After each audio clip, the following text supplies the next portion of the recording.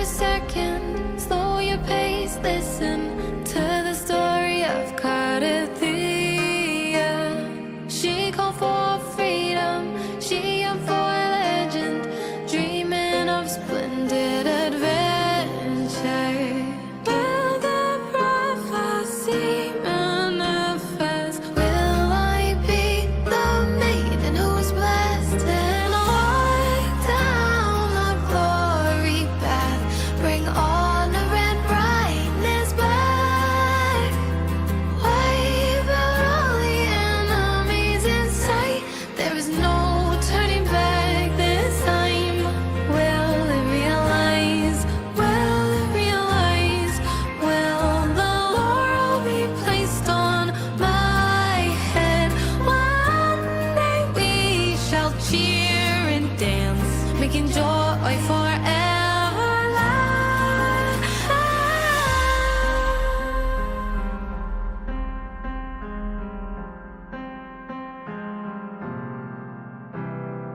Prophecy is nothing but a vicious lie. Here comes the growling dark tide. The more pain she feels, the clearer she sees. Halos of divine are fading. I can hear the bell of fate sound. It's high time to turn it around. I'll carry on my glorious journey with the blessings and wish by my side. Won't accept the fate that is set.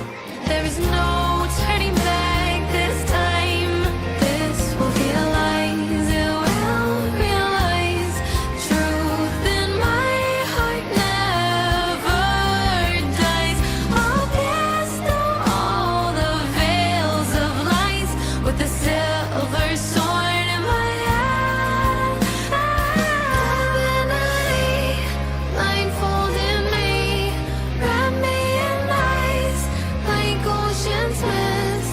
I'm still that girl, carry the hopes. I'll break the shackles, free the souls trapped in those dark wells.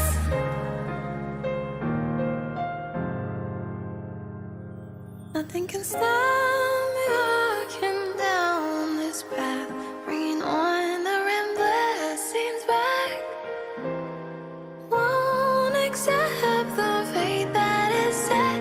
There is no turning back this time. Will it be true? Will it be true? Be a closure for this myth book. One day we shall cheer and dance, making joy forever last.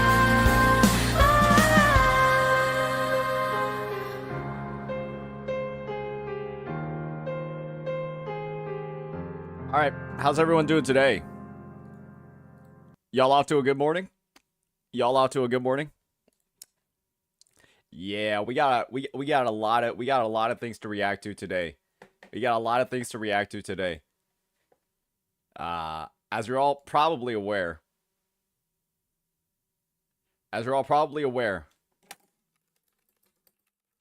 there's been some stuff going on. There's been some videos uploaded. And there's one in particular that we really want to take a look at. Unk, even CN is farming Genizad? Nah, you gotta show me this. Nah, you gotta show me this. There's no way CN jumping on this too. They're gonna jump him. They're gonna jump him in Guangzhou.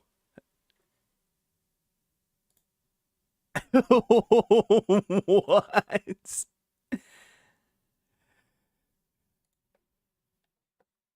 No way.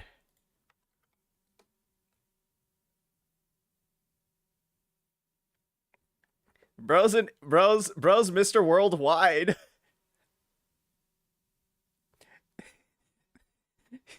He's shitbull. Mr. Worldwide.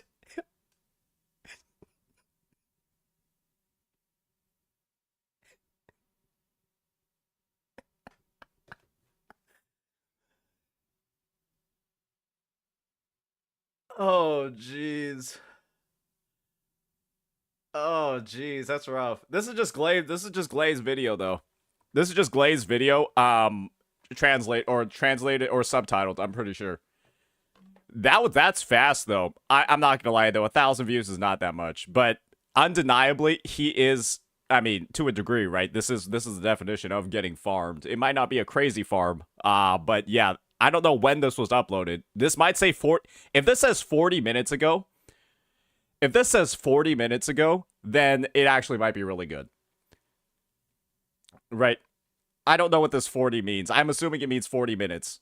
Right? Okay. Okay. So 1K in 40 minutes. I don't know how Billy works. That might actually be a lot. So yeah, that's okay. 11K viewers today, so it's a flop. I mean, you're asking Chinese people how much they care about American drama, right? And maybe they do care a lot. Maybe it'll blow up later. But yeah. 40 Fan Zhonghan 40 minutes ago. Yeah. Imagine he gets jumped at Curlfest. Okay. That's okay. That was just a joke for me because we know CM people can get actually crazy. I don't want anybody to actually get jumped at Curlfest. Yeah. Yeah.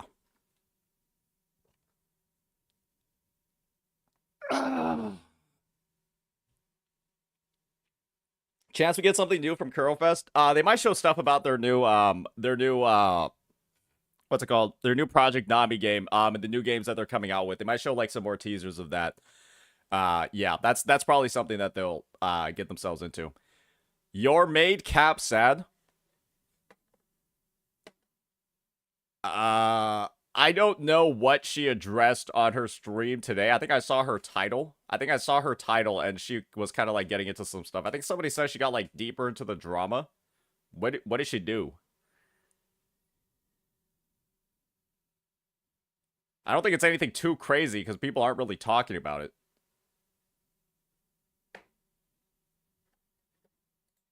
Fob? Handshake. It would be very cool if I could meet him. I'm just saying, if I could get a picture handshaking Salon, I would end Saint Tontas's career. I'd tell him, remove Curlbot from your name. You are not a Curlbot. That's crazy. I have handshook the man you've wanted to meet. I thought that wasn't your nemesis. I thought it was Timothy Randy. No. Who's in the car with Fob?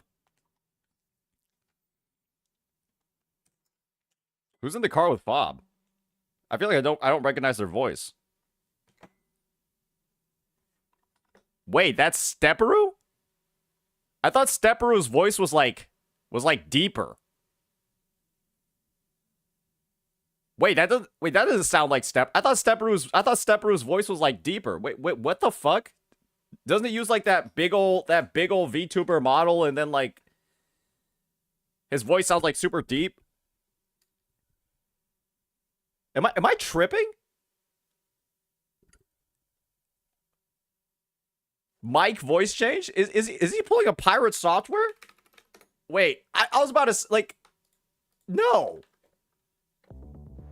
Welcome back, YouTube. Today we have Gachas and official leaks. I've already pre-watched this a bunch of times, and okay, maybe it is. Okay, it's probably just a mic diff. Never mind. I heard it. I heard the voice now. Okay, I heard the voice now. Okay. Yeah. Okay. Never mind. It sounds different, right? It sounds different. He just sounds like I just thought he was like a random Asian guy. I just thought he was a random Asian guy. Like I've heard that voice like in my day-to-day before. That's why a better mic is better for you.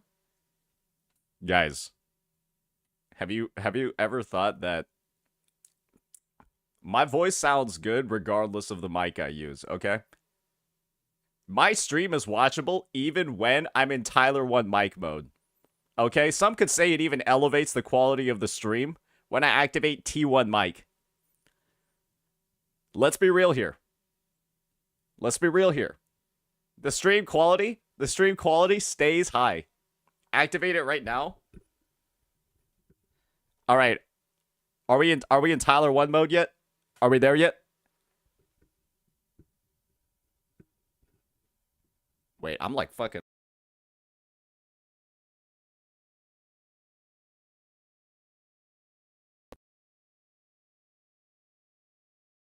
Hello? Okay. I guess Tyler 1 mode is. Oh, wait. Is it working? Okay. I don't know how to trigger it anymore. I don't know how to trigger it anymore. I guess it's just not a thing. Yeah, Tyler 1 mode. My mic decides when it wants to go into Tyler 1 mode itself. I can't manually trigger it. I cannot manually trigger it. It literally happens whenever it wants. I don't know how to actually make it happen. That makes it so much. I'm just letting you know it's entirely intentional. I'm trying to like recreate it, but I can't do it. Slave to your mic. Okay, I'm gonna be real here. I like how this mic sounds. There's a reason. If I were to replace any gear at the moment, the only thing I would get is a new camera. I would not actually get a new mic because I like how this one sounds. I like how this one sounds, and it's also really old, and it's also like been through some shit as well. Yeah, it's been through some shit as well. Get a new background. The background is fine. The background is fine. It's simply a minimalistic look. Okay? Yeah, I don't like having all that weird distracting shit in the background. How about you paint your prison cell? What prison cell is this color, asshole? What prison cell is this color, dickhead?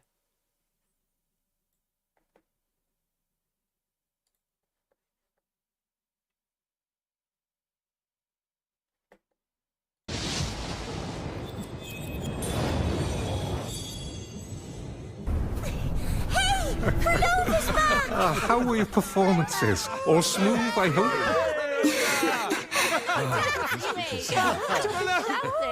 Huh? Oh.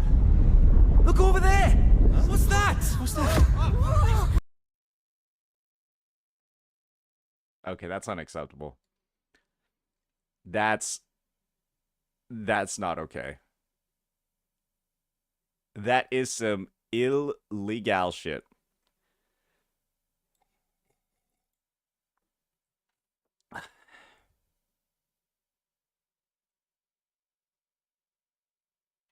Okay, what's going on?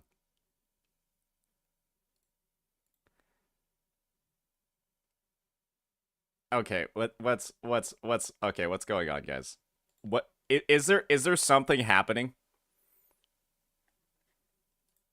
Can't see? Okay, is there something happening?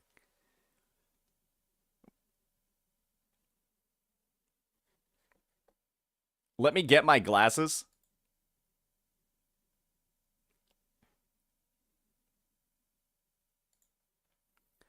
Do we have people schizo posting?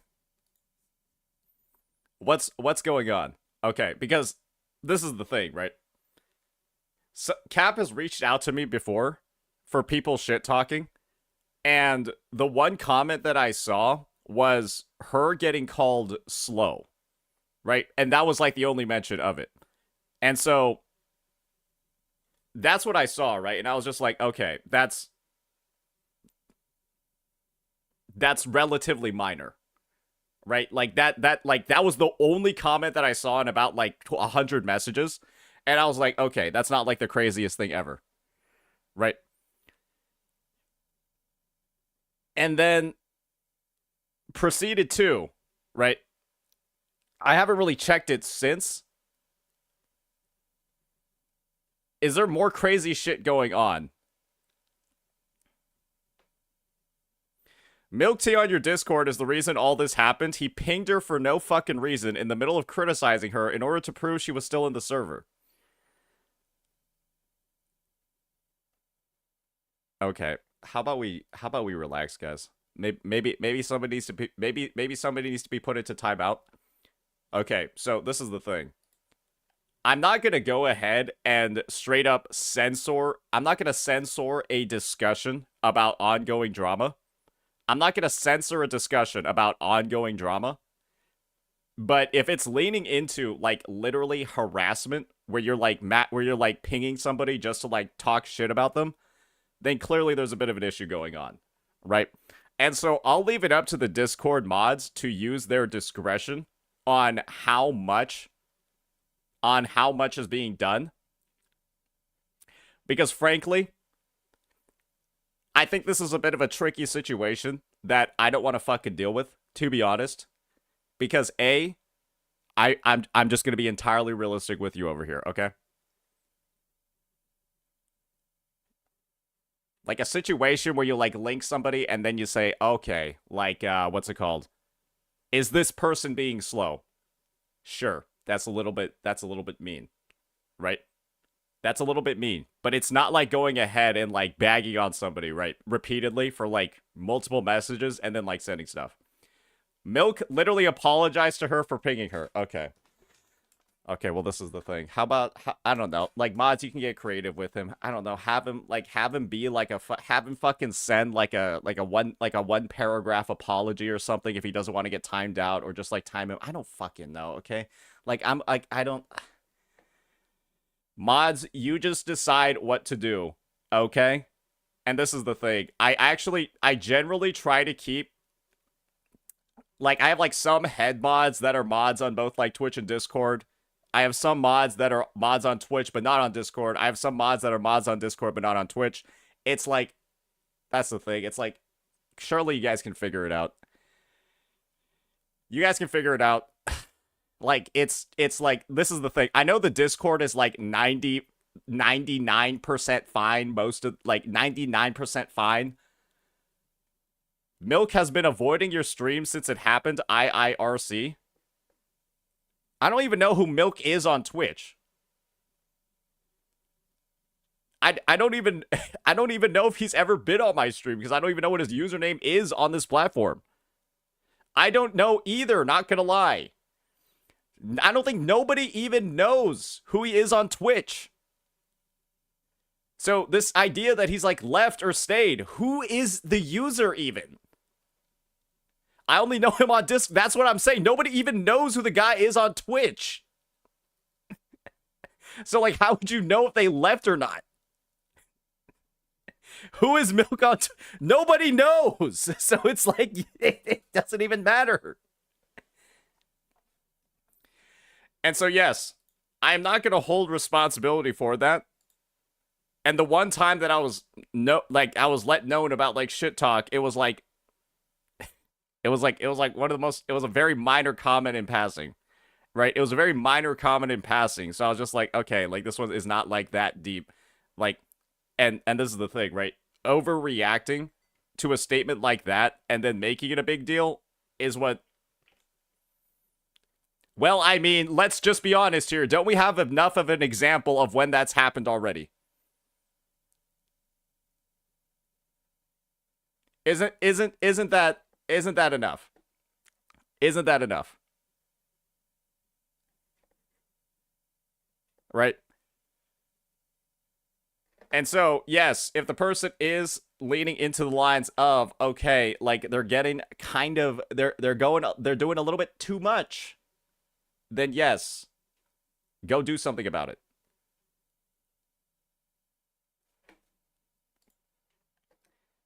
Bro also insulted me. He called me a hoe 4 times. Unk, ban him. Okay. Okay, so I guess it might. I think I saw those fucking mod messages. Okay, guys, this is the thing, right? I think it's a regional thing. Unless he's like, so there's a okay, so this is the difference. Y'all ever see those videos in, like, the US where it's, like, a bunch of people, like, a bunch of girls, like, hyping each other up, pretend they're in Vegas, and they're like, let's go, sis! Oh, you're slaying, bitch! Oh, bitch, that's amazing! Oh, you look so good! They're calling each other bitches, but they're doing it in a somewhat affectionate way. Right? Much like how... Well, I'm just gonna be honest here, right? Much like how... Okay, I mean, it's not even bad to say this, right? It's like how, like, black people that are on good terms with each other call each other the N-word all the time. Right? Like, they'll be like, oh, my bam.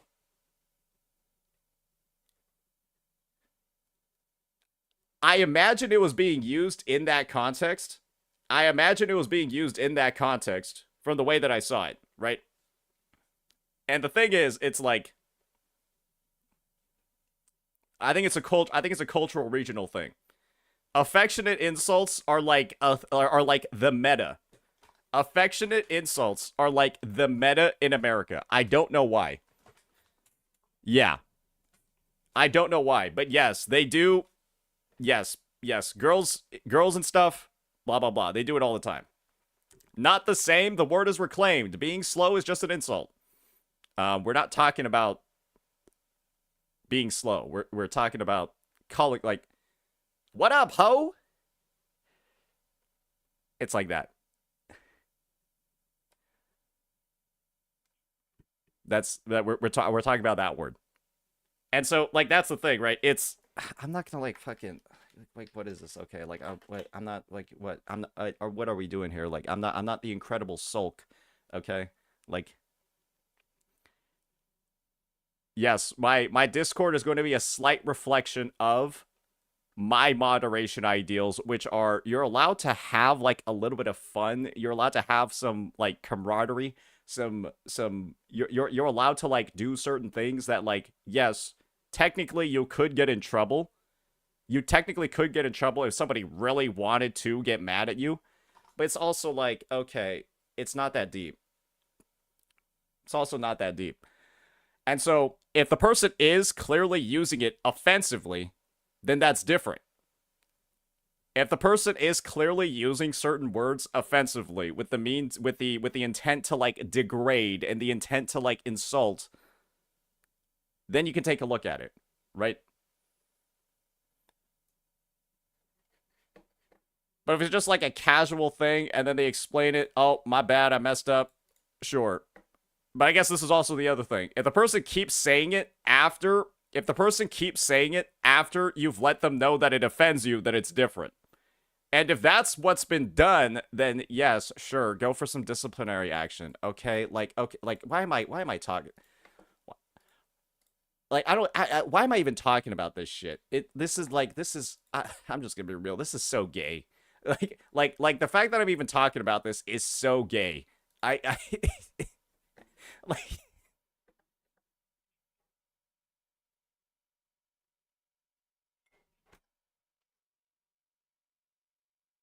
Like, why am I even like, why am I dealing with, like, fucking, like, I guess this is the thing. It's just like,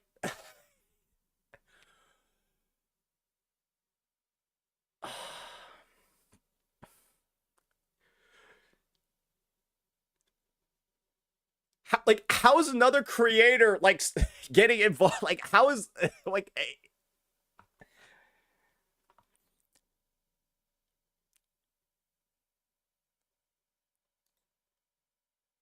okay, I'm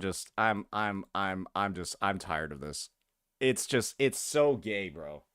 I don't like, I'm just thinking about it right now. I'm just like, oh my god, it's such a small little baby thing. It's such a small little baby thing. How did it turn into such a big deal? Oh, like, bro, it's like, yes, somebody like linked a take that they thought was bad and then asked if the person making it was slow. Okay, yes. It's like, why has it gotten so big? Like, it's not that deep, and then we make it deep. Let's just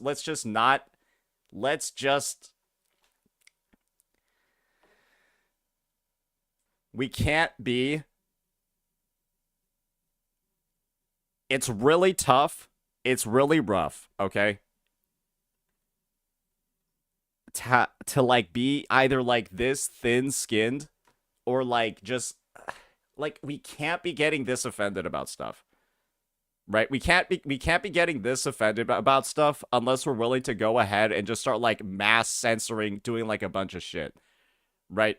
And, like, if there's clearly bad stuff being done, then yes, of course, we're going to address it. It's not like my mod team is, like, a bunch of, like, it's not like my mod team is, like, the fucking, what's it called? is like the military council that like Hitler was on, okay? It's not like they're just letting like crazy shit happen. It's like, yes, they do handle stuff when it gets out of hand. And it's like there hasn't really been any issues up until now because I feel like they've been doing a pretty good job. I feel like they've been doing a pretty good job of handling stuff. Yes, there are minor spats that occur because because this is a community of gacha game players. She has received death threats on her current live stream? From what? Who's making death threats? Do I have Discord users making death threats? Then go ban them. Your mods are top shit except Nando? Yeah, because Nando's not really my mod. Nando's not really my mod. Yeah, after I saw what's it called? After I saw the state of my account getting ready for Yazuha, yeah, Nando ain't really my mod. He's somebody else's. I'm sitting there not pre-farming anymore, just regular farming for an hour to play the game.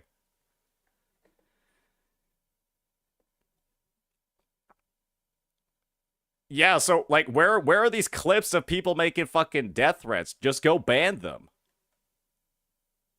Just go ban them. It's not that crazy. I guess this is the other thing.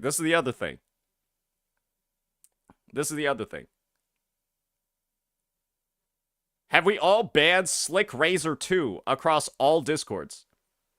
Have we banned Slick Razor 2? Have we cross-banned Slick Razor 2 across every platform yet? The site? What the fuck? Why am I even talking about this shit? I'm just gonna be real. This is so gay. Like the fact that I'm even talking about this is so gay. I like.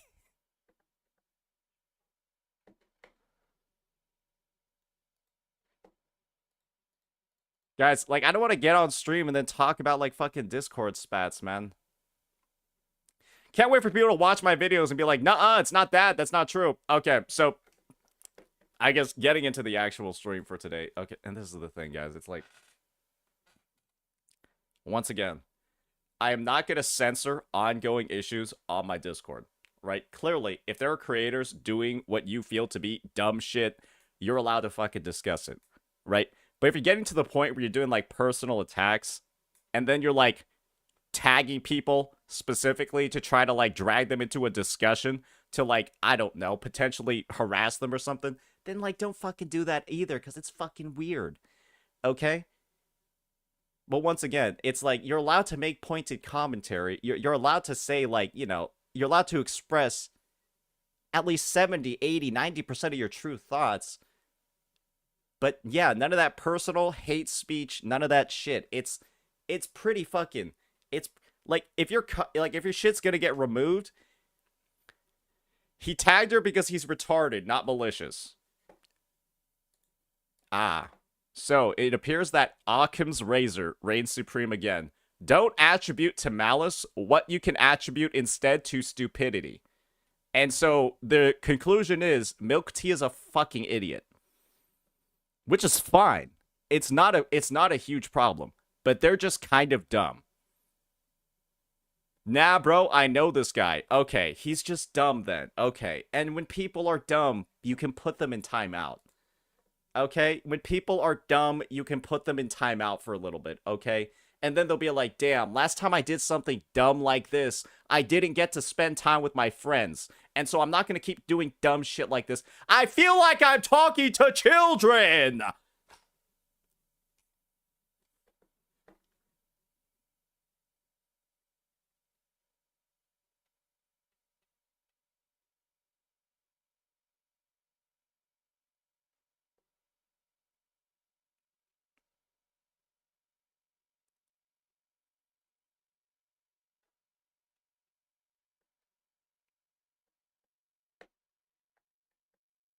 Okay. Let's move on to the actual discussion on stream today. I guess we're just going to wrap up the whole cap issue. Again, like I said, it's not that deep. It's never been that deep, right? I know she came into chat yesterday. She said some stuff. I told her to drop it. The idea is that I made a sort of like general statement. I made a general statement, right? About how, like, when they came to like the whole Jenna issue, I had a bit of an issue, right? With people going ahead, not really, you know, getting like the full details about the situation and then coming to a defense, right? Much like how in the past, when I had issues with Jenna before, there weren't really a lot of people that were individually going ahead and deciding themselves, right, to, you know, dive into the issue that I was going into, right? And the thing is that there were a lot of people involved.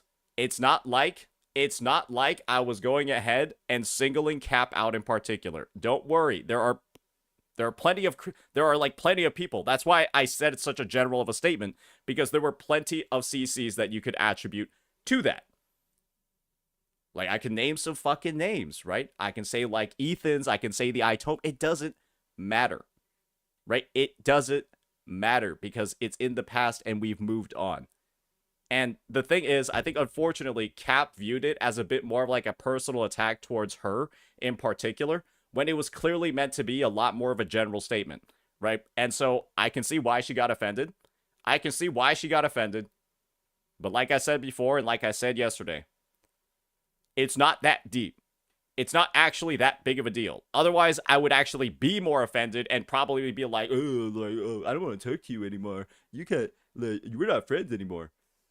Yeah, brother, it's not like that, okay? It's not fucking like that. And so, yeah, that's it. Are we good? Is there any more internal fucking political strife I need to deal with?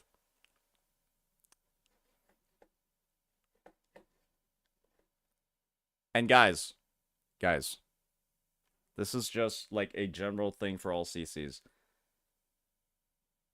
There's no universe where we should find ourselves crashing out over somebody else's Discord.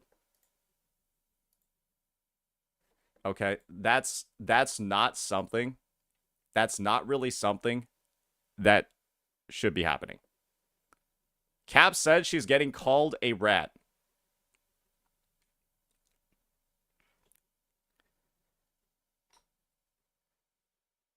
What do you want me to do about that?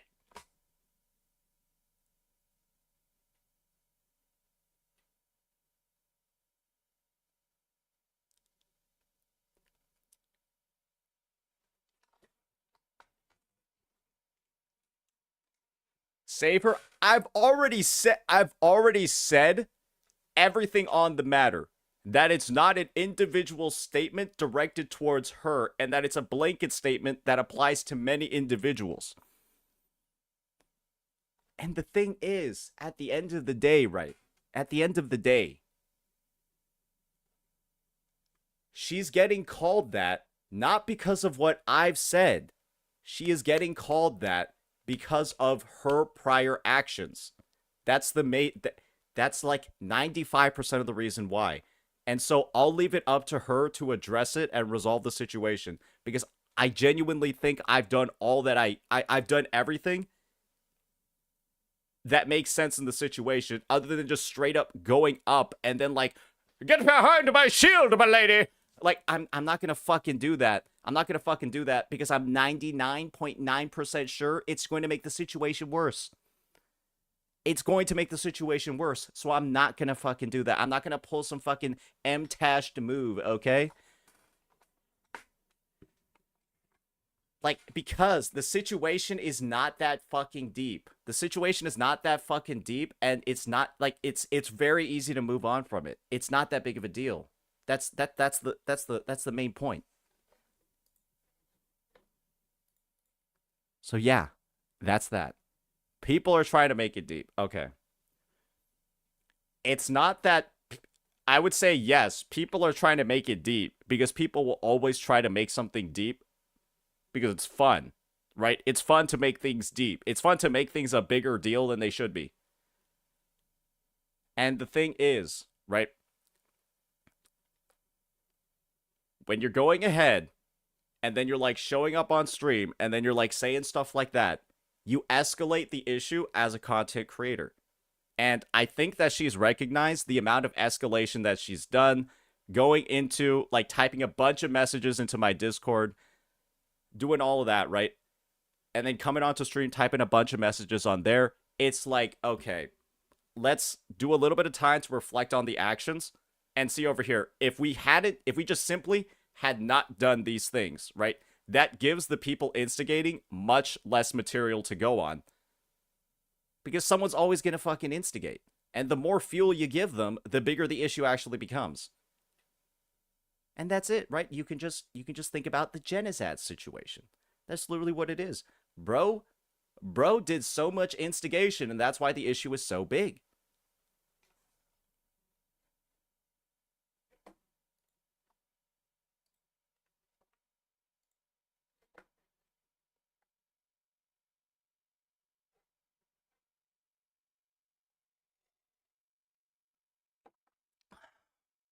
All right. Let's move on. I'm done with this shit. Let's start reacting. Let's start reacting to some stuff. Okay, I accidentally deleted that amazing Raj tab.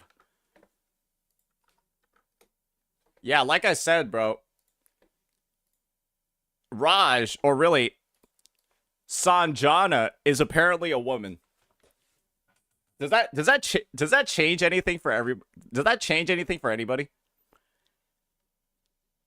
Does that change anything for anybody? Raj is actually a woman. Proof? That's not my responsibility.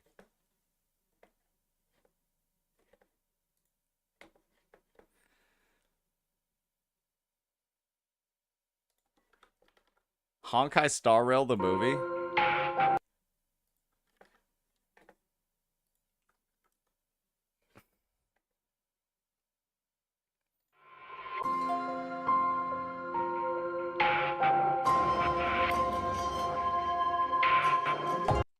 Seven out of 10.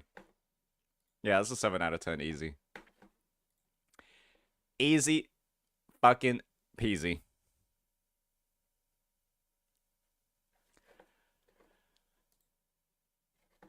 All right. I think it's time for us to get on into some stuff, ladies and gentlemen. And we've got some extra glue from Glaive himself, because I think he got himself in a teeny tiny bit of hot water. A teeny tiny bit of hot water while going through and making this one. So let's go ahead. Let's get right on into this issue. Let's talk a little bit about it. Alrighty, ladies and gentlemen, I thought that this issue was resolved. I thought that this video by Glaive Keo wasn't actually going to be made, but now I guess it's time for us to break it all down. I widely consider this to be the worst drama in gacha history. Not because it's the drama that's like the lowest scope, or it's like the drama that's like the actual had the most meaningful consequences, but I think that this is the worst drama ever because it was so preventable. It feels like so many individuals have taken like a massive amount of collateral damage, that so many unnecessary things were said, and that this all started from one of the smallest, like the world's smallest domino, and then has ended up causing a massive amount of destruction. My takeaway from this entire 7 out of 10 matter, the entire Genizad drama, is that it was never that deep. It wasn't ever that deep. But people made it deep. The CCs made it deep. Naturally, right? The viewers reacted to the CC, making the issue way, way bigger than it needed to be. And now we're in a crazy situation right now where the end result is me getting blamed for everything as well, even though I was never even involved in the issue. And I simply made the grave mistake of being one of the biggest Wuthering Waves creator, and now I'm being painted as the frontline leader of toxic positivity by Genizad. So why don't we go ahead, get on into this documentary by Glaive, going over all the issues, going over the full context regarding this drama. and get down to the actual truth, the brass tacks regarding this matter. Let's go ahead and get right on into it. Tectone mocks the gacha community. We gotta let them know that we're in charge. We're the gacha community and we're proud. We gotta stop these bad guys in this community. They didn't like this as much as me. We're gonna take their channel down.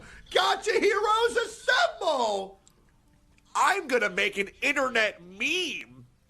I'm gonna make an internet meme on this guy. My name's Genazad. This thing that everybody likes is... I'll be honest, the meme was funny. The meme was funny, and and one of the unfortunate parts about, I think, Tectone's React over here is that we kind of are making a really big deal out of a meme that is actually funny. Right? And then it's kind of like everyone that thought it was funny, which I think is a large portion of the community, kind of like is like, okay, like it's not like it was like that bad. And then it kind of like, in a way, delegitimizes the actual critique that tech is making right now. And that's why I think there's been such an overwhelmingly negative response to this sort of take, right? That's why a lot of people are coming in and then saying, right, oh, like the whole like Jenna getting defended by Tectone thing. I think it's unfortunate. Is actually really shit, actually. We got him, guys. Make sure to go like my Twitter post. Gacha community heroes. Good Lord. Jesus. This is all of this. I want you to understand that these are all grown, middle-aged men. You'd be surprised. I'm pretty sure there's a bunch of 12-year-olds in the mix as well getting mad. Okay, let's we're being a little bit too generous over here, Mr. Asmon Gold. We're being a little bit too generous over here. Definitely not middle-aged. That are fighting over a story about an anime girl. The recent drama surrounding the Wuthering Waves 2.5 story has spiraled. A complex situation has been flattened and distorted, and a false narrative is starting to take hold. One that paints the entire Wuthering Waves community as a bunch of crybabies who have a meltdown anytime someone doesn't praise the game as much as they're liking. And I think that's the narrative that's unfortunately been formed, right? It's this idea that you can't criticize anything about Wuthering Waves. Otherwise, you're going to have a gigantic group of individuals, right? Go in, start brigading your videos, and then taking your channel down. Unfortunately, there's so much evidence contrary to the matter. I could just go ahead and look at one of my tabs and show you all exactly what I'm talking about over here. The biggest problems with exploration in gacha. And you want to know what the thumbnail of this vid is by Gacha Smack? Let's just take a look at this thumbnail. Oh, it's just Wuthering Waves. It's Wuthering Waves 2.2 Avenolium. And this thing has like a 99% like ratio. It's a 9% like ratio. Oh, there's a super chat. Hey, appreciate it, Decky. That's the truth of the matter. It just happens to be if you make a good critique that's well founded, people aren't going to get mad at you. But unfortunately, we have a lot of people creating the narrative that this is not the case. That is an incomplete picture to say the least. My goal here is to set the record straight, rather than adding more fuel into the fire or calling out any single person for drama. I want to lay out the full timeline of events with context so that you, the viewer, can see the entire situation and form your own judgment. Before we dive in, we need to set some ground rules. A few disclaimers are necessary so we're all starting from the same page. First and most important, I copyrighted the slow scroll in the YouTube comments, by the way, Glaive. I copyrighted that, and so you're going to have to pay me commissions for trying to use this in yours. Okay? Like, have some fucking creativity, asshole. I definitely didn't steal one of your thumbnails. I definitely did not do that. Editor, it would be awful if you showed that one video that I made where I definitely didn't steal the style of Glaive's thumbnails, and then showed a comparison to his. Do not do that. this is not an excuse for harassment. Going out of your way to insult a creator as a person, to send them vitriol or threats, and this is the unfortunate thing, is when it comes to the gacha space and when it comes to memes, oftentimes people can mix up like legitimately like funny jokes and then, you know, a bit of like a pointed discussion on the ongoing matters and then view them as harassment, right? I'm all for have a little bit of fun with stuff. Otherwise, you're just being like, you know, like a depressing person. But like, don't go ahead and get to the point where you're like, you know, actually genuinely insulting people, right? And then say like, you know, wishing awful things for them, all of that stuff. There's a difference to all those actions, and there's clearly a line that you shouldn't cross at various times. And this is a situation, right, where I think it's very easy for people to cross the lines without knowing. But yeah, just don't fucking get to the point where you're like, you know, just think about situations, right? Like, don't be like a Mr. Pokey comment section. That is never acceptable. This video is an analysis of public actions and their consequences. Second, two things can be true at once. Going out of your way to insult a creator over their personal rating of a video game story is, frankly, cringe. It is counterproductive. But at the same time, Genozad's reaction to the initial criticism went beyond a poor response. And this is the thing. A direct reaction to his overreaction isn't really that big of a deal. Right? You're allowed to feel upset if somebody insults you a shit ton. And you're allowed to make a response if somebody insults you a shit ton. But there is a limit to the amount of self-defense that's legal. For example, right? If somebody pushes you, right? If somebody pushes you on the street, knocks you back a couple of steps, I'm pretty sure in most states, you're legally allowed to, like, take a swing at them. Right? I think in most places, if somebody does that, you're legally allowed to take a swing at them. But you're not, like, allowed to kill them. Right? You're not allowed to, like, beat them to death afterwards. But you probably could take a swing back and then be like, all right, stop touching me, bro. Right? And again, this is not legal advice. That's why I'm saying I feel like you can. Because, well, depends on how hard they pushed you, right? And so it's just, does the reaction warrant the initial action in the first place? And I would say, yes, calling him a clapped walnut and then spamming 7 out of 10, or like, didn't watch the video, didn't pay attention, I'll call it a 7 out of 10. That's not a crazy overt overreaction. That's just a regular fine one to have. Became an incendiary escalation that poured gasoline on the fire. We will be looking at both of these things. And finally, let me just replay that part because it was in the middle saying something. Response. It became an incendiary escalation that poured gasoline on the fire. We will that was Genozad's response to a T. We'll be looking at both of these things. And finally, a personal note. Some of you might know that I have in the past defended Genozad during a separate incident where people were using a vulnerable moment of mine to attack him. But Genozad is here too, bro. What says he care but hasn't even E6? F you, man. I cried like a mother, man. That was a completely different situation, and I defended him because the attacks were unfair. W Glaive. That's also that's why this is the thing. This is the thing, ladies and gentlemen. I think that really shows a testament to the actual Kurobot community. Because you did have a couple of retarded apples, right? That were trying to use Glaive's stream moment as a way to throw stones. But the thing is that, well, let's just be honest here, that the Wuwa community self-policing itself didn't use that clear, obvious bullshit bait to add fraudulent evidence to the issue. They didn't use it. They did not use it. Part of that is because of Glaive, but I think part of that is also because the community can tell when, like, shit is kind of fucked up, it's a little bit stinky, and not really, you know, promote that sort of stuff.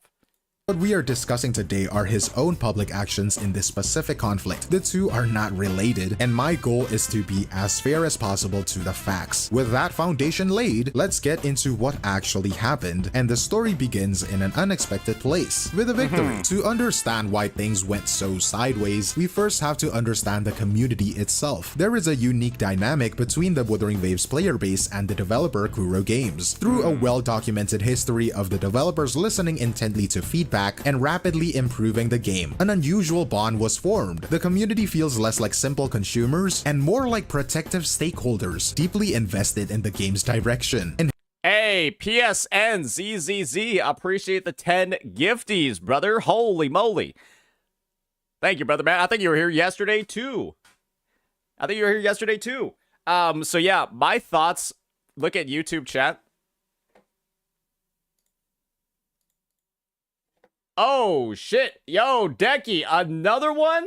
Yo, a 50 euro? I think that's a euro super chat. Hey, appreciate it, brother. Oh, you made a 31 too? You know what? I'll throw 30 euros extra, my sexy man. Go buy yourself a beer. Enjoy. Also, untie that hair. I mean, I kind of have to listen, right? I mean, bro tossed 81. Bro just tossed like 81 bucks. So, yes, I will untie my hair for $81. Yeah, it would be stupid not to do that. Yeah, I will untie my hair for $81. Yep, mid-react, I'll fucking do it. Editor, I don't even know if you want to put the context in here. Just surprise people when I show up differently. Yeah, just do a little bit of that instead. Hey, there we go. Let me go re-grab some context. My bad. It's ironic that we're on the context part when I get when I get a little bit distracted. In the game's direction, and heading into the Let's just replay a little bit. Improving the game, an unusual bond was formed. The community feels less like simple consumers and more like protective stakeholders, deeply invested in the game's direction. And I think this is the thing. That's the relationship that most people playing a game should actually have with their developers, right? Specifically a live service game, or really not even a live service game, but a game that gets updates. That's what most people actually are familiar with when it comes to games, because there are oftentimes like situations where people take the norm that's in the Hoyoverse titles, where the devs literally do not give a fuck about you. They only give a fuck about your wallet. And they will actively do things that make your gameplay experience a piece of shit because it will help maximize the income that's coming in. And so that's why things like Genshin Impact still having locked talent mats, randomized weekly drops, all of that stuff is still in there. And it's just that sort of reputation is what's in Gacha at the moment, because Genshin, with its dog shit player, player feedback implementation, has set the standard. They've set the norm, and that's what people have expected in the gacha space. And so it's weird. It's strange to see a company like Kuro and a game like Wuthering Waves do literally the exact opposite and put in more QOL in 1.5 years than Genshin has done across half a decade. And heading into the 2.5 update, all of that investment was focused on one thing: the story's antagonist, Prolova. There was a very specific widespread fear. In gacha games, there is a predictable pattern where a compelling villain becomes popular, gets a tragic backstory, and a change of heart, and suddenly stops being a villain so they can be sold to you. It is Y'all remember the Marco de Meatball situation? Don't worry, guys. I think Marco and I are on good terms. I was like, he got a little bit upset. He got a little bit upset before on stream because I said, okay, he's being a little bit dramatic here by saying he's gonna quit the game if Prolova isn't characterized in the way that he wants. He got a little bit upset by it, but I think what it did was help build up a shit ton of hype for his reaction to the quest. Because people now then really wanted to see, how is this guy that's threatening to quit the game, how is he reacting to it? Is it actually like a good quest and all of that? And so, honestly, I'm going to be real. I feel like we really helped out on the marketing side over there. And I think as a result of that, right, and the fact that I was just like, I actually agreed with his take too, right? All that. I think we're good. I think we're good now. He was giggling. He was giggling when my name was brought up on his stream before. That's what I'm going to assume. Marco, if you're still mad at me, please DM me. But if you're not, I'm just going to assume we're okay. just so you know. It is a trope that can completely deflate any narrative stakes. The community was worried Frolova would fall into this exact pipeline. Content creator Marco Meatball put this into words perfectly, saying he was deeply concerned that the game would start justifying its monetization by dumbing down its characters, making the entire world feel cheap. He wasn't alone as well. This was the test. He got 6K viewers on his stream? That's pretty good. Yeah, 6K viewers on YouTube is pretty good. Kuro resist the easy path and deliver a story with teeth? And then the update arrived, and Kuro delivered. By an overwhelming consensus, the 2.5 story was a triumph. The community erupted. On forums and social media, people called it pure cinema, hailing it as a new benchmark for narrative quality. They got exactly what they wanted. Frolova remained a complex, compelling, and ultimately villainous character without a cheap redemption arc. This acclaim was also widespread. You had measured positive reviews from respected voices like Gachas, even creators famously loyal to the competition, like the community-labeled Hoyo shill, Mr. Pokey, gave the story a high rating. When your rival's biggest supporters admit that you did a good job, you know you've created something of genuine quality. So, man, if only Mr. Pokey was able to farm some W's from people saying that the Honkai Star Rail story quests were good. Unfortunately, I don't think he's ever going to be able to make that video. So this is the scene, a deeply invested community celebrating a shared collective victory. The 2.5 story transcended being simple content and became a symbol, a testament to their faith in the developers being rewarded. It is important to establish this baseline because it shows this was a community celebrating, not one primed for a fight. Into this atmosphere of near universal praise, the first real note of drama appeared, coming from a content creator named Genizad. Sorry, let me just take a look at this.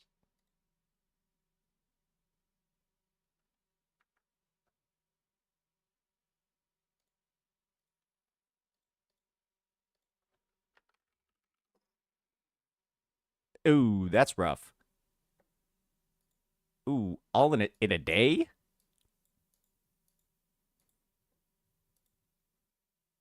Glaive, what'd you do, buddy? What are you up to, bucko? Oh, this must be a spicy video, isn't it? This must be a spicy video, isn't it, amigo? Huh. I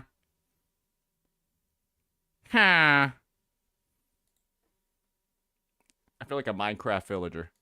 This is where the story actually begins. To understand everything that follows, it is critical to be precise about how it began, because the popular version of this story gets it wrong. Genizad streamed his playthrough of the story quest, and according to numerous accounts from his own audience, his engagement with the story was compromised.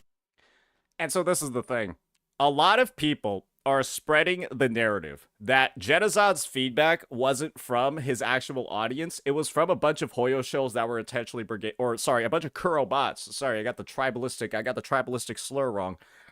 It was a bunch of Kuro bots going in and then Brigadia's comment section, right? But when the comments are saying stuff like, Genizad, I just wish you locked in as much for this Wuthering Waves story as you did for your Limbus Company playthroughs. Well, let's be honest here. Does that sound like somebody that is a Kurobot if they're comparing it to fucking Limbus Company? And the answer is probably not. And this is like the unfortunate part about the situation is that Genizad's deleted that video, right? He's deleted the video that's contained all of these comments. And so the only way for you to get any perspective at all on the situation is to watch my video. It's to watch my video where I previously covered the issue. And right now, this is the only video on YouTube that shows that comment section. And then when we get into here, right? This is the worst comment on there. Oh, and yeah, does Blazion do it too? Yeah, go check out his channel for that. This is the worst comment on here. No amount of good storytelling can save a clap CC that has the attention span of a walnut. That's the most offensive comment on there. And then you see it. Where is it?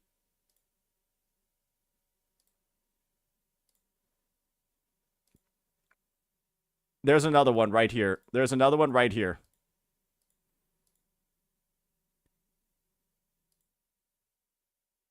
And this is the specific one where it very kind of clearly lets you know that this is a lot of his own viewers. It's just he never locks in the Wuwa story for some reason like he does with Limbus. It's double standards. And that's kind of just like it, right? Like, you don't... Maybe I'm tripping. Maybe I'm just gaslighting everybody here, but I don't think you make comments like this unless you frequently view somebody's content. Like, the idea that somebody would fake being a viewer to make a comment like this is like, that's so schizo. That's like so schizo and so off, it's kind of unbelievable. So unbelievable to the point where expecting it to be the actual truth of the matter without any evidence is fucking ridiculous. It's crazy. And so that's why that take, right, that it isn't his own viewers, is so off base. He was seen talking over important cutscenes, constantly interacting with his chat, and generally not giving the narrative his full attention. Said, and those are all critiques made by his own chatters and his own viewers. You can have a look at this clip right here. And this is the thing. I'm going to play a little bit of defense for Glaive over here, right? He actually had multiple clips, multiple examples that he could show. And I heard that this clip in particular, some people were questionable about it. And so we'll make sure to show another clip as well. Saint, you're covering Jenna. Good call. Uh-oh. Jesus Christ, okay. Well. 07. You love this art style? Yeah, it's actually pretty cool looking. I wish every cutscene just looked like this. Can't too expensive. It's probably hard to make these kind of cutscenes. I don't know anything about it though. I have no concept of how hard it is. With how much money they make, it's no excuse. I think it's more just like the time. I don't know how long it takes to make these. Probably pretty long. So some people are, you know, kind of like saying, okay, like the guy's like technically talking about the story. He's like talking with his chat. But for this example in particular, right? I don't think it's the worst thing ever, but it's also like, you could also like talk about what's on the fucking screen too, right? There's a difference between like, okay, this is like seeing the scene on Titanic where like Jack and Rose are saying goodbye, and then you start talking about like the nautical, like fucking, oh guys, what temperature do you think the water's gonna be? Like, it must be like close to freezing, right? Like, how close do you think both of these characters are to hypothermia? On like the ending scene of Titanic where the guy's like about to die, right? It's like what do you think the buoyancy of those rafts actually are? You're technically talking about what is on the screen, but it's also like, clearly that's not meant to be the focus. Like, clearly, in this scene over here, the focus isn't meant to be, like, the audience probably, like, when Kuro made this, their goal probably wasn't, let's get people talking about what our budget was for cutscenes during this exact part. That's what we want the focus to be. Probably not, right? And so I could see the angle where you're saying, guys, he's talking about the story. But it's also like, he's kind of not. Like, he's kind of, again, just think about my Titanic example. You're technically talking about the story, but are you focused on it? No, you're fucking not. You'd be talking about what's on the screen, not how much it fucking costs to make it. Boku no Pico clears this, so true, King. Okay, that part's pretty bad. Let AI do that in the future, it will. And after finishing... And so, a lot of people, right, I've explained why I personally think this clip is like a little bit off. Because once again, right, it's like seeing an emotional scene in a fucking disaster movie and then being like, oh, Ooh, how much do you think that cost? How much do you think the CGI? How much do you think the CGI for it's like an Endgame when Spider-Man gets snapped, right? Or sorry, it's in not Endgame, it's in Infinity War where Spider-Man gets snapped and then you see Tony Stark devastated. And you're like, how much do you guys think the CGI for like Peter Parker disappearing cost, guys? I think it was probably pretty expensive to make Peter Parker just disappear like that. How much do you think it costs for all the Infinity War characters to get snapped away like that?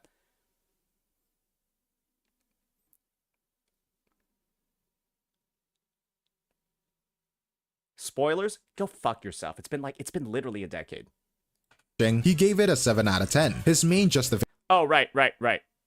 So we just played this part, right? Now let's hear the supplementary clip that Glaive has prepared. Already one of your biggest admirers. Thank you. I'm out. Oh, never mind. React harder? Bro, this is just like, what am I supposed to do? I'm not gonna fake my reactions, be like, oh my god, there's no way. It's just like, I don't give a fuck, bro.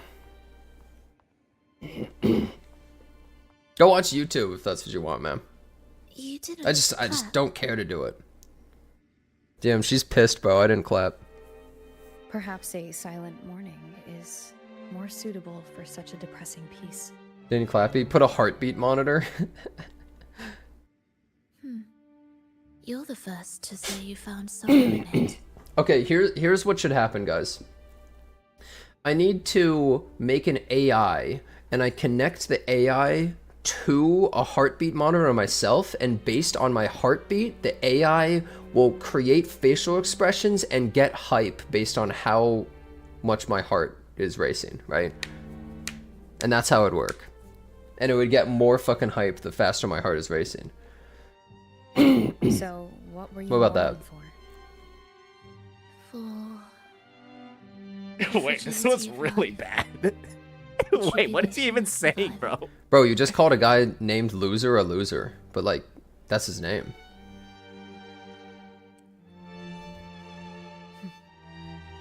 That's too general. The sorrow it conveyed is more than that. You're right, that's his name. Okay. After seeing that, I don't think anyone can dispute why people watching this could have been pissed. Or why is the critique from his own viewers that he wasn't paying attention at all to the story fair? Is that critique, ladies and gentlemen, after seeing those clips, is that fair?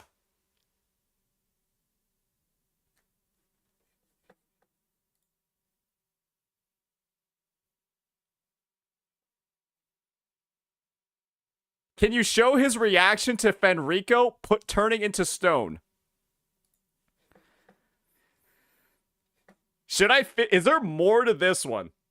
Or I'm gonna be honest, is just the entire quest like this? Is the entire playthrough like this?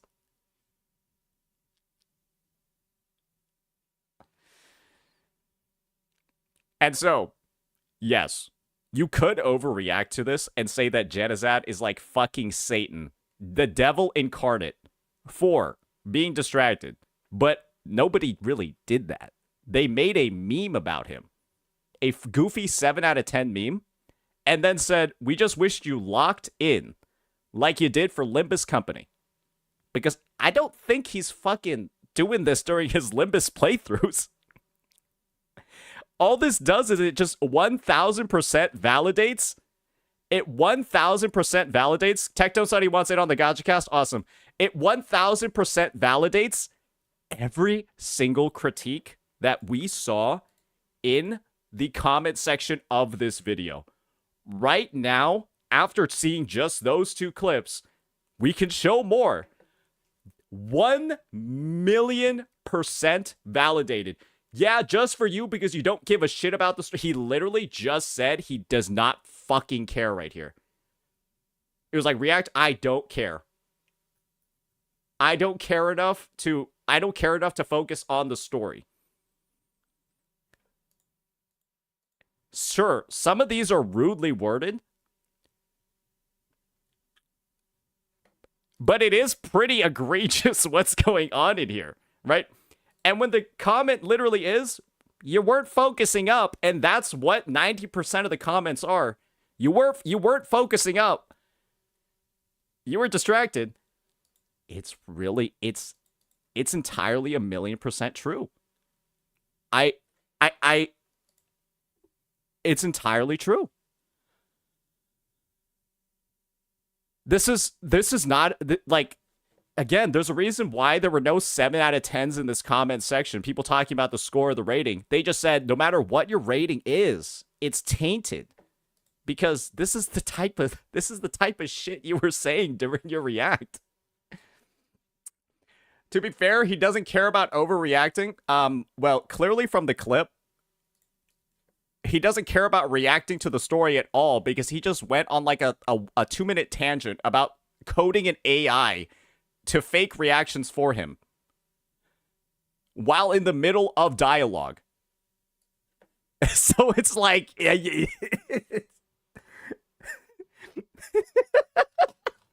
like, I'm gonna be real. After seeing this, it's like, even if bro rated it a 9 out of 10, people would then be saying, how could you rate it a 9 out of 10 when you spent half the story just talking about other shit?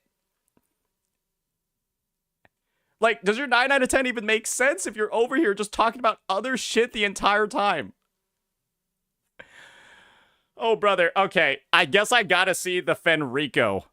The Fenrico react where he turns to stone. Is that the one where people like people said they want to see that? Okay, he's already dead. This is like a 10-hour VOD, brother. With further transgressions. Is it here? It's here, right? Well, that lamp was the, like, guy who beat all the Dark Tide previously. I think he's locked in right now. He's locked in right now. No. Even with the body perished, hope and salvation shall endure. Yeah, Napoli II. So, this is the thing. It's not like he spent the entire stream. It's not, like, and I don't think anyone said that. It's just for good parts of it. As we clearly saw, right? He was goofing around. After Frolova's death is when he turns to stone. Ooh, okay.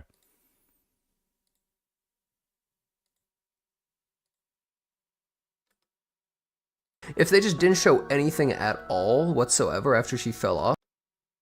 Is it? Somebody got to get the timestamp for when Fenrico disappears. I can't.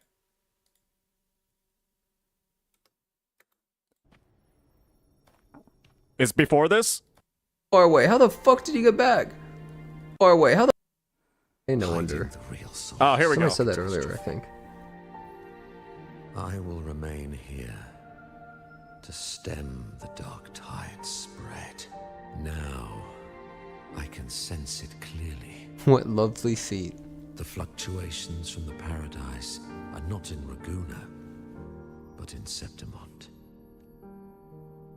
I cannot reach that far. I must rely on you to go, find, and solve the crisis there. Only then can those who abandoned their faith... I think he's locked in. He seems pretty locked in here to me. Bro turned into cum? Okay. That's just a joke. That's not that deep. Editor, I think we could just take that entire part out, or you can just play it if you want. That's not that deep. I think it's just locked in, and this is the thing. I think that's actually a good joke to make because it's clearly actually directly a reference to what's going on the screen, and it's not like some tangential. It's not like some fucking tangential, like off base fucking shit, like talking about how much a cutscene costs while it's playing. Right? Talking about how much the fucking cutscene costs, or like over here talking about designing an AI to react for you. This is him making a joke about how he turned into stone. Literally what's going on in the story. Yeah, but really, man, I mean,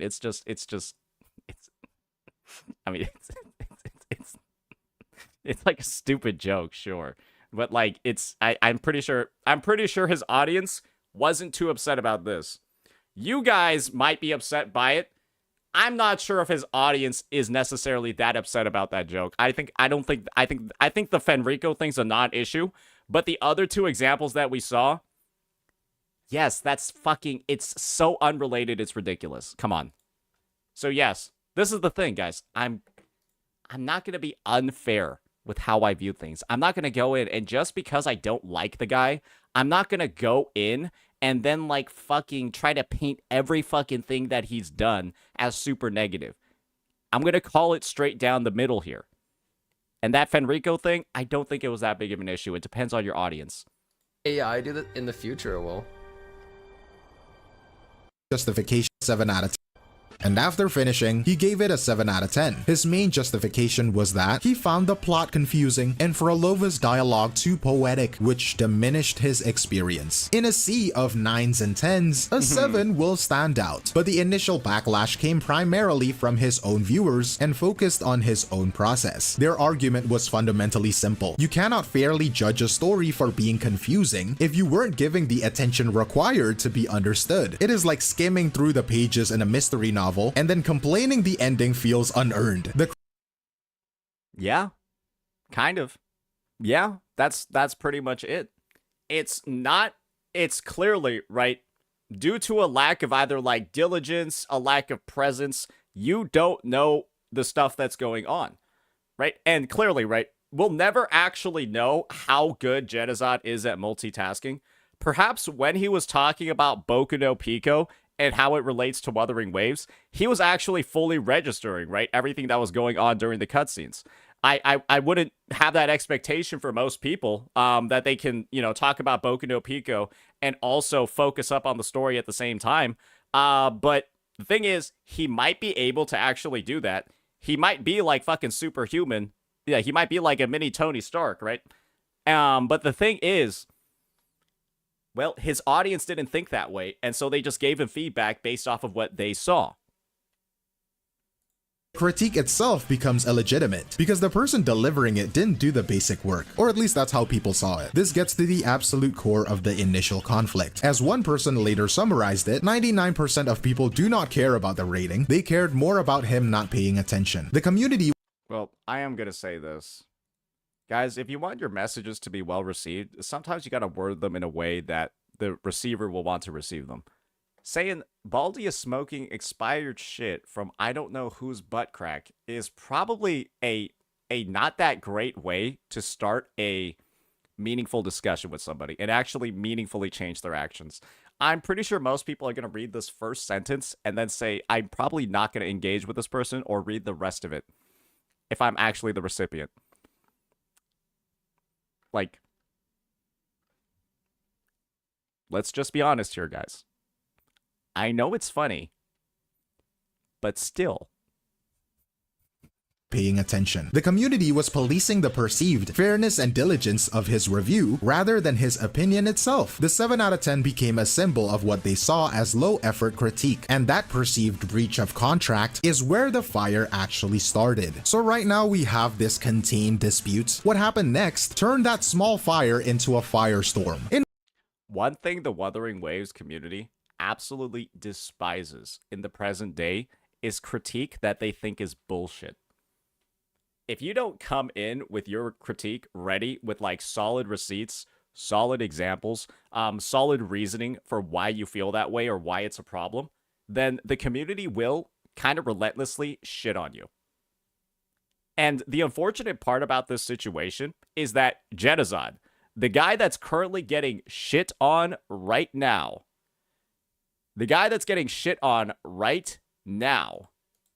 for not getting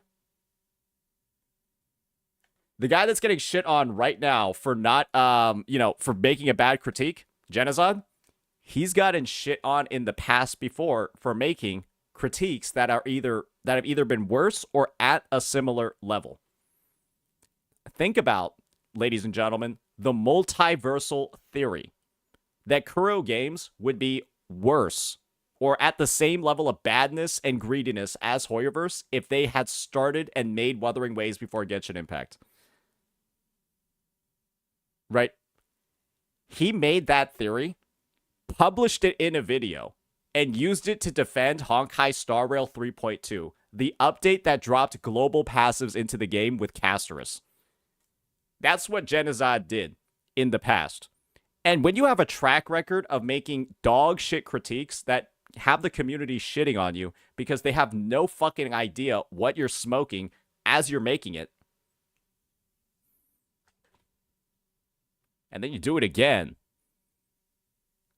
there's not really a lot of learning being done, is there? There's not really a lot of self-reflection being done, is there? Because we've seen what goes into making this shit pie, but we keep buying and using the same ingredients over and over and over again. But hey, he got invited to Kurofest, so what the fuck do I know?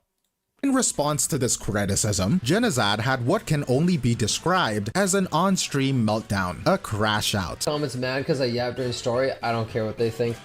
Curl bots are a waste of breath, bro. When you look at the example that we just saw of where he's saying, I don't care, I don't give a shit, or he's like goofing around talking about the budget of a cutscene, talking about the budget of a clearly emotional cutscene. Isn't that some of the most fair feedback that a viewer could give? Isn't that feedback that you were yapping too much over the story a super fair piece of critique that somebody should like accept not that badly? But instead, this is the reaction to somebody making extremely reasonable critiques, or a group of people making an extremely reasonable critique from your own viewer base. I think curl bots are a waste of breath, bro. They're worthless. I do not care what those people think. I haven't even looked at the comments. I have a bunch of notifications on YouTube. Do not care what they think. And then he deleted this video that he's referring to, the comments that he's referring to, he's deleted them all. And like I mentioned before, my video over here, it's the only place where you can find those comments now. And when you look at all the comments, I even do a Control F in here, none of them are bad. You know, I'm down to read comments for videos. It's not even worthwhile reading comments when it's about Wuthering Waves, because it's just the dumbest humans in existence always comment. It's not worth it. They're too stupid to live. It's absurd. It's like, I like Wuthering Waves, but like, man, the online community is just insane, bro. Yeah, they try to pretend that they're so much better than Hoyo, but like, they're also shitty. Both can be shitty, man. They always say the craziest shit. Even though I play more Wuthering Waves than them, even though I spend more money on Wuthering Waves than them, even though I probably enjoy the game more than them, and that's why I actually give complaints about things that matter.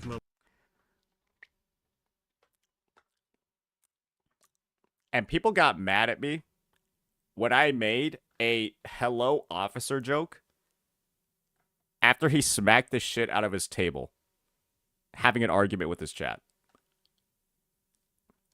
Just so you guys know, I got crucified for making a hello officer joke. Because there's a clip of him smacking his fucking table because of a disagreement with chat.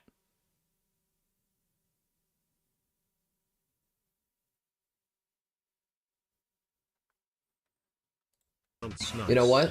Why am I being invited to Curlfest? His defense of the review quickly turned into him lashing out. He made a series of inflammatory statements, reportedly declaring that the Wuthering Waves community Kurobots didn't deserve to live. He had stopped engaging with the critique and began a broadside attack against an entire group. He then compounded this by adopting a strange, elitist stance, suggesting his opinion should matter more because he had spent more money on the game, and he was invited to Kurofest. It was a bizarre argument that only served to alienate people further. Instead of addressing the calm critiques in his own comments, he went to Twitter. He found a few extreme tweets from random users.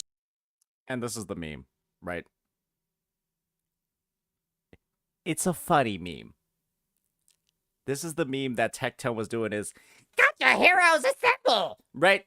This is the meme that he was talking about when he did that.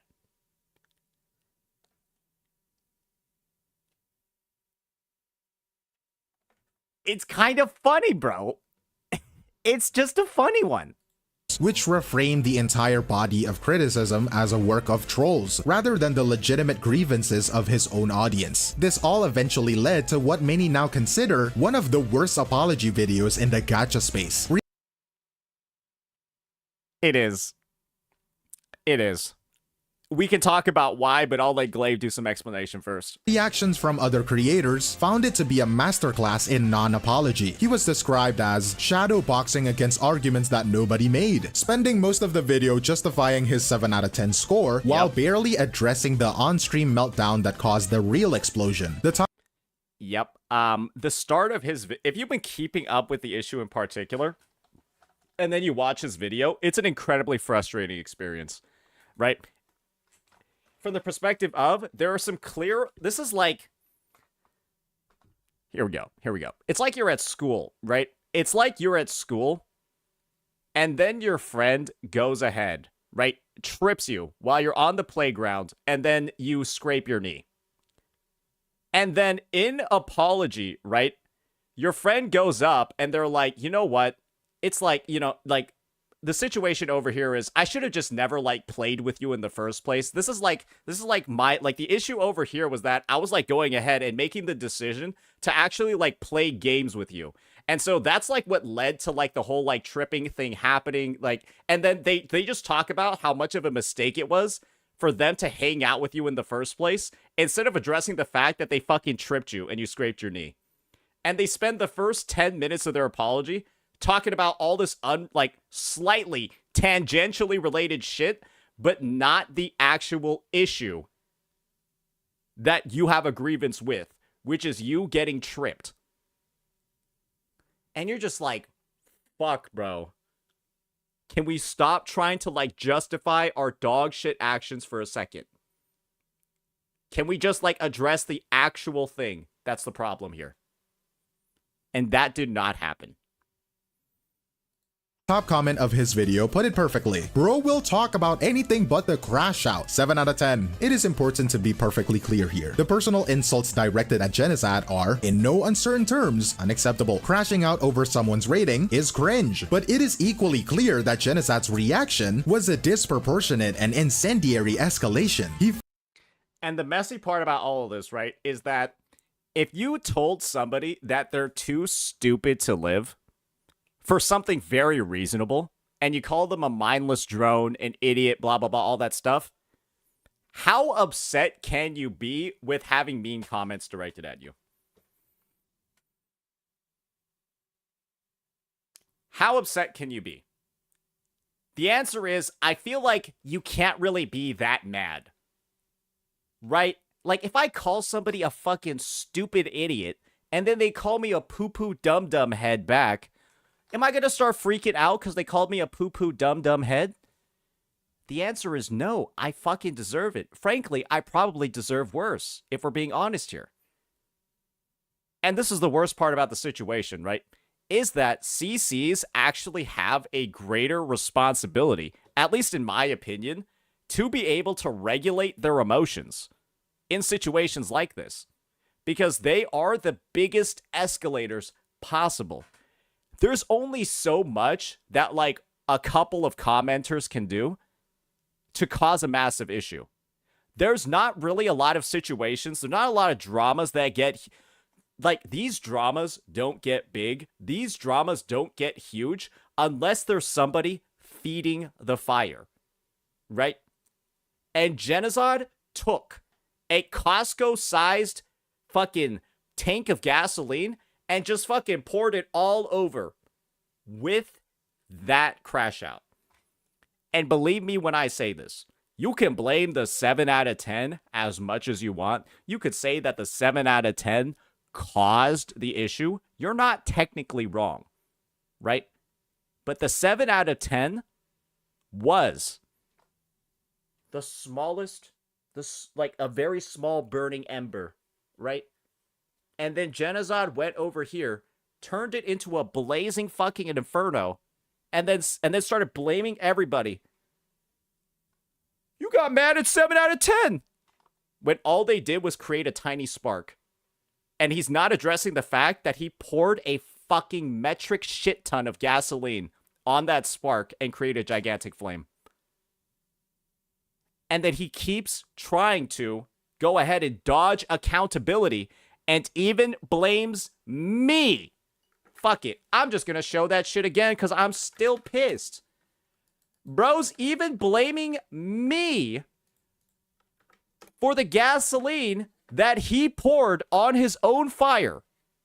He's blaming me for the gasoline that he poured on his own fire. And then you want to know the best part? He has his dipshit, he actually has his dipshit viewers actively lying and supporting him by creating even more fan fiction about the toxicity of my community. He has his viewers lying and saying, I got banned from Saint's Discord for saying the Wuwa story won't make it in top 100 anime. And then this is their ban log in my Discord.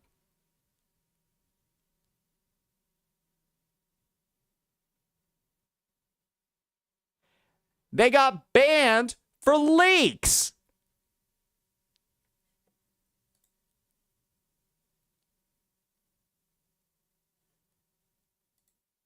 Imagine talking about my community when this is one of your biggest supporters.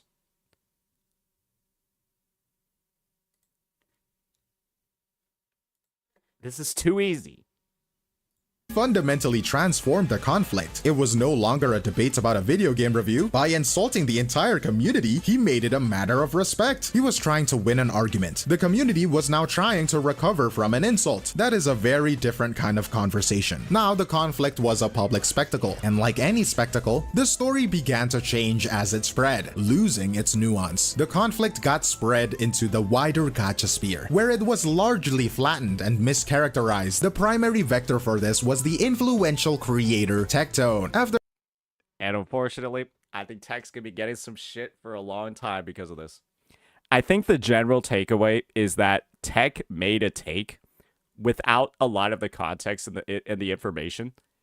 But I will say, Jenna asking to come onto stream, knocking on his door, and then proceeding to, I'm just gonna be honest here, I think Techie kind of got gaslit. I think that this conversation over here poisoned the well to such a high degree with Jenna just coming in and spouting literally a bunch of bullshit. Like, Jenna straight up misframing the situation. I don't even know if there was I want to say it's like, I don't want to say it's lying, but when you think about what happened in this conversation, it kind of comes off as lying or just intentionally restricting any information about the situation from entering your brain and then just forcing yourself to make a misinformed take to other people. Because what Jenna says here is either lying or completely misinformed and 1000% framing the issue incorrectly. Brother, how are you gonna get mad at your own viewers saying you were distracted and perhaps talking too much when you spent a significant portion of the story talking about designing an AI and the difficulty of coding an AI to fake reactions for you during a pivotal cutscene in the game? Like, brother, let's just be real here. Let's just be real here. That's what happened. And then going ahead and telling people that they're mad because of a 7 out of 10 when none of the comments are even saying that. This was kind of just misinforming Tectone. Like, right from the source. And this is unfortunately the issue, right? Tech and Jedizad have a good relationship. And when you're friends with somebody, you're oftentimes going to believe the stuff that they say without maybe looking into and getting all the receipts. If one of my close friends says something to me, I'm probably going to believe them. I'm probably going to believe them without asking for more evidence or more proof. And what Jenna did was, in my opinion, either intentionally lie or straight up misinform Tectone about what went on, and then Tech proceeded to make whatever take he decided to make based off that actual misinformation. And I think it's really unfortunate. I think it's really, really, really unfortunate how much flack he's gotten.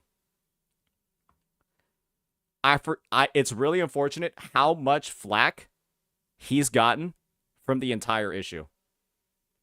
Because I think that Tech has taken the most collateral damage possible from all of this. And I think a good portion of it stems from the misinfo that was fed to him during this call. That's just my personal take. After hearing Genazad's side, the complex situation was boiled down to a simple, dramatic, and incorrect talking point. Wuthering Waves fans are harassing a creator over a 7 out of 10 score. Uh-oh! Yeah, Wuthering Waves community is so different from Genshin's community, huh? Yeah, only the Genshin community would go in on a content critic for giving someone a 7 out of 10, huh? Oh, man. Man, oh, man. What a egotistical bastard. What a piece of shit. What a massive scumfuck degenerate. Oh. And that's not why Jenna's viewers got on him. It's because bro was goofing around for a good part of the story, and we got the proof. We saw the receipts of it, man. Hey, I warned everybody. Daddy was gone for 3 months. And in a lot of ways, right, people viewed these statements from Tectone as essentially akin to a false accusation, where you're being told that you're bagging on somebody, overtly harassing them over a 7 out of 10, when you know that's something that you weren't doing. And in that case, right, there's going to be like an anger and a sense of like a need for like retribution after being falsely accused of doing something you didn't do. And in this case, it's like the Wuwa community feeling like they got falsely accused of making this 7 out of 10 the crux of the issue. When it, I mean, we can see, right? We've shown so many receipts. It never was. It was the smallest domino in the world. It was the tiniest spark. But then all these other CCs poured gasoline all over it. But then you're blaming the spark for being there, for being the main issue. And look at the mess we've made. And here's the thing, man, I'm not cleaning it up this time. This new narrative was patent. It was easy to understand, dramatic. Don't worry, Tech, you didn't clean it up, but I did. Don't worry. Don't worry. I cleaned up this mess. I think most people are pretty well informed on the issue now. We've done some pretty intense coverage. Can you guys stop spamming that Obama emote, please? It makes me feel like I'm doing something wrong when I know I'm not. Can you guys stop spamming that one, please? Perfectly into the drama farming economy of online content, quickly becoming the dominant version of events for outsiders. And yet, this version of the story is demonstrably false when you look at the community's history. Take the case of Doro44. And I love that Glaive is using this example. This is the thing. Glaive actually made this piece of commentary. I just want to read it out because Glaive's commentary was so good here. Let me go find it. Where's my worst apology video? There it is, right? This was such a good comment. A bit of it, and let me just read it out because everyone else thought it was a good comment too. It got almost 1,000 updudes. If he rated it a 9, people wouldn't complain. That's blatantly wrong because Doro44 made a video 95% glazing the fuck out of Wuwa. And for the one small portion of the video where Doro was being a hypocrite about fan service, he got called out for it. It was actually a pretty relatively large-sized drama. Bro was glazing for 95% of his review and then made a hypocritical take in the last 10%. And then the community went in on the 10%. That was misinfo. Even though he had nothing but glowing praise for everything else. It's kind of direct contrary evidence to this whole situation going on about the 7 out of 10. He made a video that was 95% praise, but even he received 95% plus 10 equals 100. I think it was 90% of the video was glaze. I personally think 10% of it was misinfo, 90% glaze, because his portion with hypocrisy, not misinfo, his portion with hypocrisy was 1 minute long of an 8-minute video. Significant backlash. The reason? The backlash stemmed from a very very small segment where the community felt like he was being hypocritical about his stance on fan service. Compared to other games, right? Their issue was with the perceived lack of consistency and fairness. Similarly, the drama around the creator EO saw the community push back because he had a habit of posting incredibly vague critiques. When he was asked for clarification, he would crash out. The core problem. Guys, where do you guys think the origin of the word glue came from? It's because EO made a critique about Wuthering Waves, said what was wrong with the game, and one of his line items, like the header point, it lacks glue in the systems.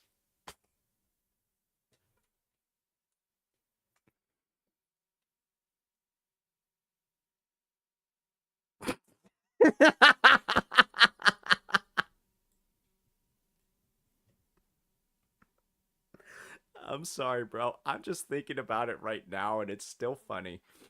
It's still funny.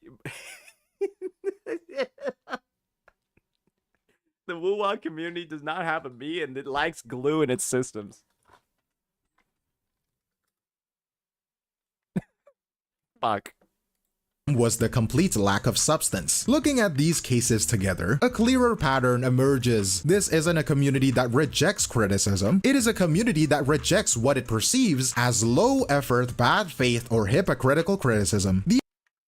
And this is the thing, right? And hopefully Smack doesn't view this as a call out, right? Because Smack himself has recognized that he's made kind of some boo-boo critiques for Wuwa in the past. Smack at one point uploaded a TOA video, right? Where he talked about the problems with TOA. And one thing that he does that people were not very happy with in that vid was say, there's something wrong with it. I don't know how to fix it. It's not my problem. Kuro can go figure it out. But there's something wrong with this game mode, right? And this is the thing. I think Smack himself has recognized, I think he said, right, in a video, that was like slop content. He himself called it like a slop video. And then everything moving forward from there when it comes to critiquing Wuwa has been extremely high quality. That was the last time that he did it. We had a bit of a spat over it because I was like, okay, like this video seems like a little bit stinky, right? We had a bit of a spat over it, but then everything he's come out with since, bullseye, right? And you can just see it here. 99% like ratio on a video critiquing exploration and Wuthering Waves. This is what it looks like when a CC has a negative experience or negative feedback, learns from it, and then adapts moving forward and only gets positive results since.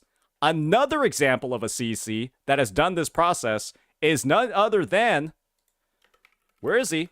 Vars 2, where yes, we had a bit of a situation, right, with his team building video where he got a lot of info wrong, said a lot of weird stuff, made some questionable takes. And then everything he's uploaded since has been absolute cinema when it comes to Wuthering Waves.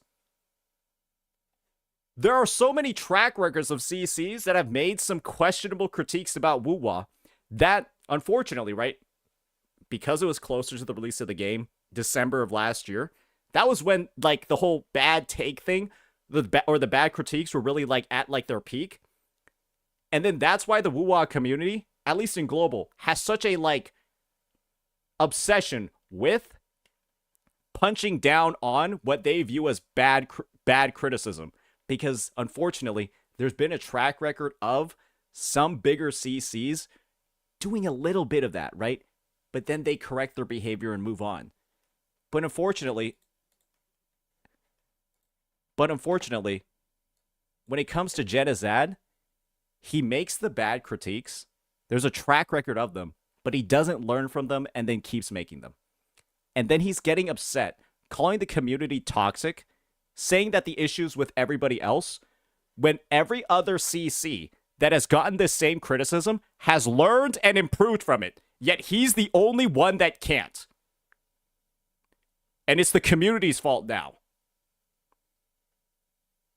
Even, fuck it, we can just talk about Tectone, where Tectone wasn't paying attention to the story, and then Tech goes ahead admits he got fucked over by the sponsor timing, and then tells people he renegotiated with Kuro Games to get more flexible timing on his story sponsors so he can pay more attention to it. Every single one has gotten negative feedback, learned from it, and then improved moving forward. Except him. When it comes to Genocide, everybody else is wrong. And that's why people say he has a huge ego. And this is the thing. Tech said he has had a huge ego. But simply knowing that somebody has a big ego doesn't excuse their behavior when it's this fucking bad. And you see so many examples of other people in the space who are able to learn from their mistakes. But this guy's ego is so bad, he can't, and then keeps repeating them over and over again. And that's why this drama's gotten so big. And that's why people are calling him the pirate software of gacha gaming. Because the similarities are uncanny.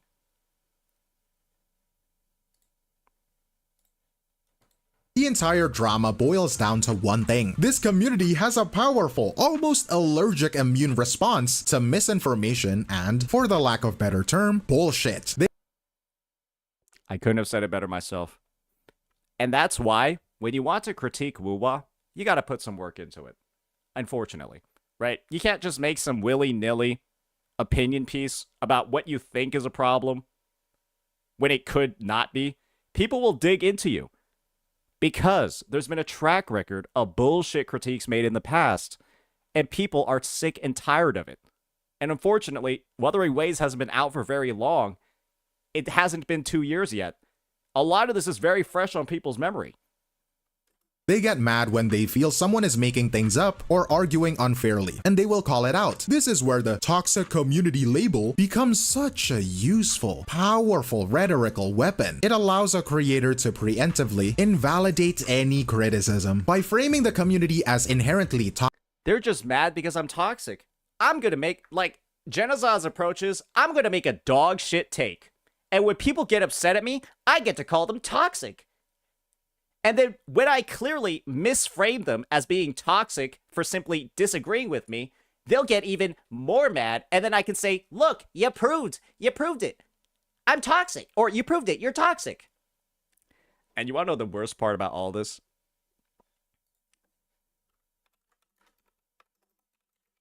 That's exactly what bro did. That's literally what he did. There's a segment of his stream the other day where he literally talks about how he's just getting proven right because of how negative the community's response is. We'll see if I can find the timestamp over here. What? Hell no. Dude. What the hell? Right? But that wasn't really about the hate exactly, or it was more about the Does somebody have that timestamp from his stream over here where he gets into, like, the fucking, like, dynamics of it, and he's like, yeah, I'm just getting proven right because the community's being so negative with their response over here. Yeah, I'm just getting, I said that they're toxic positive. I said that they're doing all these issues, right? Yeah.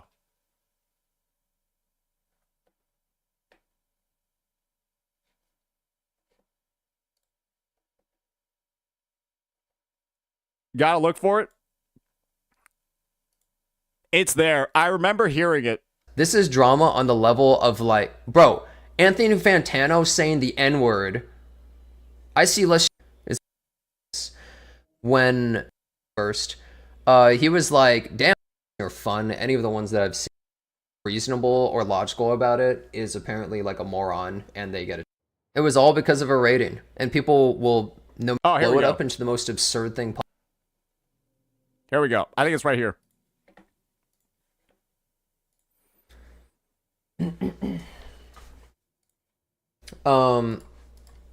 Like, I'm gonna be real, guys. Wuwa drama is so dog shit. It's such dog shit drama. It's not even interesting or fun. Any of the ones that I've seen or been a part of, it's just like, it's not even good drama, man. Like, stuff like Pirate Software drama, that's good drama. Wuwa has such low class drama, man. It's so bad. It's ironic that he's saying Pirate Software's drama is good when his is like a direct analog to Pirate Software. Like, it's the same photo. I find that to be one of the most ironic statements that you can possibly fucking make. Because Pirate Software is all about not being able to take accountability, not being able to say that you're wrong, not being able to say sorry properly. And those are the exact same things that he's on the shitbed for. Like, not being able to recognize how similar the two dramas are is just how big this guy's ego is. I literally think it's dangerous for him. Not for, like, the space, but it's dangerous for him. It's a shame, really. Yeah, it's just like, basically take small thing and blow it up into the most absurd thing possible nonstop. Do you see how he's blaming the community for blowing it up when he's the person that poured all the gasoline on the fire? He is blaming the community for blowing it up. He's blaming the community for getting offended that he said they should go die. He basically said they should just re-roll IRL. And he's saying that them getting upset by that is them blowing up the issue. Do you see what I'm talking about over here? That's what it is, really. And guys, this is his stream right before he went to Kuro Fest. This is his stream after the apology video. This is after his apology video. He's saying this. It was all because of a rating. And people will, no matter what, they'll try to do mental gymnastics to explain why it wasn't because of the rating, but because of other things. But people were mad from the start. Bro's saying, bro got one meme made about him. That's pretty funny. Bro had one meme made about him and then says, yeah, everyone's so angry and so mad. The stats didn't lie, man. I saw that shit day one.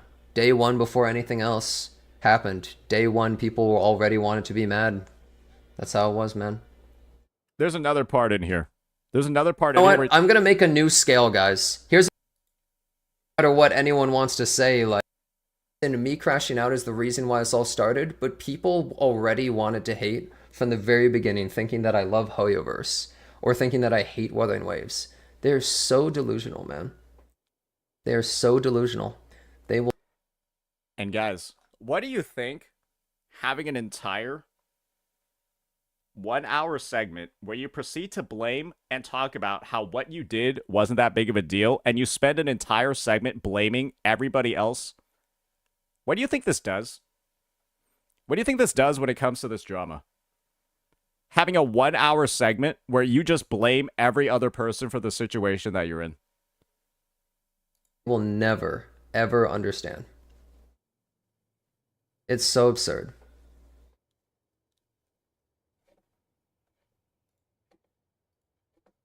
I don't know. Right? It's important. Oh well. Yesterday, and I said I wasn't going to keep talking about it, but then the whole Gacha tribalism, since you talk about it, then I don't think that's where it began. That shit made me emotional, bro. Is that Kanto 1 is just... Kanto 7 was... Is he just talking about Limbus here?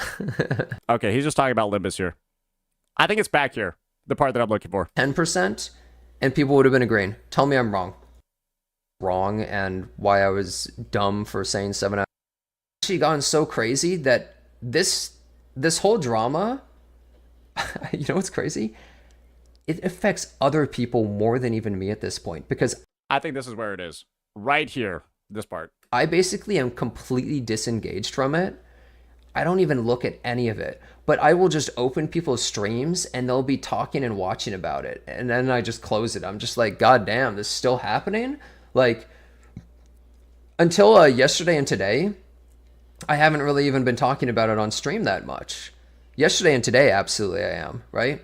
But it's like, I haven't even been engaging with it, and it just keeps going, and I'm just like, what the hell? Like, I'm not even doing anything, and people, it's like this endless Ouroboros of people talking about it and doing things. When it's like, damn, I'm not even there anymore. It's like you get a Beyblade, and once you pull the cord, you don't need the cord in the holder anymore. The Beyblade just keeps free in their heads because of the previous drama, free in their heads because, but it's like people blow it up. And it's not fucking here. The guy just talks too fucking. He just. Anyways, I'm pretty sure that first clip that we saw already frames and explains the issue. I'm pretty sure the first clip that we saw already frames the issue. All right, but if we find the other one later, we'll go for it. If we find the other one later, we'll go for it. All right. So we just talked about how Jenna's all about proving himself. He's all about how the community is like proving him right because he makes an incendiary take. The community responds in kind, and then he can just repeatedly say that they're still being toxic, that they're proving his point for having a negative response to his clear rage baiting. And it's kind of like, it's a self-fulfilling prophecy, right? It's a foregone conclusion. You're always right there. And it's a catch-22. It's kind of disingenuous. Toxic. Any pushback, no matter how well reasoned, can simply be dismissed as more proof to that toxicity. A tactic that shifts the burden of proof from the person making a flawed argument onto the community trying to correct it. Yep. If you respond, you're proving his point. If you don't respond, then his point doesn't get contested. And it's proved by default. Narrative completely distorted, the conflict seemed destined to burn on indefinitely in a perfect feedback loop. And then we got a pivotal moment of de-escalation. This came in the form of a recorded stream call between Saint Tontus and Tectone. In this conversation, Saint Tontus acted as a conduit for the community, methodically laying out the full nuanced context. He calmly explained that the initial issue was about the review process, and the subsequent firestorm was a reaction to personal insults, separate from the 7 out of 10 score. And I think this is the thing.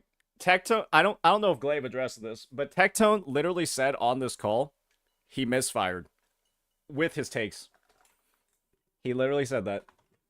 He said that he wasn't specific enough about who he was referring to, much like Genozod apparently was. He wasn't specific enough about who he was referring to when he was talking about the toxicity of the community. And instead of talking about players as a whole, he literally only meant that very like sheltered off community of freaks on Twitter, which unfortunately every single game has. And so I think it's like a lot of people are kind of like in the situation where, well, now you explicitly called out Wuwa for something that almost every single game has, right? Because you're explicitly calling out the toxic online sheltered vocal community, but every game has that.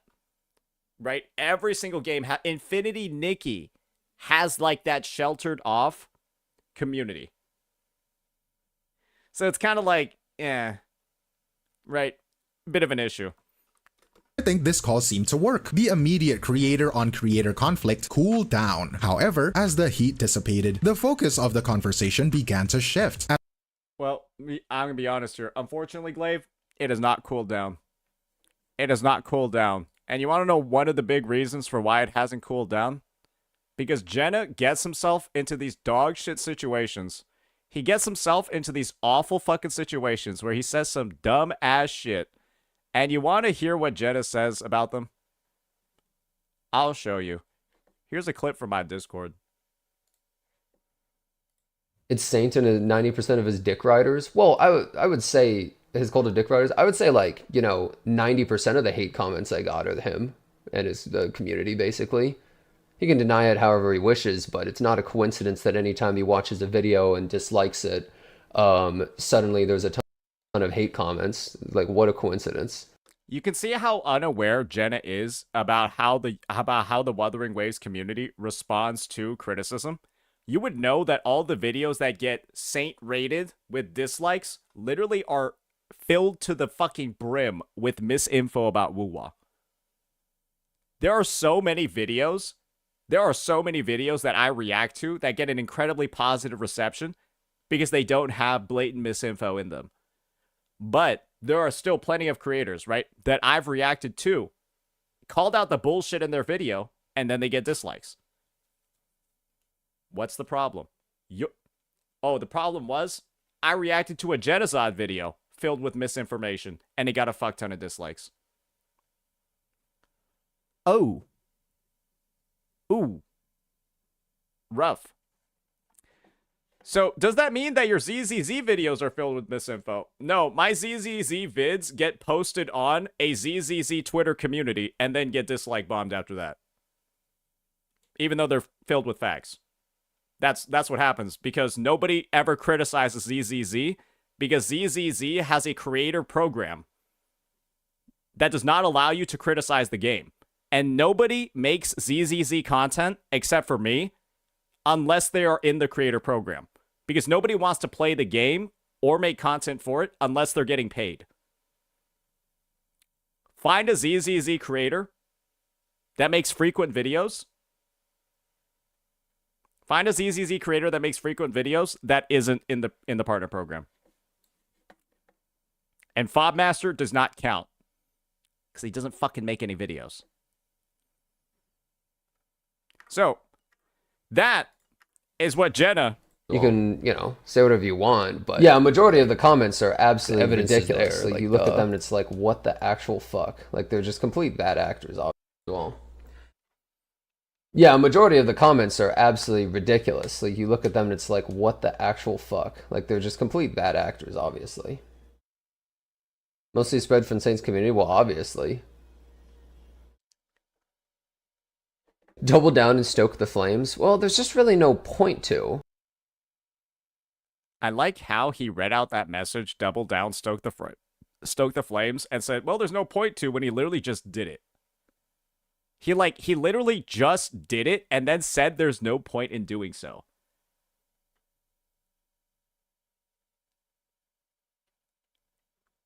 This guy might be retarded. Anyways, that's why this drama is not dying down. And when you have Genocide going into public discords and then repeating all of this misinformation, that he has proof that I'm brigading him, that he has proof that it's all my viewers, when he literally can't have it because YouTube does not show you the analytics of a video until it's 3 weeks old, and his video was deleted when it was 3 days old, he's actually just lying again. And so, yes, I made another video farming the shit out of brother, right? I posted it yesterday. You can't criticize Wuwa. I posted it yesterday, and now I'm farming the shit out of him again. And that's why this drama is getting reignited. Because this guy does not know how to shut the fuck up and say sorry. It is not a skill in his possession. It is not an ability in his repertoire. And at this point, it's getting so blatantly just absurd. That's why people are calling him pirate software. And that's why people can't stop making fun of him. And because of his actions, the community is currently in this state. But he's going to keep blaming the community. He's going to keep blaming the community for making him an LOL cow, a lol cow. And that label is only on him because of his own actions. But you will never hear him say that. You will only hear him deflect, blame, and shift accountability.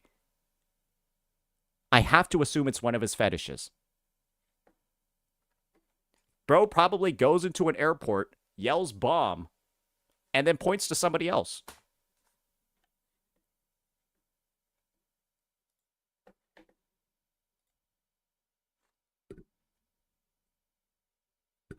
As often happens when these conflicts widen, the discussion moved from the specifics of the incident to a more general systemic problem. The new subject became the broad, abstract concept of gacha tribalism. This shift in focus, whether intentional or not, had a clear effect. When the conversation turns to a massive issue like tribalism, the actions of any single individual naturally fade into the background.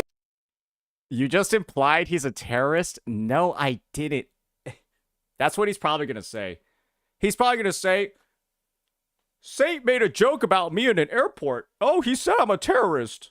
Oh, poor me. Oh, poor me. He called me. Oh, not again. Oh, hey,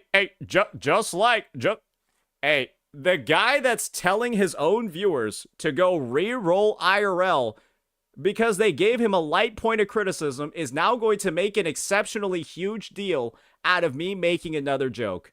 Oh, gosh. I guess the sky is also fucking blue. Hey, the sky is also blue, ladies and gentlemen. Genocide, crashing out, and then overreacting to people making jokes. It's a fucking combo. It's a match made in heaven. Like that one time where I said, hey, officer. Yeah, fuck it. We'll just show the clip. We'll just show the clip and talk about how this guy's been a fucking pussy in the past. I don't care. Fuck it. Let's play it. Let's play it. Here we go. Y'all ready? Hey, trigger warning, ladies and gentlemen. Trigger warning. Actual trigger warning. This might give you PTSD if you have divorced parents. Oh, he's probably going to joke. He's probably going to be offended about that one too. My bad. He's probably going to be offended by that one too. Shit. Hey, well, I guess the laundry list just keeps going. That. Okay. What are you fucking people not getting? It still scares me. Okay? I literally said from the fucking get-go that this is going too far and overstepping. Do any of you fucking morons still not understand that? I literally said that from the start. Okay? I'm done with you fucking idiots for the past 10 minutes saying, well, actually, it's going too far and it is a leak. They're talking about contracts and NDAs. That is the framing of this conversation. They're talking about NDAs.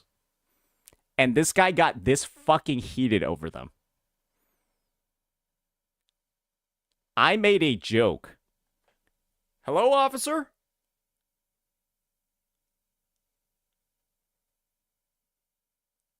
And then he got up in arms.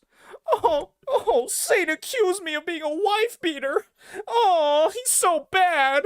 Oh, how can he do this? Oh, it's such a disingenuous thing to say. Oh.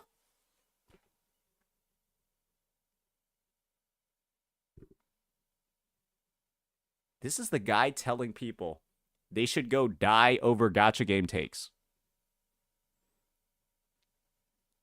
Getting caught up because somebody made a joke out of him performing MMA on his fucking furniture because of a disagreement with chat over an NDA.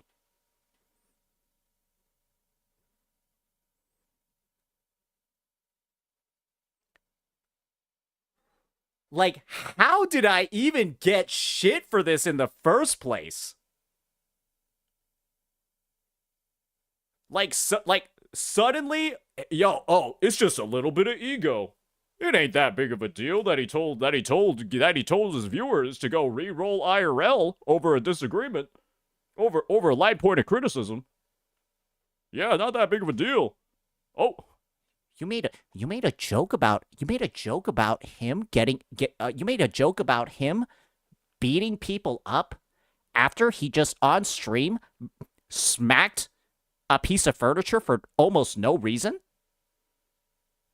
You made a joke that he's a violent person because he was a violent person on stream? Wait a second. That's unacceptable. How could you do that?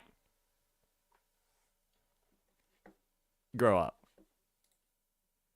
It becomes a discussion about the entire forest, and the specific trees that started the fire are easily forgotten. It is a much broader and in many ways easier topic to discuss than a messy personal controversy. The unfortunate consequence of this pivot, however, was I wouldn't say violent, but short temper fits. No, that's violent. I sorry. I'm gonna be honest.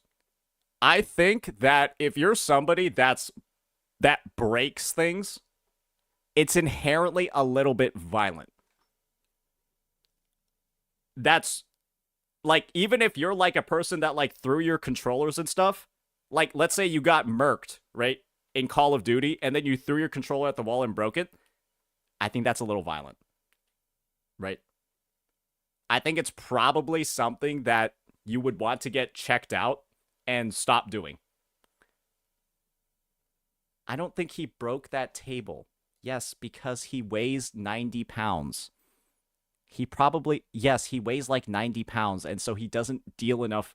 His strength stat is literally 1.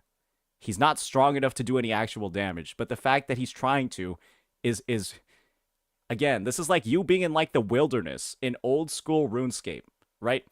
In like level 100 wilderness, and then like a level 3 player comes up and starts attacking you. Okay, and all they're hitting are zeros. It doesn't matter that they're not doing damage, they still try to attack you. Yeah, it's like Jenna hit the table, and then like the blue 0 for RuneScape came up.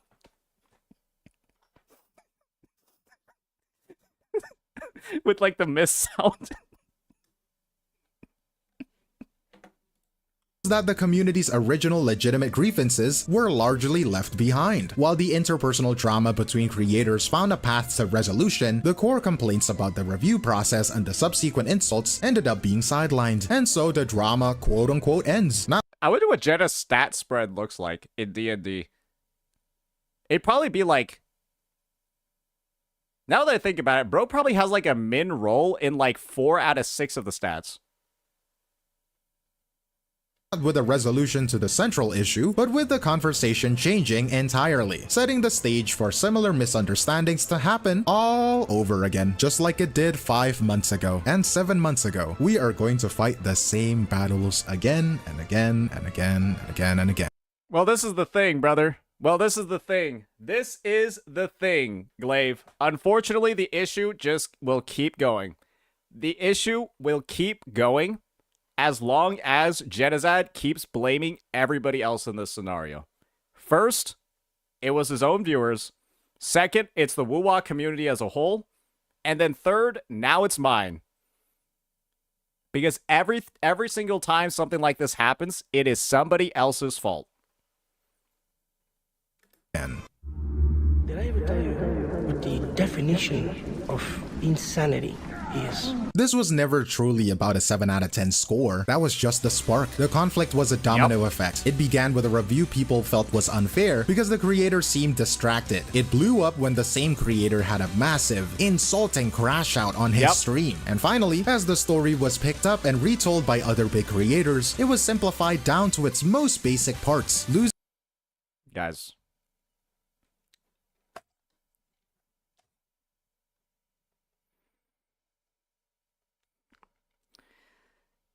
It's such a simple issue when you look at it, and the issue is so simple that you see that you see how it got distorted because of the blatant misinfo that Jenna was peddling to everybody who would listen. You see how distorted the actual story got, and then you're just like, wow, this really was nothing. This really wasn't that big of a deal. But because one guy exploded the issue and then just keeps lying about why it's an issue, what the big deal is, it just got bigger and bigger and bigger. Because we just decided that we weren't going to tell the truth on the matter. Because we needed to save face. We needed to paint ourselves in the best light possible. And we couldn't, for a single second, take any accountability at all. To the point where we're deleting videos so that we can try and change the narrative that way.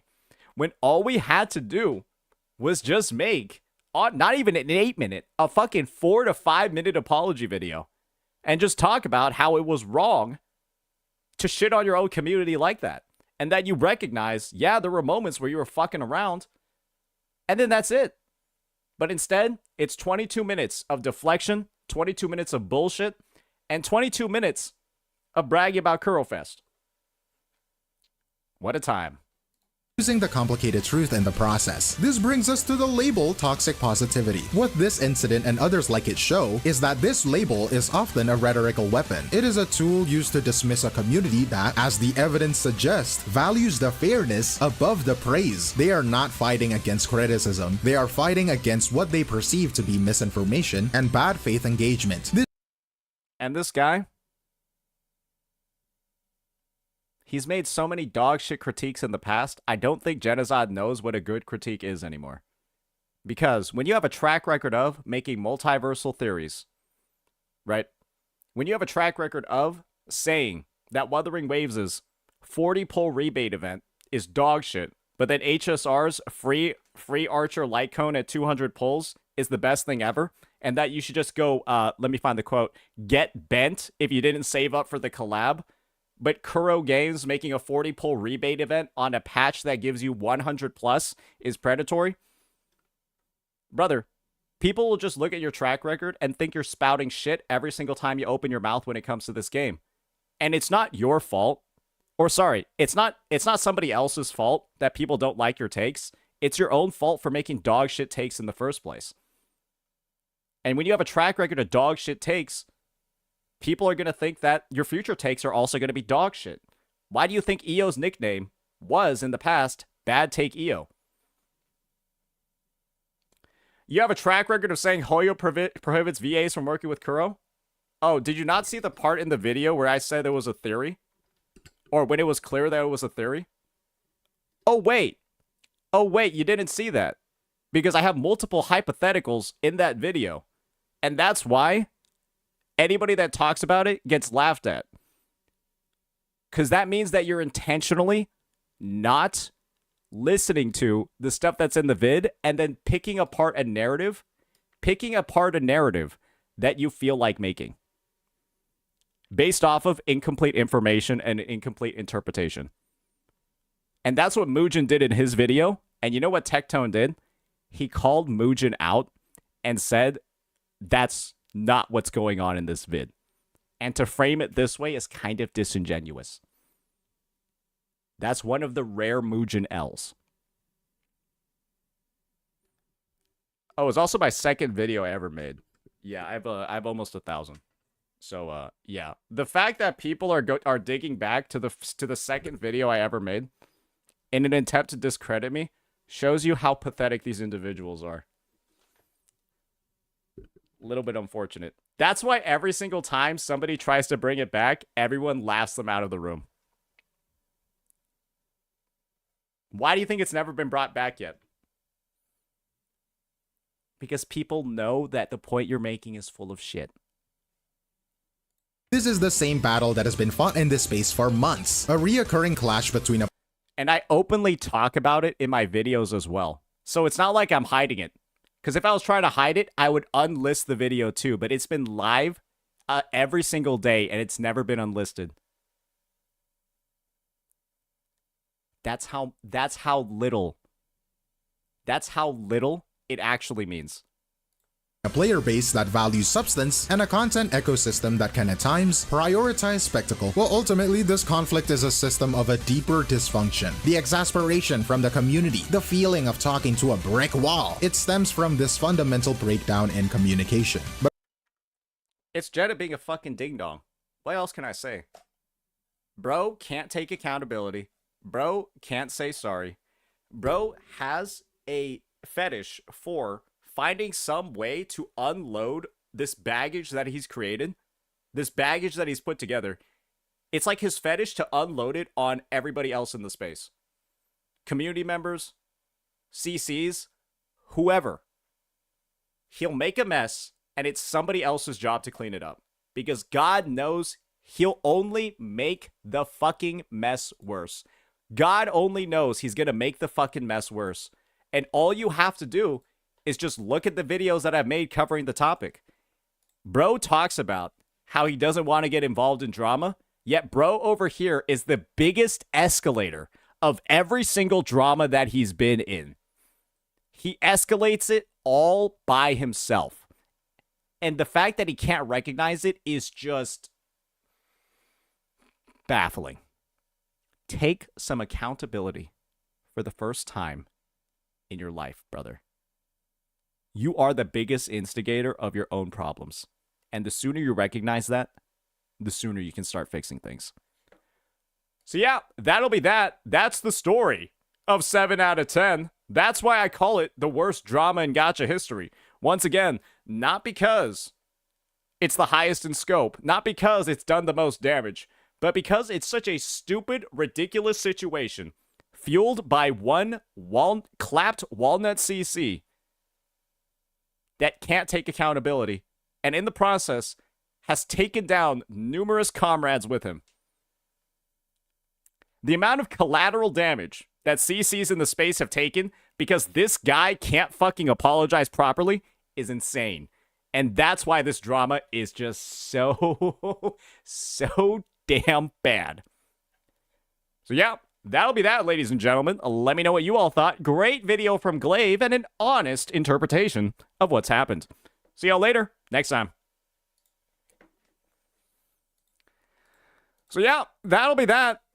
Guys, I've never seen so many other people take damage because one guy's being a fucking idiot. Have you guys ever seen so many other people take damage from this guy being dumb?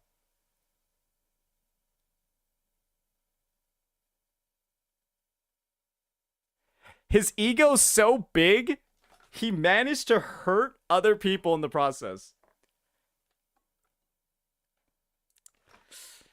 Yeah.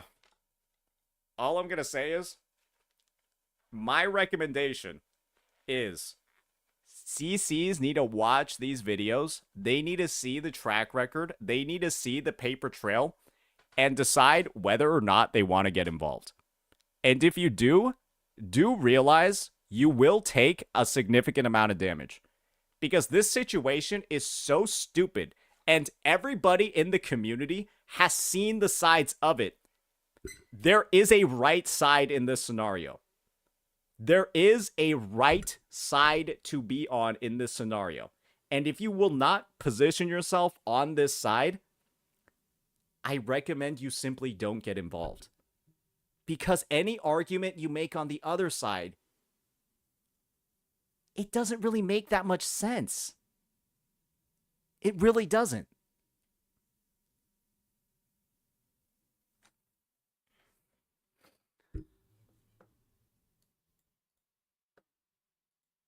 And if you're somebody that's positioned either in the middle or on the other side, you really do open yourself up to the line of reasoning of the person is purposefully not looking at information that would prove their point wrong.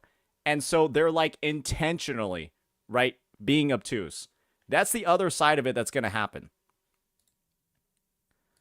What is this? Oh, no.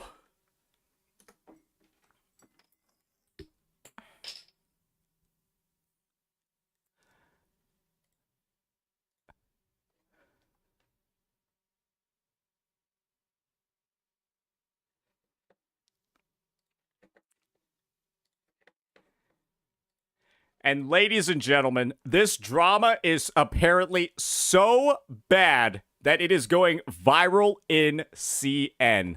And it's safe to say, feel free to pause the video, people in CN aren't very happy.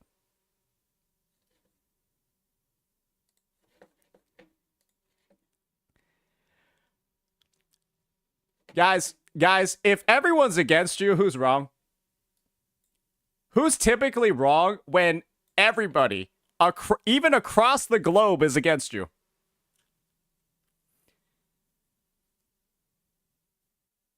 When across the globe, everyone's against you. Guys, is Genocide right? Guys, wait. If CN's mad, are they still... Wait, I have viewers in CN, boys. Yo, according to Genocide, I got viewers in CN. Because everybody that's sending hate to Genocide is one of my viewers. Every single one of the negative comments, right? Genocide said 90% of them are from my viewers. So I guess 90% of these guys are my viewers, even though they're in China. Do you see how retarded he is when he said that? Do you see how fucking absolutely insanely dumb he was for saying statements like that repeatedly over and over? Even going so far as to advertise how stupid he is in other people's Twitch channels? When his takes are so volatile and dog shit that CN just hears about them one time and are against him. he's so unable to grasp the scope of how unagreeable he is that he has just blamed me for everything when this is the default response to the situation. Brother, there's no way, right? Those are astroturfers from your community? Yeah, I guess I have a lot of people that know Chinese, Nakwal. I'm pretty sure Nakwal is somebody's alt, bro. I'm pretty sure Nakwal is actually somebody's alt, and they just intentionally post rage bait stuff. Right? Like, that's the headcanon, right? Has that been confirmed? That Nakwal is like a regular viewer's alt, and then they just intentionally post stuff? It is, right? It is. Like, we know for sure it is. Like, bro has 2 Twitch streams open. It's an E7 viewer figures.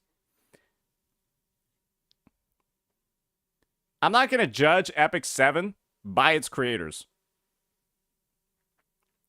Because I'm not going to lie. Maybe the reason why Epic 7's been in some rough times is because Jenna's been the primary creator for them. You got this man-child who's freaking out over everything as the main face of your game. I'd be livid too as a player. I'd be livid too, to be honest, if that was my representative.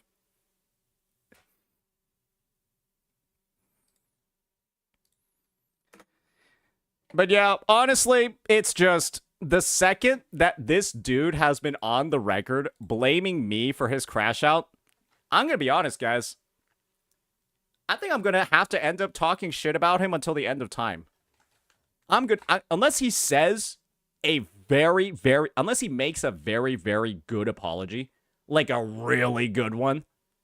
Like, I want the apology to me to be several minutes of, like, verbal stuff. Unless he makes a good one, yeah, I think we will be shitting on him at every opportunity until the end of time. Because I honestly can't believe he did this. This is so pathetic, it's incredible. This is so pathetic, it's unreal.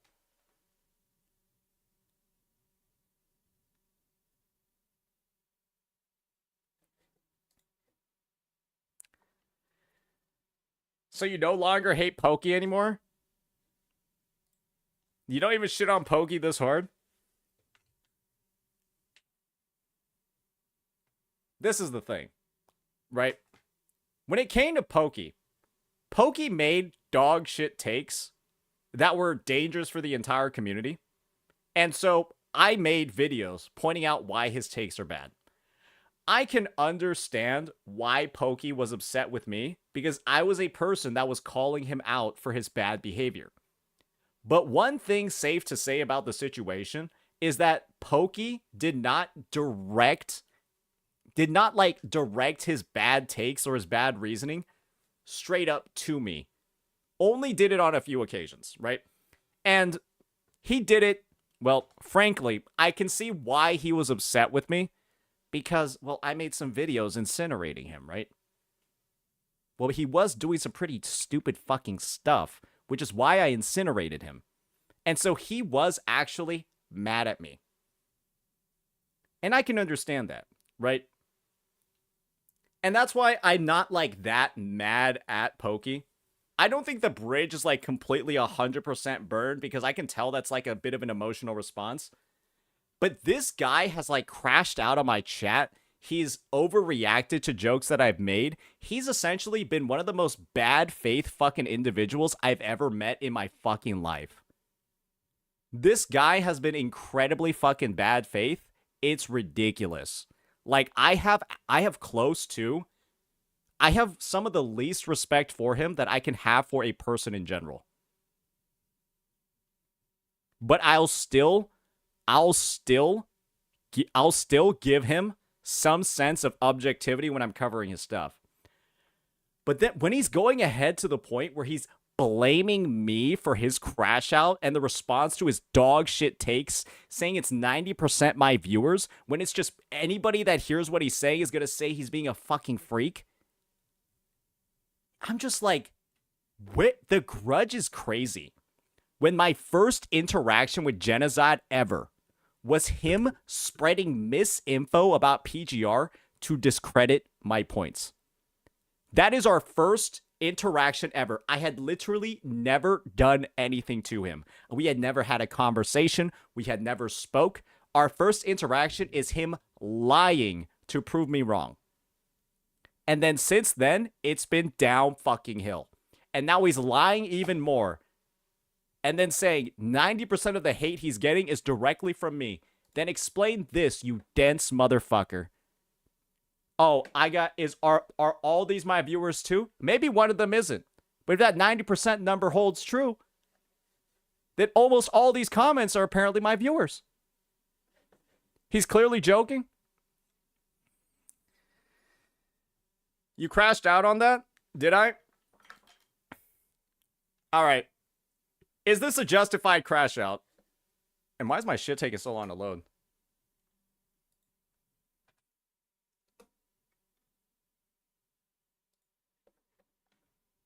Do I have too many windows open? I probably do. Oh yeah, my YouTube I thought I got spyware, but then my YouTube shit isn't even loading either. Like, this one doesn't even load either, so it's clearly something is fucked on my browsers.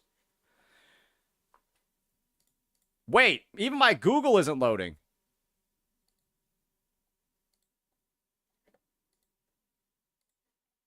Wait, what's fucking happening here, boys?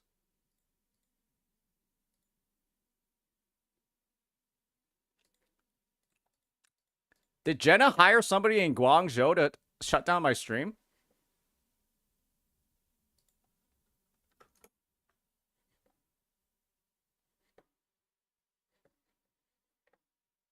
Wait, yeah, like none of my shit is loading, but the stream is still live.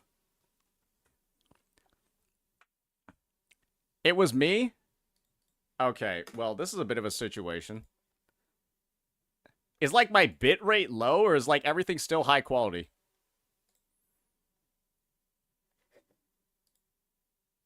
Nah, it's fine. Wait, bro, nothing's loading. Okay, give me 1 second. I've got to like fucking... Okay, I need to like fucking open up Task Manager and see what's going on, brother.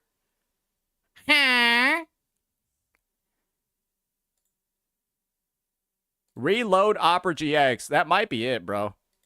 I don't want to lose all my browser tabs, though.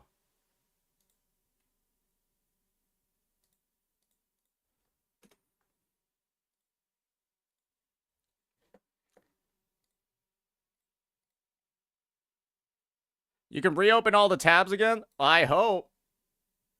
Ugh.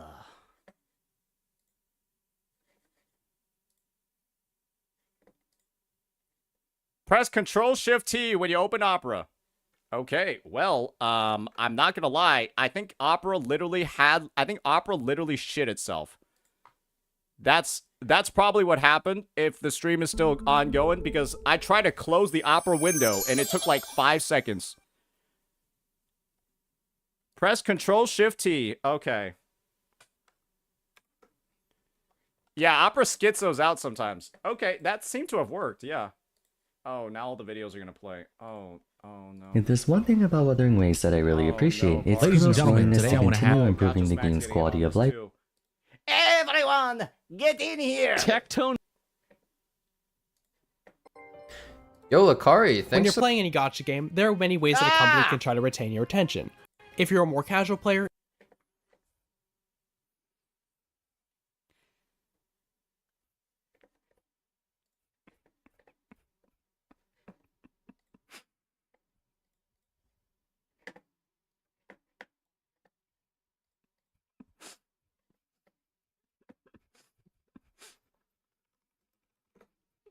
Okay, 1 second, guys. I gotta go get something from my editor. Like, so this is what I was doing. I was talking about the issue, and then also trying to, like, get a video uploaded from my editor at the same time.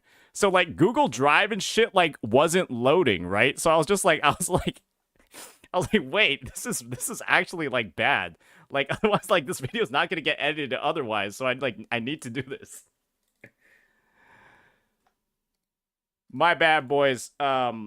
we're in a bit of a snag at the moment, but you've already probably gotten a preview of what videos I've already talked about today, or that we're gonna be talking about today. Okay, Glaive Genovid. And you know what I bet? This is what I bet. I bet Glaive was pretty happy to make that video. I'm not gonna lie. Because I don't know if y'all were here. Did you see, right? What the situation are, like, the whole Jenna Glaive thing, right? From the minigame video? I'm not gonna lie. I feel like making this vid over here was a little bit of a satisfaction from him. To be honest. At least a little bit, right? You would imagine. At least a teensy tiny amount. Launch ZZ can clear the problem. Why would I don't really feel like playing it. I'm just gonna be so real with you. I don't feel like playing it. I don't really care that much.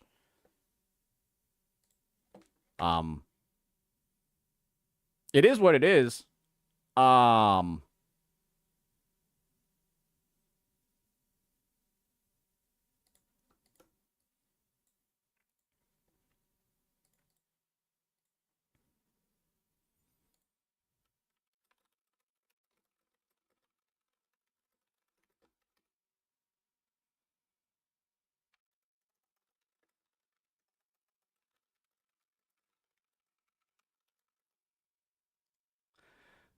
All right.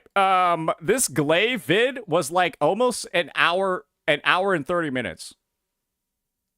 That Glaive react was almost an hour and 30 minutes. I don't even know how.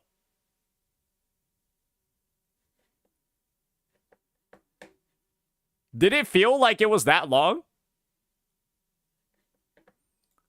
Did it feel like we were reacting for an hour and 30 minutes to the Glaive vid? It didn't, right?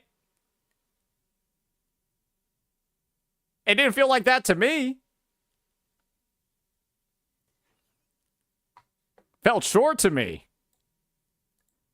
Felt really short, to be honest. All right. Well, with that in mind, I do gotta take a piss now. So let me go grab some music real fast. The Wuthering Waves situation is sad. Ooh, we got other people reacting to it now. All right.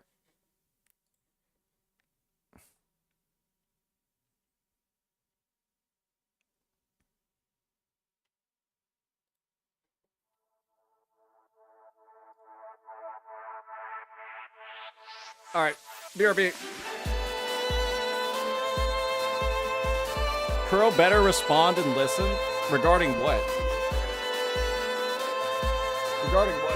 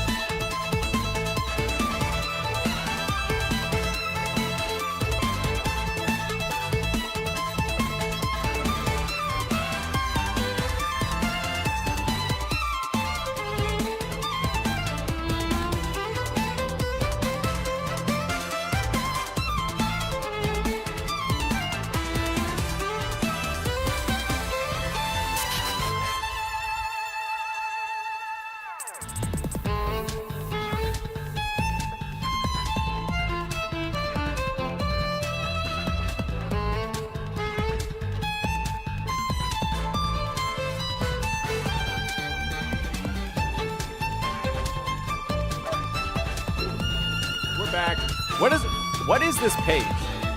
Don't worry, Glaive, just blame it on...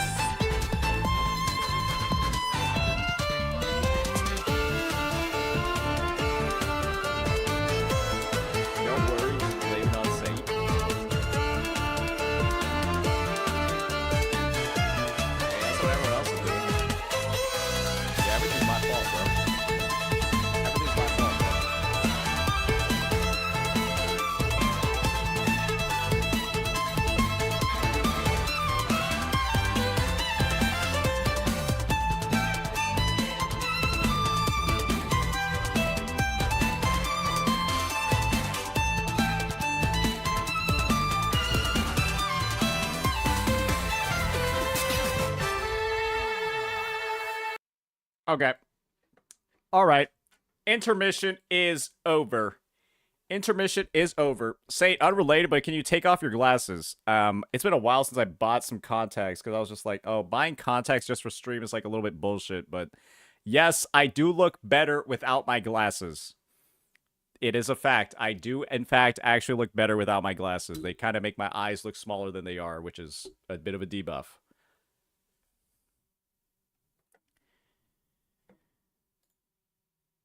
That's what happens, yeah.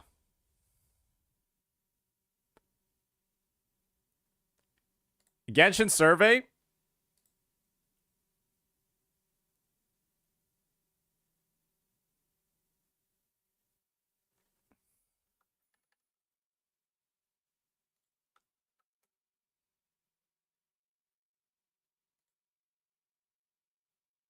How do you feel about the following clothing elements on male characters? Pantyhose and... Okay. Alright, well, if that's what you're into, that's what you're into, but... Yeah, maybe Glaive will take that survey.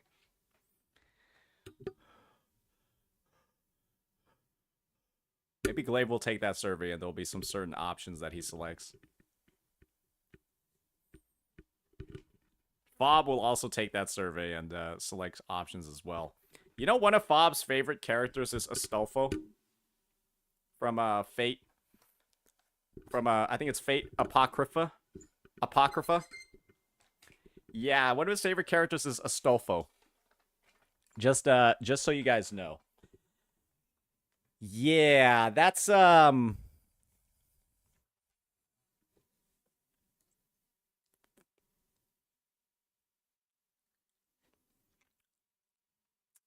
Yeah, I don't think there's too much I need to say about that matter.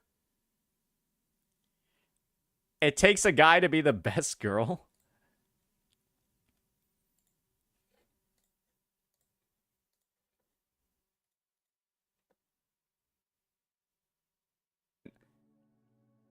I'll just go with this. We need more, like, dicks in the game.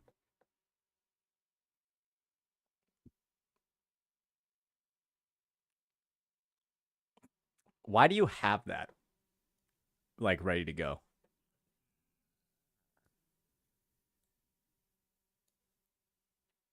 Have you thought about why you just have that one ready to go?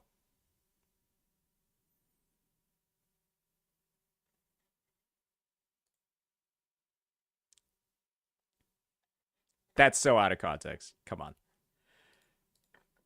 Alrighty, let's get into this critique.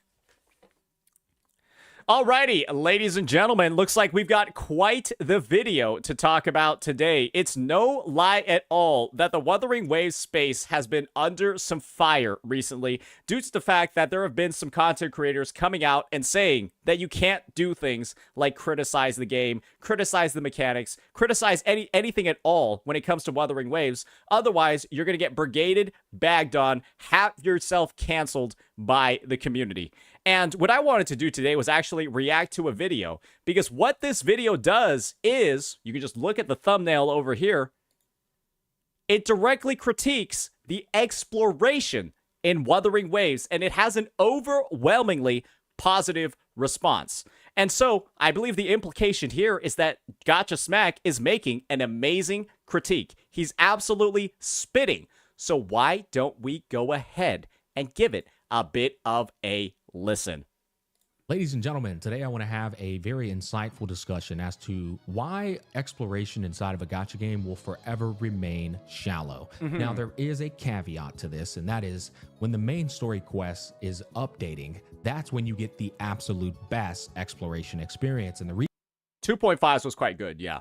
reason that is because many of the world building aspects are tied to that MSQ progressing. Yeah, I think about 2.0, and I think about 2.2 in particular. Yeah, 2.2's exploration in particular was quite good. Not only that, but the music, ambiance, and vibes, new music, ambiance, and vibes, map expansion, all of it's tied to the... Let's restart the react because I kind of fucked up on his volume. My bad. Ladies and gentlemen, today I want to have a very insightful discussion as to why exploration inside of a gacha game will forever remain shallow. Now, there is a caveat to this, and that is when the main story quest is updating, that's when you get the absolute best exploration experience. And the reason that is because many of the world building aspects are tied to that MSQ progressing. I think the biggest example of this that I can think of when it comes to Wuthering Waves in particular is 100% the 2.2 Avenolium quest that we had in Wuthering Waves. That one had the exploration essentially tied to the story progression. And by the time you were done with the quest, you basically had about 90, 80 something percent of the map already done. And clearly there were like some other like mini games and stuff that you could do, but it was very like objective focused stuff from there. So yeah, I think it checks out completely. At least this first point that I'm hearing right now.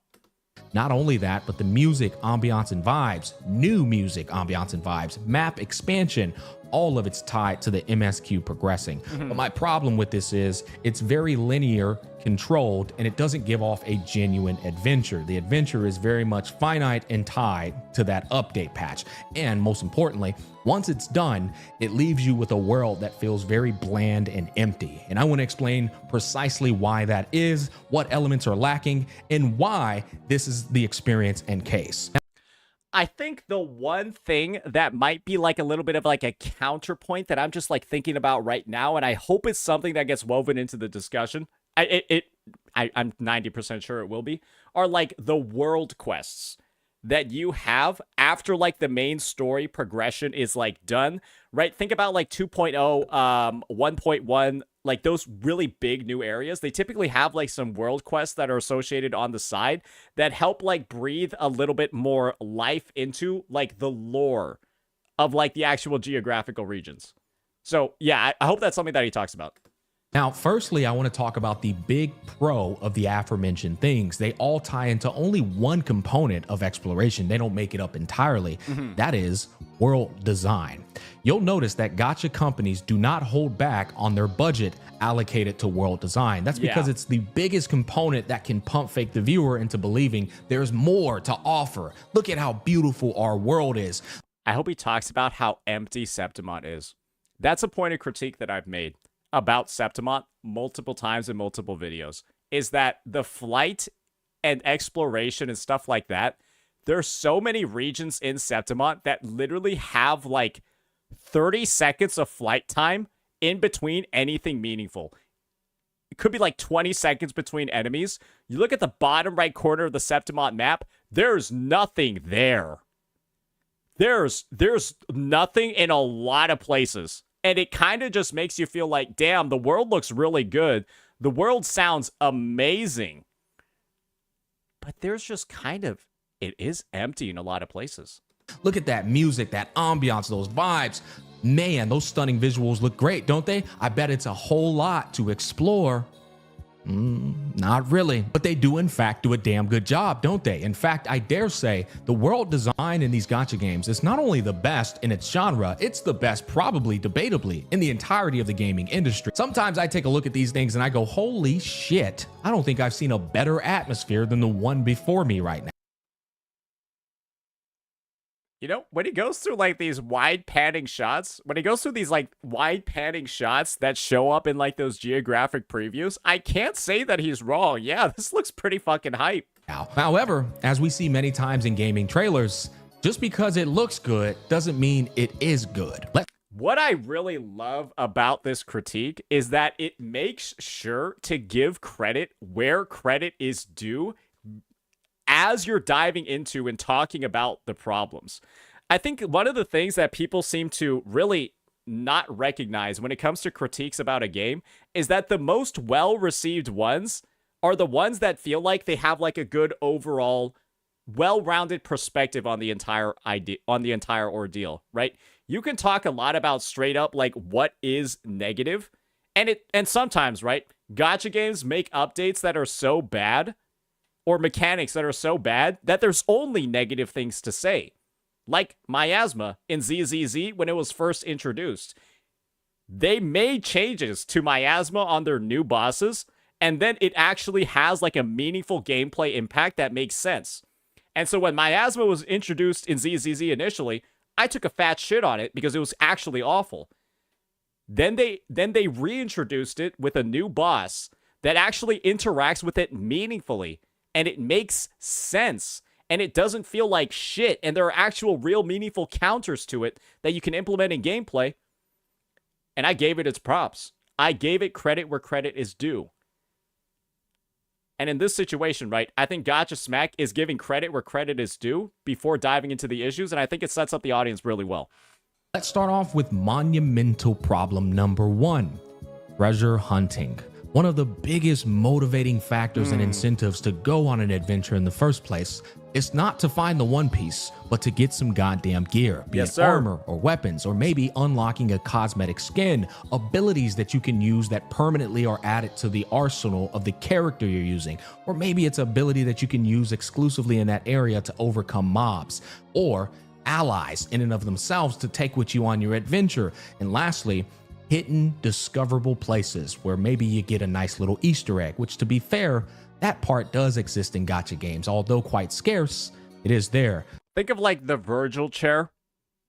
Think of like the Virgil chair, right? At the top of this one mountain in Wuwa 1.0. I think it's directly to the bottom right, like the bottom right of Jinzhou. There's like that big mountain and then like the Virgil chair at the very top. Sometimes you can, and that's with no flight. You had to climb all the way up there. And it wasn't that hard because you run up walls. But like that's kind of like what you had to do to find it. Get a hidden area though, and maybe you have some special connection with the And then the leaps of faith in Septimont, right? Where you do the Assassin's Creed jump. Yeah, those two. Character. And if you never went to that area, you never would have had the interaction. These are the kind of things that make up treasure hunting in a game for a very positive explorative experience. And the reason they don't exist in a gacha game, well, that would cut into the heaping amounts of revenue that they bring in month over month. They can't add armor and weapons to your explorative experience because they're selling you those things inside of their microtransactions. They can't add skins in there because they just don't want to do that. They'd rather sell that to you as well. Abilities affect the very inherent design of a gacha game because abilities are sold to you through selling the characters to you. And what they do instead is that they simply give you the resources so that you can start pulling on those banners, except for, I guess, the skins because they're all premium currency. All of the things that make up a very fun experience for treasure hunting is tied to microtransactions and their monetary incentives. And another reason you can't obtain gear through exploration is because that would clash with the very idea and concept of a stamina consumption system. I think that this is like... Technically, I feel like the whole like exploration piece and like equipment, it is, you can talk about like the unlockable weapons kind of showing up in the events instead. You all know about like the cat sword, right? That you got from Wuthering Waves 1.4 and then like the Somnoir event, right? That we had where like Dream Link and all that stuff was introduced. That gave the Somnoir sword. Then you got the fishing event for the Phoebe weapon. It's like those things, right? Where the kind of like free unlockable stuff was like a bit more limited. And it was also like tied to the events rather than the exploration. So it's not that they're not there or that like everything is monetized. It's just not built into at least the gameplay loop of the exploration. It's kind of just you get resources and you get pulls, which could kind of get you the things that he's talking about, but it's a bit roundabout. And no, a stamina consumption system isn't designed to prevent you from burning out. You're giving them too much credit.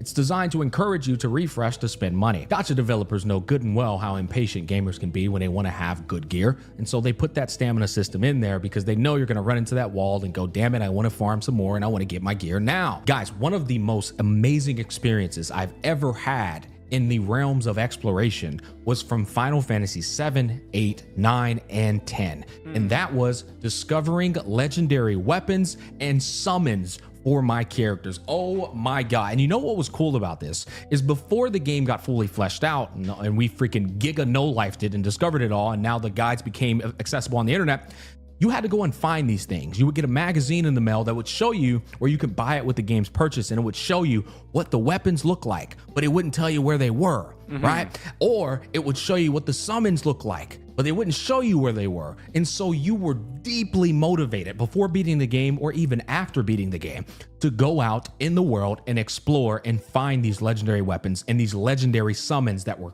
incredibly powerful and incredibly unique to your gaming experience. And the best that you kind of get in Wuthering Waves is 100 tuners. The best that you get is like, oh, additional sequence nodes, additional dupes for your MC, refinements of Arrow Rover's weapon.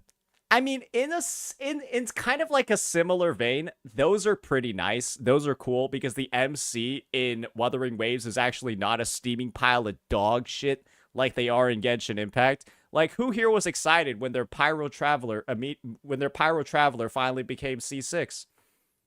Who was excited about that? Who was hyped about that? Nobody, right? Nobody.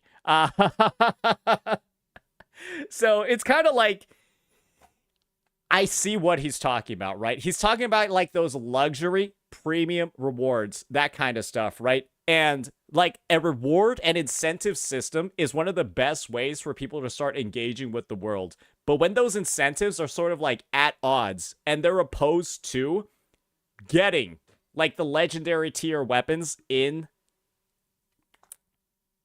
a gacha where they're on banner and stuff like that, it's a bit of a conflict for the devs.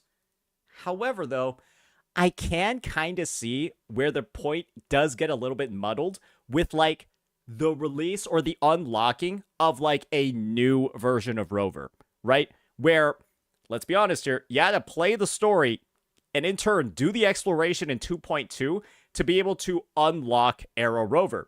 And then when that sequence happens, when you like are playing like all three Rovers at once in the fight against Fleur de Lis, it's like a pretty hype moment. It's a pretty sick moment that's like really cool. And I think it's one of the reasons for why people rated the 2.2 exploration and just 2.2 as a whole so high.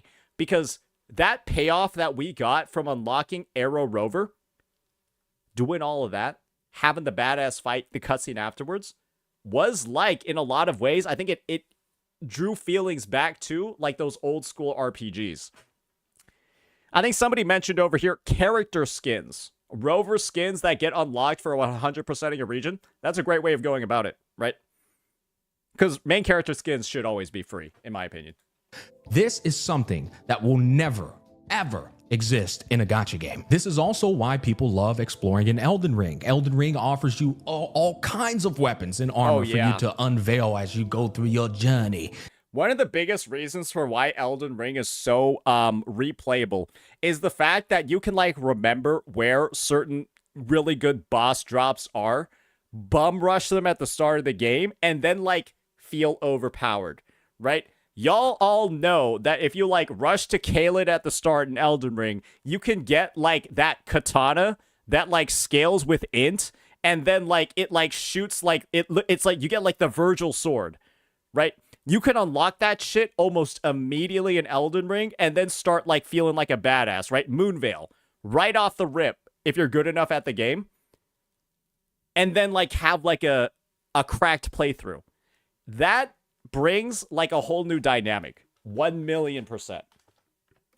And there's even rich amounts of lore to pick up, and you never know who the hell you're going to run into, and you have the option of killing them or joining them. These things never actually exist inside of a gacha game because, once again, I think a part of it is you can always restart your Elden Ring playthrough. I don't think you can restart your gacha game. Goes against the very nature of their monetary system. Hence, argument number one of why a gacha game's exploration will forever remain shallow. The next category of exploration I want to delve into next that is lacking is danger, which is kind of compounding on top of treasure hunting. Two references that go to my mind: Final Fantasy XI, the MMO. Anybody who's ever played it will tell you, and maybe you know what, even World of Warcraft as well. But one you will know for sure is probably Xenoblade Chronicles, because all three of them shared that same concept of, as you were exploring, I have no idea what this game is. Out in that world, that open world, there was a strong chance you'd run into a ridiculously strong mob, and it would clap your cheeks if you dared try to fight it or if you got too close to it. This gave you a thrill of excitement as you were trying to traverse the map and get to wherever the hell you were going. And you know that that's sort of implemented in Wuthering Waves. It was real in Wuwa 1.0. When you found those red mist mobs, I remember a group of like fucking little baby echoes, right? Like the fucking chop chop, the fucking whiff waff, the fucking tick-tock. A group of like level 120 versions of those they'd be clapping my cheeks until I was like UL 40 or like UL 50 or 60. But unfortunately, if you're a more veteran player, those red mist mobs are now just like normal enemies to you that have more HP. So they're like mini boss fights instead of these abject terrors that they used to be. And it's almost like, I wonder what it would be like to be able to play Wuthering Waves again, and it's like on 2.5 as a new player, and be able to experience all the dynamics of the newer regions like 2.0 and beyond with like a new player tier account and experience, right? It wouldn't be the same if I just start up a fresh account with all the gameplay knowledge that I have right now and then go through it. Like, you gotta have, like, that fresh new player experience in, like, Rinasida, and then seeing, like, the double chop-chop enemies that are, like, level 120, right? I would love to be able to experience that again, but I can't, like, just wipe my memory unless I have unless I don't know, like, backflip onto my fucking cranium or something. I don't want to do that for content. Thing is, if you fought it, there was a chance that you would fail, die, and have to start over. This added to the dopamine of beating it, overcoming it, and potentially getting some insanely rare gear or getting nothing at all. Once again, no danger in a gacha game's open world. Guys, the last thing you will experience inside of a gacha game exploration is danger. All of the challenge is tied into in-game content. None of it exists not only through MSQ progression, but it also doesn't exist in exploration as well. And while we're on the topic, what subcategories go under the word danger? I guess the thing is, I know there's the local legends in Genshin that were introduced in Fontaine, and then kind of like the red mist enemies in Wuwa. So I guess those are like the counterpoints that I would make to his example over here. But I will admit, you don't get that much for fighting them. There's not that much of a reward. In Genshin, I think you literally get like a chest, right? Do you get a chest in Genshin or do you just get nothing? And I know in Wuwa, you just get like guaranteed echo drops, which can be nice for some people. Oh, local legends only give an achievement? Yeah, no chest, right? I think it's because they have to balance the struggle, right? Where there are going to be players so dog shit at the game, they will never be able to kill the red mist enemies or the local legends. They will never be able to do it. And so having pulls and stuff like that locked behind content that theoretically some players will never be able to do because they're too bad at the game is probably something that they don't want to do. Because it will like piss some people off, right? If it's locked behind like achievements or stuff like that, I think Wuwa has achievements too. I don't think people view it as that big of a deal. Well, it would be nice if there were rare boss spawn-ins, because that is going to give you a exciting factor that's pretty surprising. And more importantly, it's going to give you that thrill of danger as you're exploring around. Now, of course, you always have the option to run away, but the fact that it can spawn in creates an air of excitement and what ifs. I think it's a balance of devs being able to reward the players in a way where other players don't feel pissed if they're not able to complete the content. I would love the idea of like roaming world bosses that are able to like drop and give like resources of like some kind. But it's like, then people would be like, oh, well, then you gotta be making sure that you're like playing every single day at all times. And if you like miss the boss when it spawns this one time, then you won't be able to get like this one limited reward that it had. And it's like super predatory, or it's like, oh, you gotta play the game like a job. All of that, right? It's just, man, it's kind of unfortunate. One thing that I would really be interested in seeing the Kuro devs do is implement something like the Steel Path in Wuthering Waves.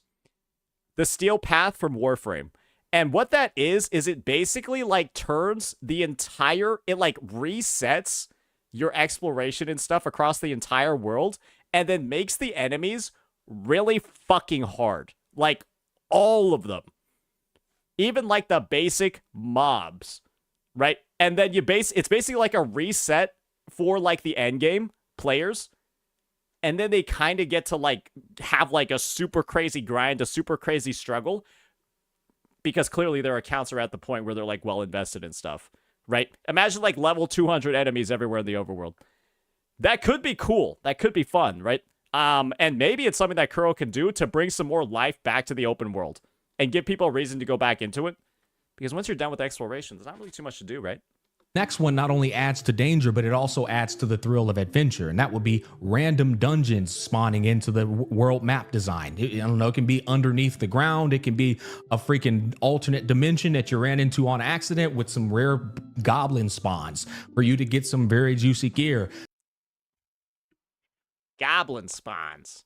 None of these things can exist inside of a gacha game because, once again, that would involve you getting some gear. And the biggest issue with these lack of qualities existing is it diminishes incentive to explore beyond unlocking the map as merely a checkmark. It makes the activity feel repetitive, mundane, and uninspired. Which, speaking of which, I want to talk about the next problem in these games, which is map interactables. This is one thing that absolutely exists in gacha games, and sometimes it's done decently well, but most times it just feels like, what? I would just love... I like all of these features and suggestions that Smack has, right? And I think that one really amazing thing, one like amazing collaborative opportunity between the community and Kuro Games is to find some way to be able to implement these features or these cool things that are being suggested in a way that A, still provides meaningful rewards to players to give them an incentive to actually do it and not make it feel like a useless side activity, but B, also not be like something that feels like it's forcing people to play, otherwise they're missing out tremendously, right? And I think like the solution, right, is like some sort of like skin or something like that, where it's just like if you miss that one time that the dungeon or the event runs or something, you're still able to like make it up later. It's just, I'm pretty sure we can cook something up, but these are just sort of like the starting ideas. What am I doing this for? An example that comes to mind is going to be Wuthering Waves when you're jumping on rooftops with the freaking echo that looks like a teddy bear. It's like a game that does this masterfully well is Legend of Zelda, Breath of the Wild, or even the second one. If you want to get across that river, you have to build a boat to get across that river. And no, there's no other alternative. You got to build the boat. If you want to reach up to that high altitude spot in the middle of freaking space, you have to create an air balloon to get up there. These are what give real purpose to map interactables. But often at times in gacha games, map interactables are just merely that. You can interact with them, but it's not really necessary in any capacity, unless of course you're doing some puzzle. But the puzzle at the end of it doesn't reside something that's going to be very like enticing to you. It's usually just currency that equates to a speck of dirt. To be fair, every now and then there's lore bits. That's what that pop-up says. Map interactables, to me, based off my experience with gaming, should be placed inside of a game primarily to enhance your experience to traverse to certain areas. And I think it's like a blend of making things too tedious versus making things fun. Where I think of I think there's an example of really bad map interactables. And the example that comes to mind when I think of map interactables that suck dog ass is ZZZs. That is the worst example of map interaction I might have ever seen in a video game before. Where what you do is you press R and then press F a varying number of times, and that's the map interactable. You press press R, aim, and then spam the F key. And that's what it is. It literally just feels like a chore that makes no sense. And you're kind of just like, yeah, this adds literally nothing to the game. It only makes it more tedious. And to overcome traversal barriers. But often at times in gacha games, That's not the case. In essence, exploration systems are deliberately designed not to overshadow or replace the gacha mechanic. Developers favor controlling progression and rewards through monetary systems rather than rewarding players fully via exploration. Now, this next one I want to talk to you about is an interesting one because I don't believe it would take away from their monetary incentive at all. In fact, it would only add into the value of the current existing structure and dynamic of a gacha game. Okay, let's hear the suggestion then. And that is side quests. Side quests are some of the most worthless fucking experiences you will ever have inside of a gacha game. The primary focus in my mind for a side quest should not just be merely you being a goddamn mailman errand boy dropping newsletters off at everyone's houses. There's no real purpose outside of that, right? Or just doing like jobs that don't really equate to anything. It should be tied in to unveiling sweet lore, unveiled to either the world building or I'm pretty sure Gacha Smack likes the world quest then, right? I'm assuming right off the rip. Maybe I was speaking too soon. I feel like he likes the world quest in Wuthering Waves then because they're pretty lore intensive, right? Or maybe the character development of the characters you're enjoying as you're progressing through the story. And I feel like even Genshin Impact too. Side quests should be a means for you to appreciate the game's world building more, not just, hey, young man, can you go over there and fetch the fertilizer for me on my grass? No, nigga, I don't. I don't want to do that. What the hell does this have to do with the world? This is yet again a massive problem with side quests, and I dare say the majority. This is the thing, guys. He's talking about, I know what he's talking about now. He's talking about them blue quests in Wuwa. He's talking about them daily quests in Wuwa. Go find my cat. He's talking about the blue quests in Genshin. Help Timmy with the pigeons. He's talking about those. I get him now. He's talking about those blue quests in ZZZ. Oh, God. He's talking about the quests that I have thousands of in ZZZ. My internet is a disaster. The blue quests, not the green ones. He's talking about the blue ones. I get him. Majority of people probably have their catalog. Those took 1 minute to finish. Who cares? Why are they in the game? I don't care about doing them. I don't care that they take 1 minute. I literally don't care about them. And you can say the same about a fair number of quests in Wuthering Waves and Genshin Impact 2.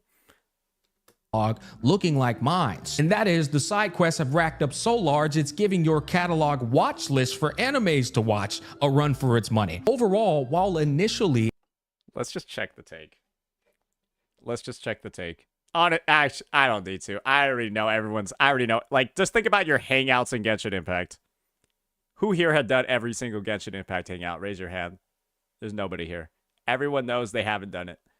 Now, I know you all have 90% of your hangouts ready to go in Genshin. Exploring in gacha games can enhance the world building and the atmosphere. It's generally not a core rewarding gameplay loop. It often serves merely as a backdrop or a mild distraction from the gacha focused progression, limiting long-term engagement and immersion. This design choice is largely driven by monetary incentives restricting meaningful exploration, which I find very problematic. Don't get me wrong, Wait, let me hear what he said back here again. Exploring in gacha games can enhance the world building and so large it's giving your catalog watch list for animes to watch a run for its money. Okay, here. Overall, while initially exploring in gacha games can enhance the world building and the atmosphere, it's generally not a core rewarding gameplay loop. It often serves merely as a backdrop or a mild distraction from the gacha focused progression, limiting long-term engagement and immersion. This design choice is largely driven by monetary incentives restricting meaningful exploration. My kind of like summary from what I've heard is that exploration is unfortunately playing second fiddle to the gacha monetization system. And instead of being able to have like meaningful, really noticeable rewards tied into the actual gameplay, it's instead you get the resources you need to get the actual rewards tied into the gameplay instead. And it's kind of inherently less exciting.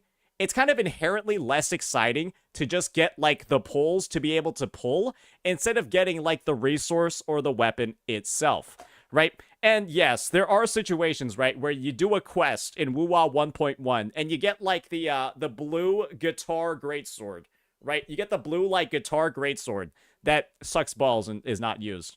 There's that exploration thing where you go to the very top of the port city of Guishu and you can find a 4-star broadblade that scales off defense.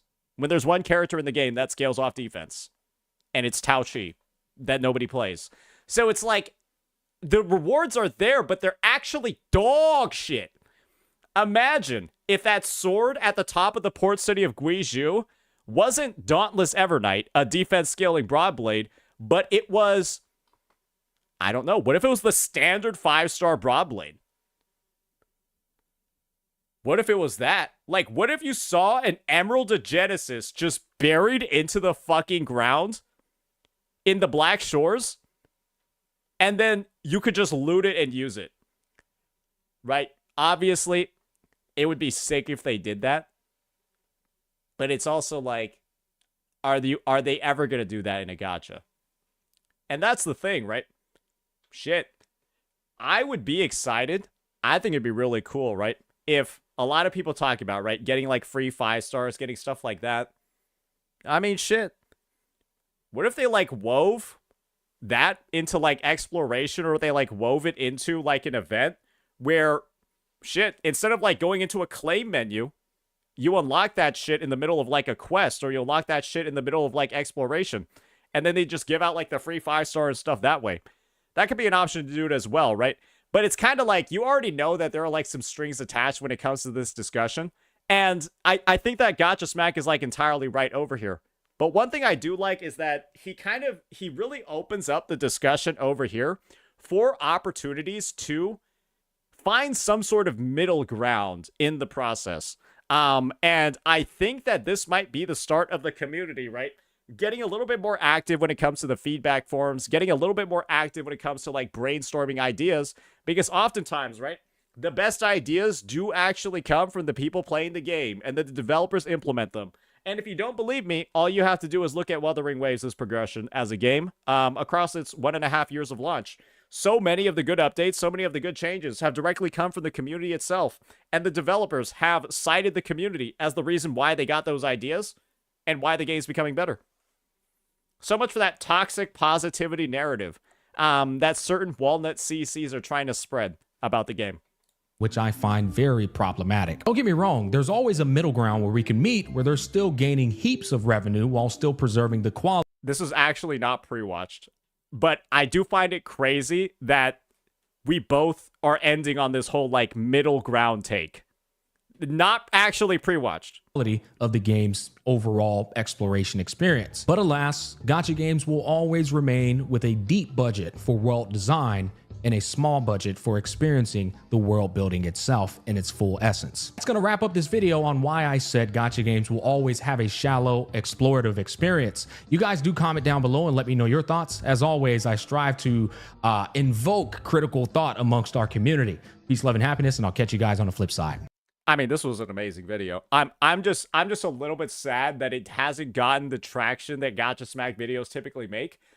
But to be fair, it is a bit more of like a detailed critique piece that he doesn't do as often, right? And so naturally, I think like the audience is like a little bit, it's like it's gonna get used to the new type of content. But bro's absolutely spitting here, right? Bro's absolutely spitting here. And I know he didn't mention a lot of specific stuff in Wuthering Waves. That's because he was pointing out just general issues across games as a whole. You'll notice that he used like a variety of B-roll and stuff, but was kind of just making like general blanket statements across different titles, right? And then we were able to come in, provide a little bit of glue, or provide a little bit of like reference points to how I think what he's talking about exists in Wuwa, and a little bit in Genshin too. But yeah, I think he's opened up the door for a very, very fruitful discussion moving forward, and we'll just have to see what the community and the devs, right, are able to kind of work together to solve when it comes to Wuwa, at least. Yeah, Genshin can go fuck itself, because you know the devs aren't going to do anything anyway, so I haven't come up with ideas to try to fix the game.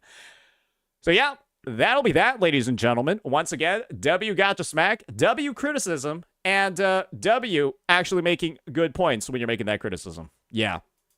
Turns out you are allowed to critique Wuwa. So yeah, with that, let me know what you all think. Peace. Okay. All right. That was a good one.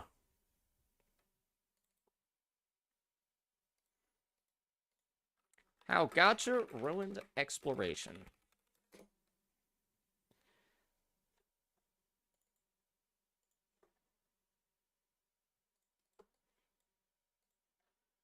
Alrighty. Let us see what is going on here, sir.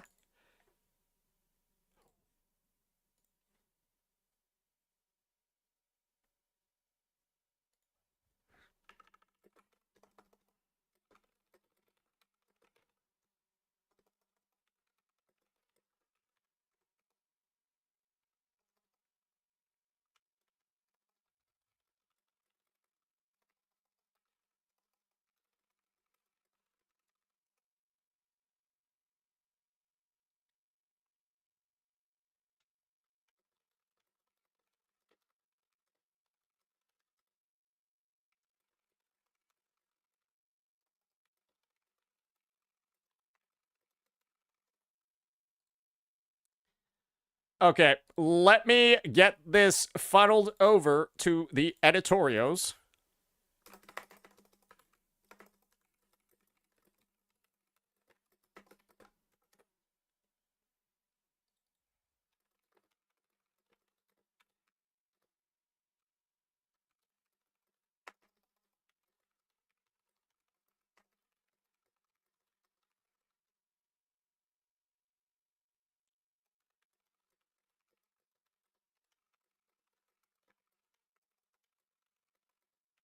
Okay, sorry. We're just talking with the editor, talking about some of the potential vids and like work priorities and stuff. My bad. Alrighty.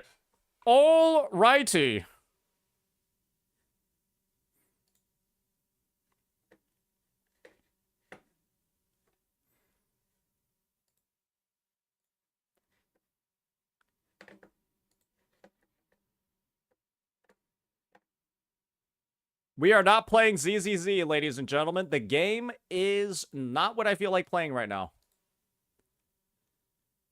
All right. Now we got the VARS video. Guys, does anyone else feel like it's kind of odd how all of these CCs are pushing out critique videos about Wuwa?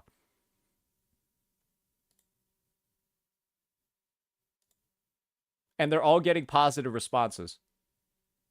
But why is it that every other CC can do it? Why is it that every other CC can do it? One CC is not able to do it, and then suddenly it's the community's fault.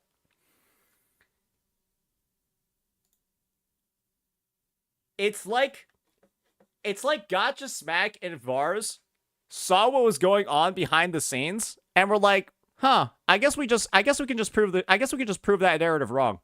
And then they both released critique videos literally the next day. They both just put in their critique videos literally the next day. Almost as direct proof against the narrative. Look at the Vars 2 post. Let me see.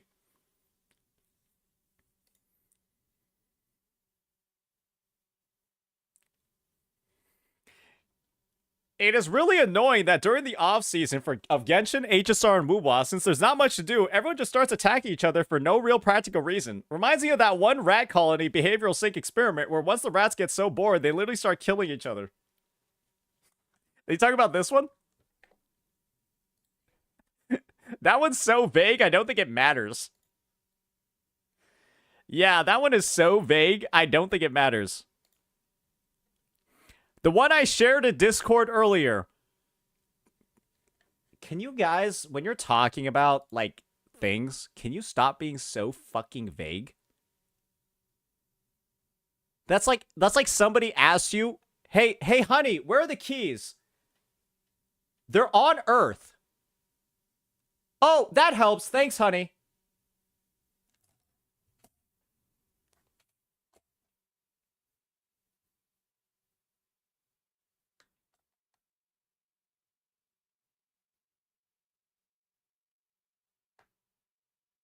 I'd rather you just don't say anything.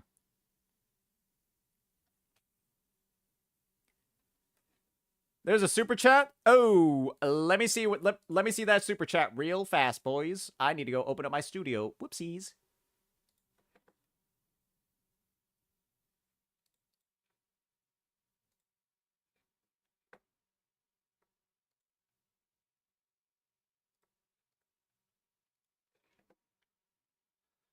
Is there pent-up critique from Genshin Impact that was held back for years, and then they found you could critique on Wuwa, so they went all out now? Sounds about right. Sounds about right. There was a TTS dono? Oh. What do you think about getting more 4-star characters? I personally don't like it since it fucks up the core rewards. I do want more 4-star weapons that can be upgraded, though. My opinion is, you cannot... It doesn't make sense to release new 4-star characters while so many suck balls. It doesn't make sense to release new 4-star characters while some are unusable. That's my take on the matter. Is that I'd rather useless 4-stars be buffed up into viability versus adding new ones. Otherwise, you end up in the Genshin... Guys, Genshin's 4-star system sucks cock. Okay? It's fucking bad. It's really bad because you end up with a bunch of literally unusable, wasted dev resources on the roster that nobody even pretends exists. And it clogs up banners and shit. Makes it so that actually good 4-stars have a very rare chance of rerunning because you have to make room for all the trash that's in there. Like, brother, who the fuck wants to pull Chong Yun in Genshin? Who wants to pull Chong Yun on a banner? Nobody wants that dude. Nobody wants that guy. But he's got to be... Who wants Kaveh? Who wants Kaveh?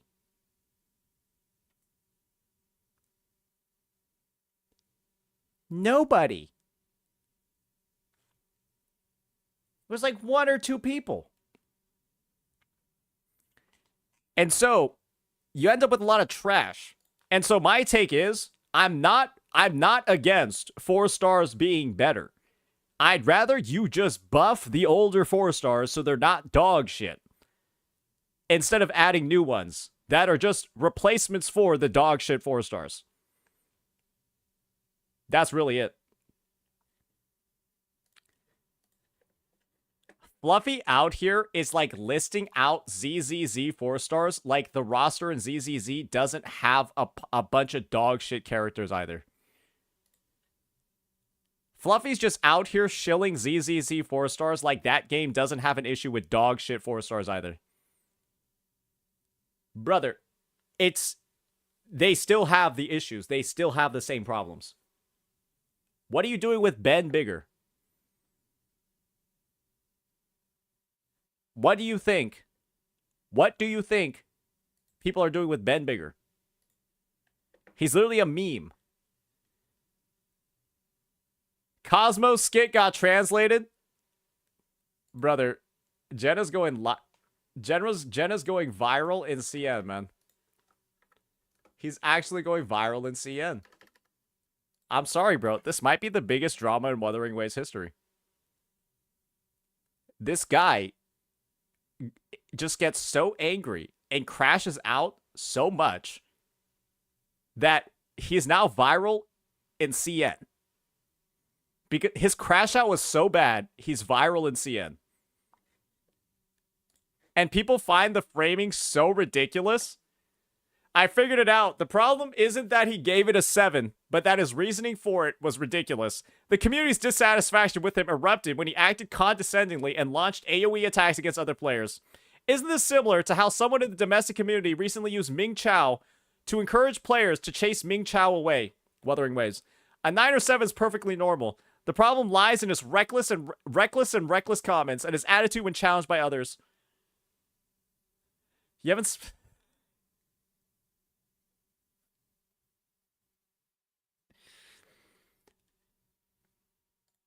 Hey guys.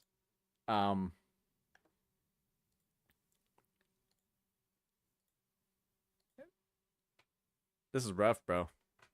This is I want to see how this CN situation develops. We'll probably make a video on it tomorrow. What can I say? But hey, I guess everyone in CN is one of my own viewers. Well, because of this response internationally, Genocide has now evolved into a 4x tacit field.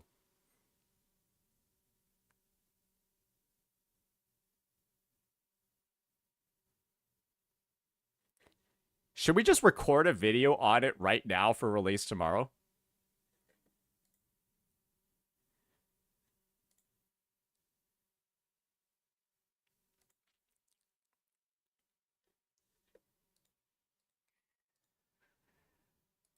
Does anyone know what this says? What is the 2.3 and then like whatever the fuck this symbol is? Bro, I'm so ready to farm, brother. Yo, anyone got the links to these Billy pages?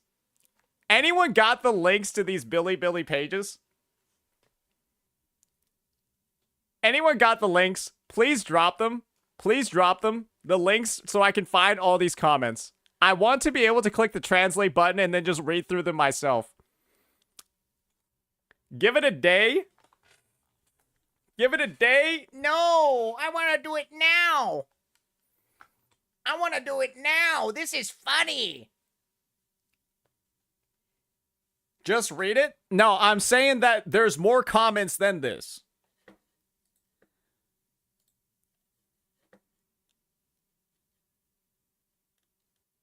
Oh no. We're in charge. We're the Gacha community and we're... Oh no. Oh no. Oh, can somebody log into Billy for me so that I can read more of the comments? That would be awesome if somebody could do that for me so that I could like borrow their Billy account like the last time we were on this website. Ooh, that'd be cool. Ooh, come on. Ooh, somebody, come on. Okay, I'm gonna go grab some water real fast, and I want to be logged in by the time I get back. Please, somebody do that. That'd be awesome.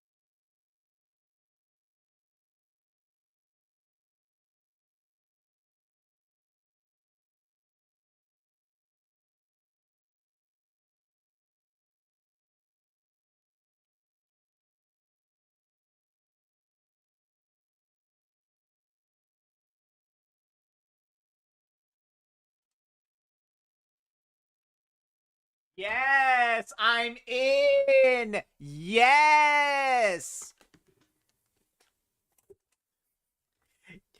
That's what I'm talking about, China. Yeah, that's what I'm talking about. Yeah, that's what I'm talking about.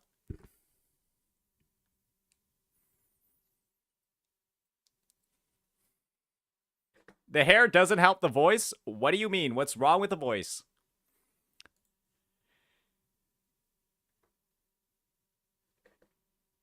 Hello? You want to translate this to Google?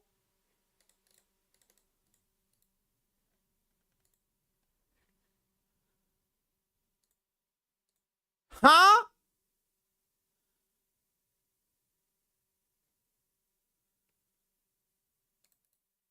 What if I refresh? We're proud. We gotta stop. Translate it now.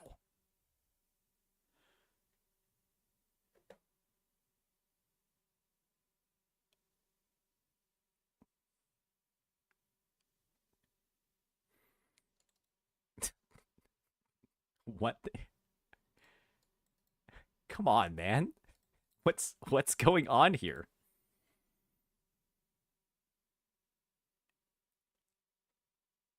Use the extension from Opera add-ons. Opera Translator.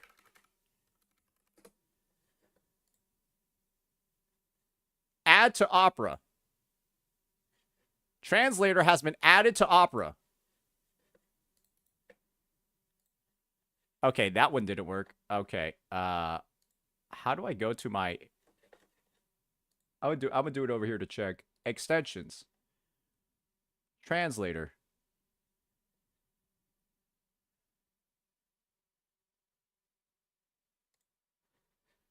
How do you use this shit? Refresh? Okay. Stop these bad guys in this community. They didn't.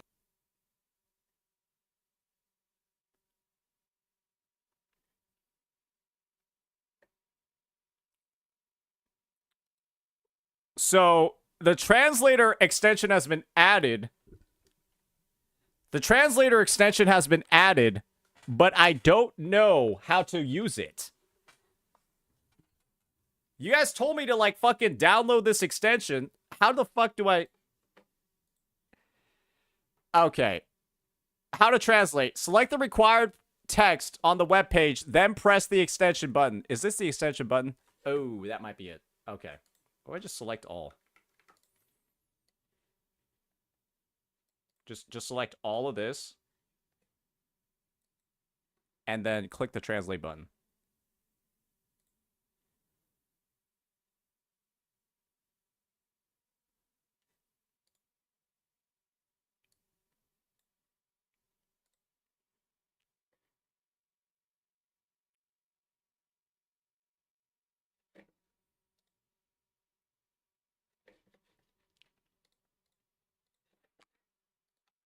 What if I just open this up in Google Chrome?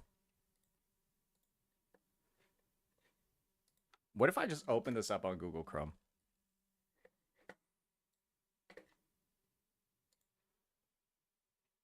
Let me see here. Does that work? It works on Google. Okay. So whoever did that, I'm gonna wait. Whoopsies. I'm gonna log out. How do I log out? Is it this one? All right. Hopefully that worked. Tectone mocks the... Could you log me in on here instead? Because this works. This one works. Yeah, the Google Chrome works. Could you log me in on here instead? Sorry, man. This one's better.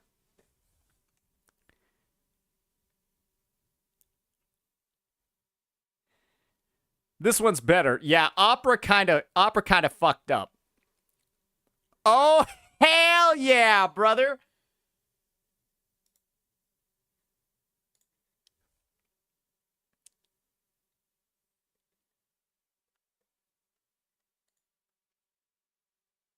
Okay, never mind. It didn't. Oh, dude, this is so gay. This is so gay. Why is the comment section itself? Translate selection to English. So those videos of black guys doing things is related to this?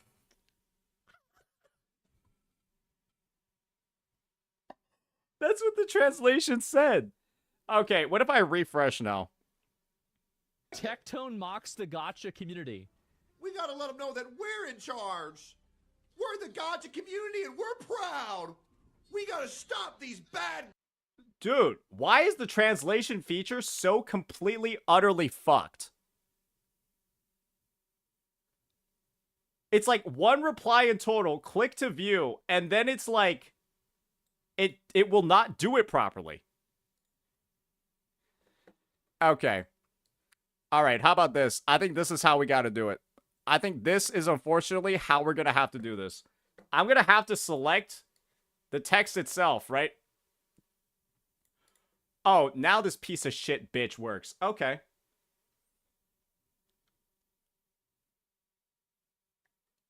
Is this thing bugged? Is this thing it like quit? It did like half the job. And then just gave up. It takes time to translate.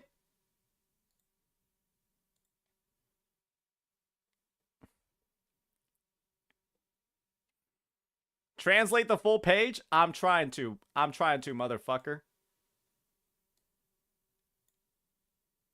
I'm trying to. 3 dots in the bottom right. Oh my god.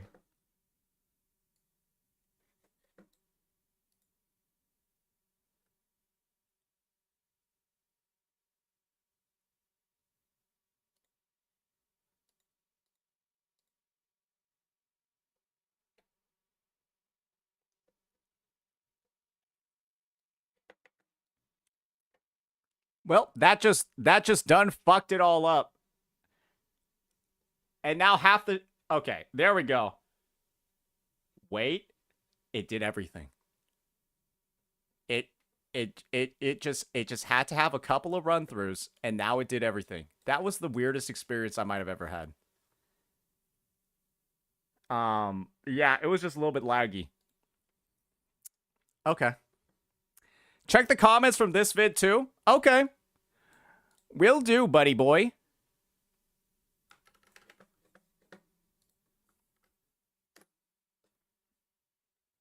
You don't understand. You are not ready, bro. This 2.5 story, this shit is triple A Yeah, material, man, I heard the story bro. crazy, so I gotta play it. After this story, bro, I had to take out my wallet, bro. I'm telling you. 6 people are watching this. Okay, we gotta like wait a second. We'll wait for the Cosmos one to roll. Wait for the Cosmos comments to load as well. It's just taking a minute. Maybe it's like trying to filter out profanity. Hey, there we go. It appears to. When somebody complains to me that the plot is boring without really paying attention to it, I'm like.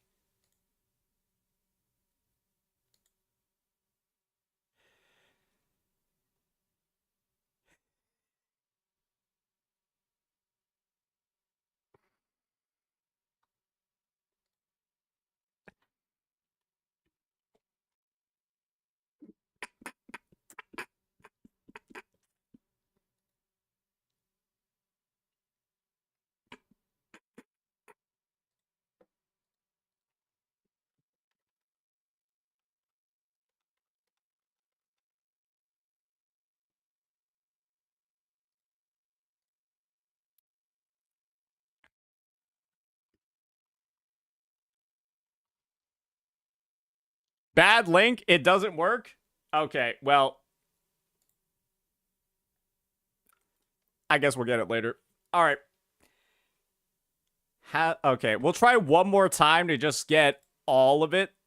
Translate Chinese simplified back to English. And that's what worked last time when we got all the comments.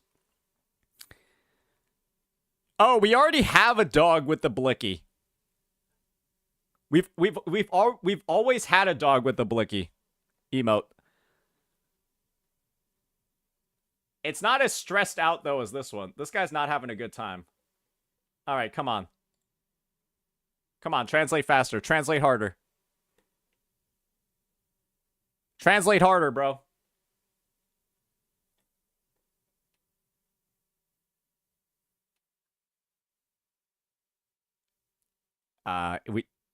It seems to be extremely inconsistent with how it works. I'm going to be honest with you. It seems incredibly inconsistent. Now it's fucking given up completely.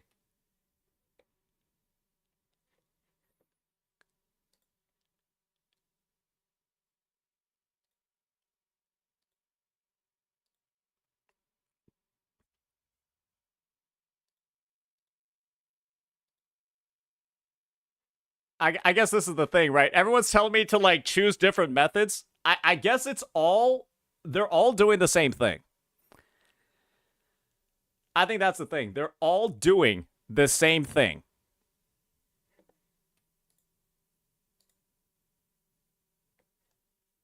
Oh, wait. No. This iteration just seems to have fucking blown up the entire fucking... Oh, now it's just not working at all.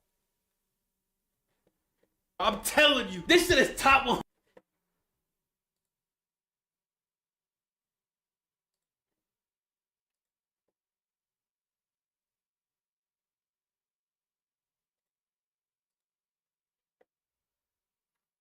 Okay, that worked.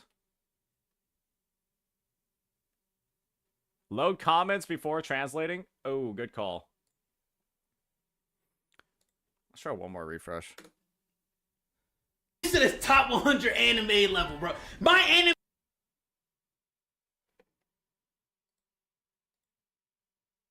Click always translate. Okay, now... Oh! Oh! Okay, it only goes up to the dog. It only goes up to the dog. I think the rest of these comments only have one update anyway, so it's not like anybody cares. Yeah, it only goes up to the dog, and then it kind of gives up from there. I don't think anyone really cares after that. It's they only got one updates each, so their comments must be trash. All right. I think it's time for us to get right on into it. I think it's time for us to get right on into it. Okay, okay. Ooh, oh, no, don't slam it again. It's okay. It's not that deep. We don't need to slam the table again.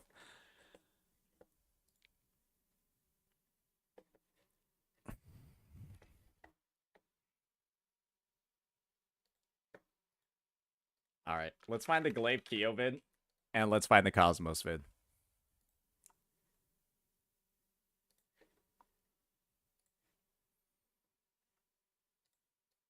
And let's find the Cosmos CR vid. Okay, I think we're good. Let's get right on into this. Alrighty, ladies and gentlemen, it appears that the issue ongoing with the Wuthering Waves 2.5 story, all of the drama, the 7 out of 10 score, the clapped walnut, the blaming, the lack of accountability, it has crossed international waters. And it appears, ladies and gentlemen, that CN, China themselves, where Genazad is currently at, attending Kurofest, it seems that China is not very happy with what's going on as well. We have John over here, a member of Tectone's Gacha community, who's gone ahead and posted some comments, the thumbnail of what it looks like on Bilibili, and some translated comments for what the takes are by the viewers in that region. And so we could spend some time just going ahead and reading all of the translations over here and stuff, or we could just go ahead and start taking a look ourselves, because it appears that, well, I've gotten access to a Bilibili account, and I can actually see what the comments are in real time. And this is the best part about all of it. It's not just Glaive Kyo's video that got reposted to CN. It actually turns out that Cosmos ZR's skit regarding the entire issue has also gotten reposted to CN. And boy, oh boy, are there some crazy comments that are coming out of it. So why don't we go ahead, take a look ourselves, and then see what this discussion is all about and what these individuals are saying. Because one thing in particular that you can say about the comments that we're seeing on here is that they would probably dislike Genazad's video. They're probably not very happy with what's actually going on when it comes to his takes. And this is a really, really funny situation. This is a hilarious situation in particular because Genazad has gone ahead and on the record, he said that the hate brigade, the people disagreeing with his takes, the people calling him out are all just Saint viewers. And this is the thing. You don't have to take my word for it. You don't even have to take his messages that he's repeatedly sent in other Twitch creators' word for it. You can also just go ahead and listen to it from the man himself, from these clips over here. And you want to know why we're watching these clips on Discord instead of Twitch? It's because Genazad decided to delete these clips from his channel, much like how he deleted the original video that spawned all of this drama in the first place. Why don't we listen to a couple of these clips? It's Saint and 90% of his dick riders. Well, I would say his cult of dick riders. I would say 90% of the hate comments I got are him and the community basically. He can deny it however he wishes, but it's not a coincidence that anytime he watches a video and dislikes it, suddenly there's a ton of hate comments. Like, what a coincidence. Let's react to it with me not blocking him. Sorry. It's Saint and 90% of his dick riders. Well, I would say his cult of dick riders. I would say 90% of the hate comments I got are him and the community basically. 90% of the hate comments that he currently has are because of me and my community, apparently. Well, yeah, a majority of the comments are absolutely ridiculous. Like, you look at them and it's like, what the actual fuck? Like, they're just complete bad actors, obviously. And he deleted that video that he's talking about, so no one can verify those comments for himself. Mostly spread from Saint's community? Well, obviously. So you can clearly see over here, he has blamed me on numerous outlets for the situation going on.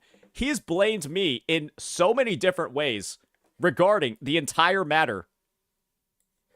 But why is it that CN only needs to take a cursory view of the situation and they're going to say stuff like, the problem wasn't that he gave it a 7, but that his reason for giving it a 7 was ridiculous. So, are these comments, are these people are these people that are negative towards Genazad, that are, hate comments, are they a part of my community too? Are 90% of these people, are they actually Saint viewers as well?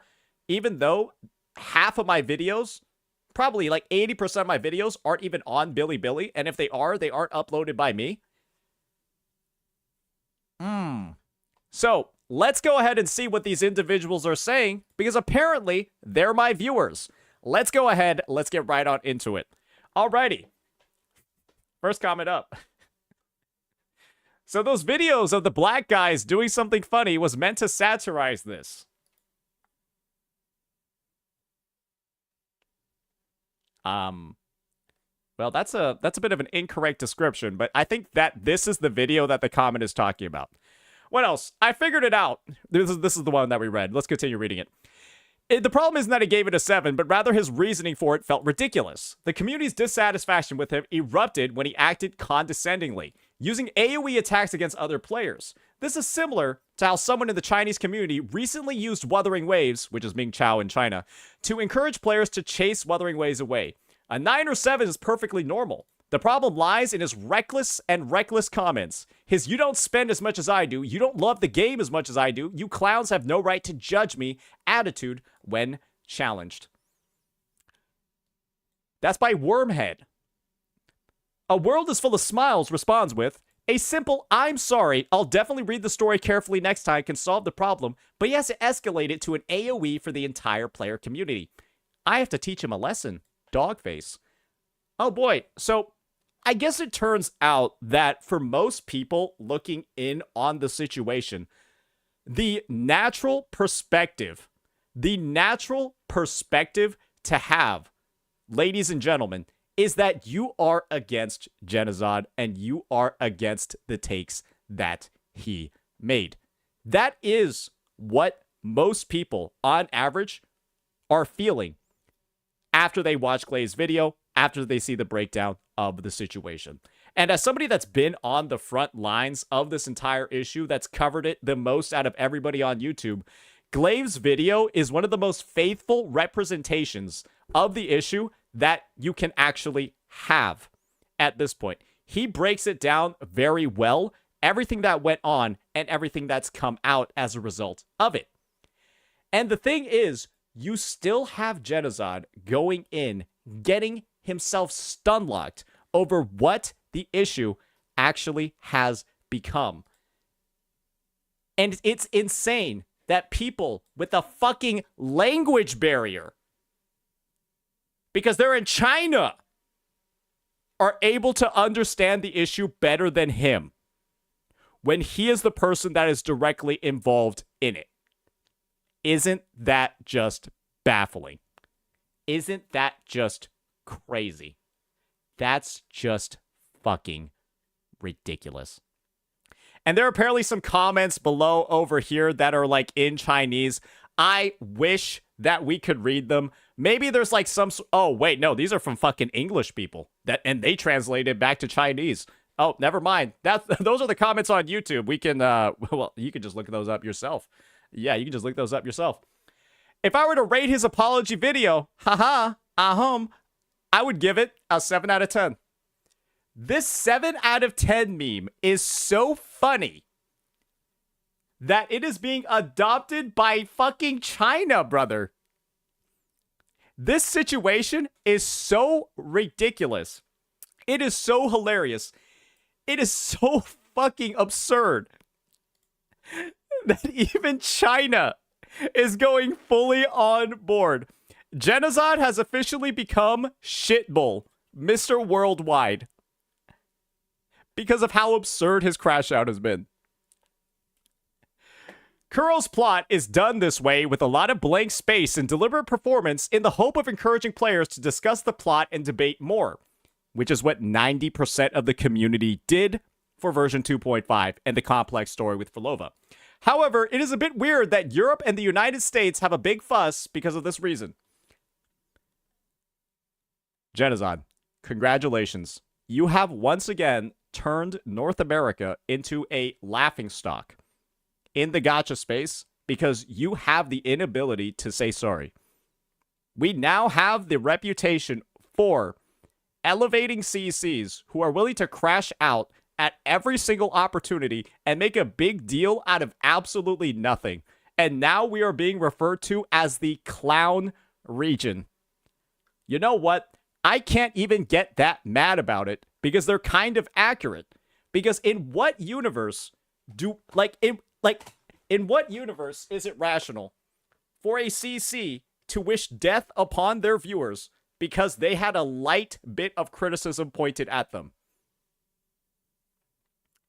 Not a very rational one. So I can understand why CN is saying this. Their concerns are actually very valid. Genozod said he spent more money than everyone here, but isn't he a business owner? Has he ever spent a penny himself? I think he's talking about his viewers like paying for everything for him, which I think is something that did actually occur, where people would like donate money to him so that he would C6 these units. Brother, I'm not gonna lie, they're kind of meaner than us. They're kind of meaner than NA. They're taking some heavy shots here. I'm gonna be honest. If anything, NA had the kitty gloves on. And now CN's over here, ready to deal some fucking damage, bro. We were the sub DPS. And I guess now we've built up our concerto, and we're outro skilling over to CN to complete the team's rotation. Genozod, you are getting passed around like a copy of Stringmaster. I hope you understand that.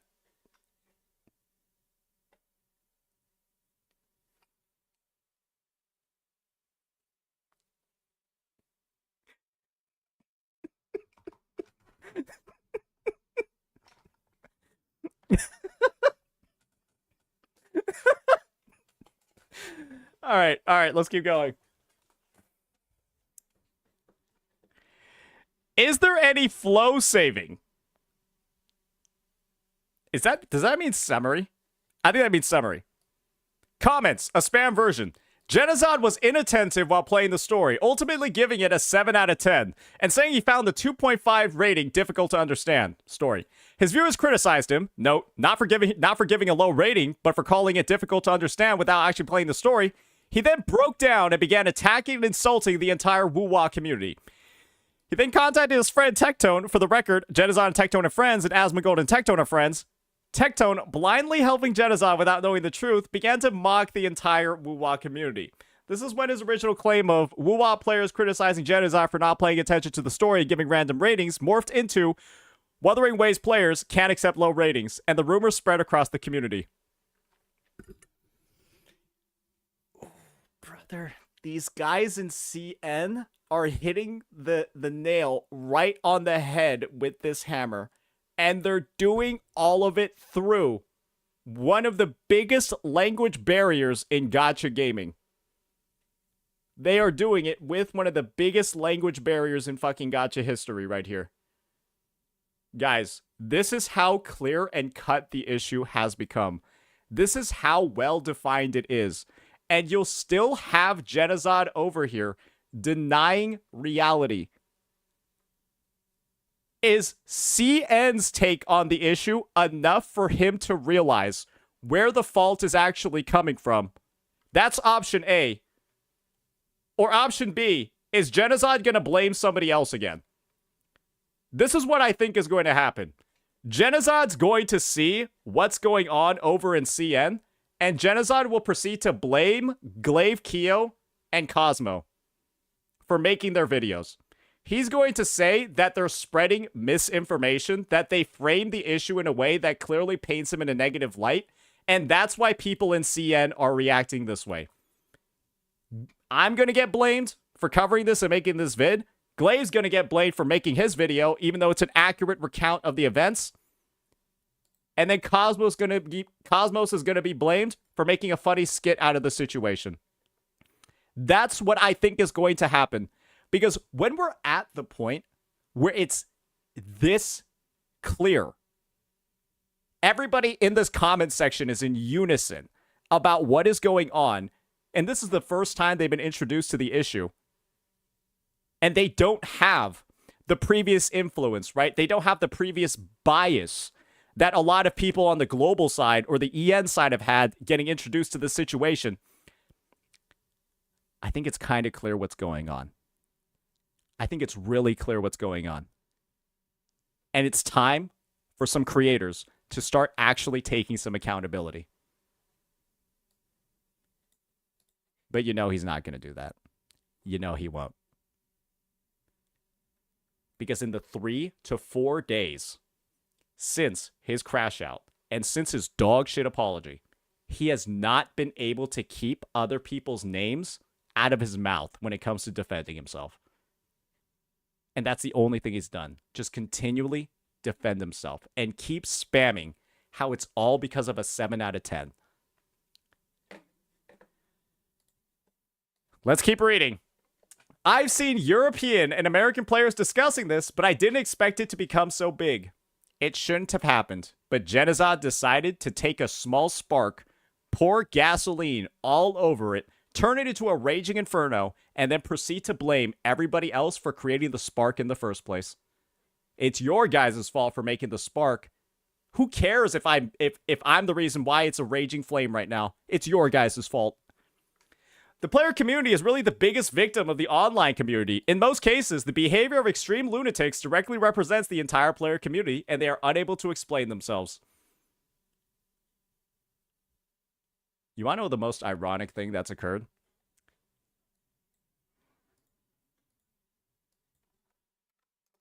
Let me get on into it. You want to know what the most ironic thing is? Genozad, in his apology video, directly outlines the reason for his crash out being the lunatics on Twitter. The lunatics that are, doing all these things. He said that was the actual target for when he said Kurobots are worthless. Kurobots are worthless. They're too stupid to live. I'm going to Kurofest. He said that that's because he was responding to lunatics on Twitter. And unfortunately, his crash out was so severe and so ridiculous, he is now being directly referred to as the actual lunatic in the Wuwa community. He said they were the reason why he crashed out. But now he's the one getting branded as one of those freaks.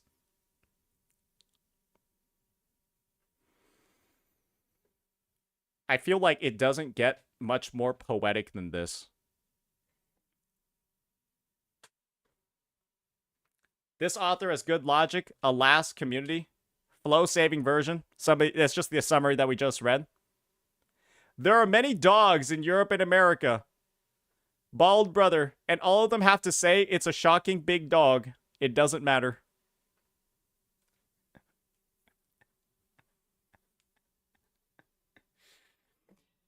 It's just for traffic, but if you want traffic, you should be serious. After all, you are a blogger discussing the plot, not some game operator. It's okay if you don't understand it, even if you are just pretending. To put it bluntly, those who eat traffic, those who eat melons, and those who are full and bored. Do they mean that they're eating cars on the highway? Is that what that translation means? If so, that's crazy. Foreign communities are so abstract. To be precise, the abstract one is the CC. 1737. Oh, this is rough, bro. This is rough, brother. I'm telling you, CN is mean, man. CN is mean. Holy shit. Holy shit. But the dream that wanted to come true has long been entangled in darkness and lies. The arrogant leader who seems to have everything is nothing more than a pitiful and hateful person who indulges in a fantasy bubble. Let me repeat the official statement. The Wanderer will eventually come out of the hypocritical salvation and end the meaningless sacrifice of others saving the world. However, players only pay attention to Frollo and did not notice the official foreshadowing of the Wanderer. They're talking about Rover here, not Genocide, guys. They're talking about Rover here. They're talking about Rover here. That was a story translation. Relax. Yeah, I know you all thought they're referring to him over here, but Wanderer means Rover in Chinese. To put it bluntly, giving it a 7 is nothing. Mocking the community is the biggest sin. If I were this anchor and saw something going on, I would just start a live broadcast and watch the recorded broadcast with the barrage, go through the plot together, and discuss it. That's it. This guy chose a path of no return and scolded the audience and the community. He is also a god. He really deserves it. Ladies and gentlemen, is it becoming more clear what the immediate reaction is when somebody sees these clips? Surely it'll show up here. The first real... Where is our crash out? Where is our premiere crash out? Right, I think Glay plays it a little bit early on in the video. Where is it, my friend? This is what the people in CN saw. Bots are a waste of breath, bro. And that's the takeaway that they're getting from the moment. They get what he's saying. They get a translation. People think. I haven't even looked at the... And those are the takes that they're ready to go with. And so at the end of the day, guys, is everybody in CN, is 90% of Billy my viewers? Or is it that Jetazod has fucked up tremendously and is being completely, absolutely, without a doubt, completely delusional right now? Which is true? What is the actuality? Because he's managed to try to funnel off the entire reaction. He's managed to paint this narrative that all of Global, all of EN is reacting this way solely because of me. It's 90% my responsibility why EN is acting this way. Why is it that when CN hears about it for the first time, they react in the same exact way as Global? And it's a different content creator whose video they're watching. This is Glaive's video, not mine. So why do all of the viewers and the commenters have the same take as me?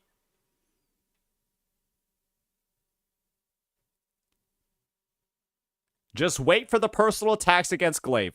They're coming. Wait for the personal attacks against Cosmo. They're coming.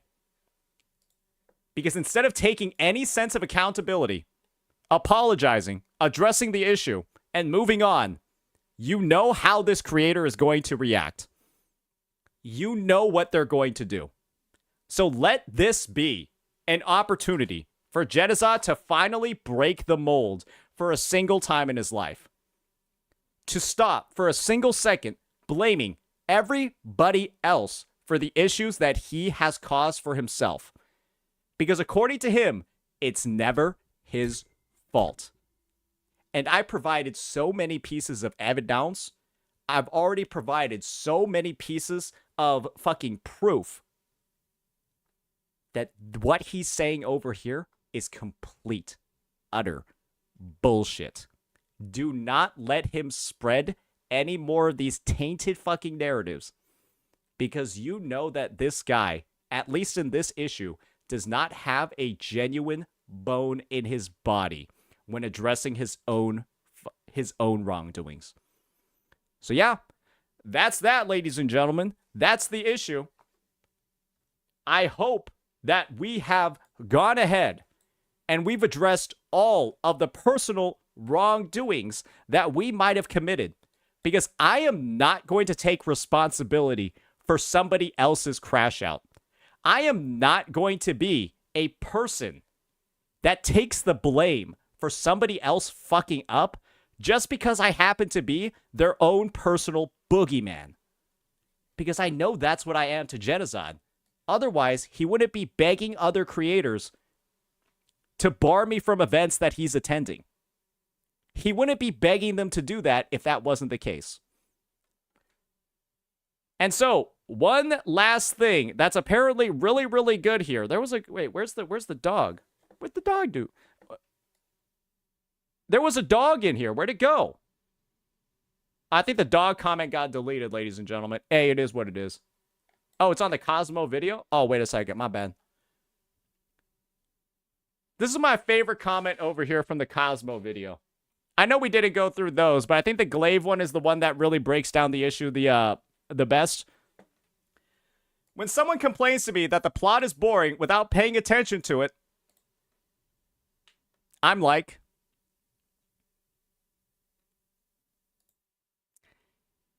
So, yeah.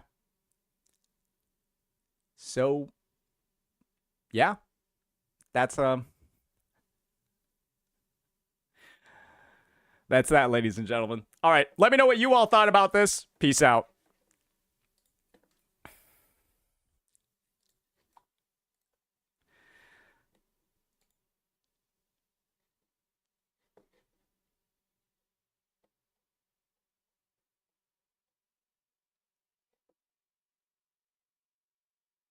Okay, all right. I think we'll try to drop our Jenna react or our Glaive react tonight, and then this CN vid tomorrow.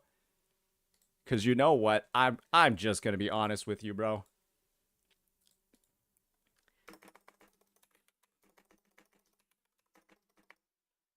Jenna's way too comfortable talking shit about me. He's way too comfortable.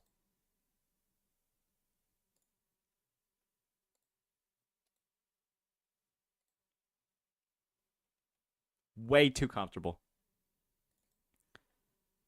Did I not add the CN part? And ladies and the CN part is in here, editor. The CN part is in here.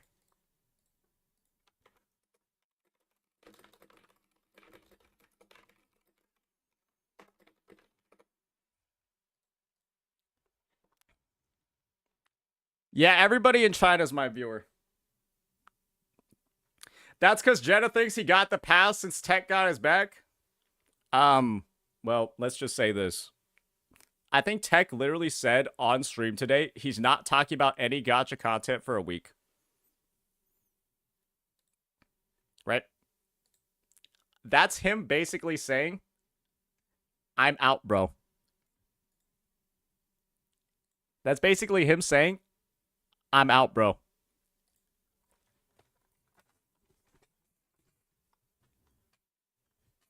Can confirm he said that. He doesn't want to shit on I think this is the thing.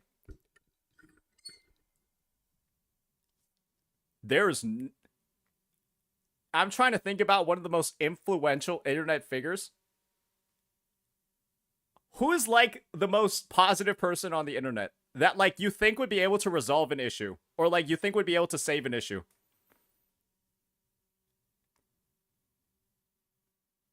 No, I don't. Could Mr. Beast save Zenazon? Could Mr. Beast save Genazon right now?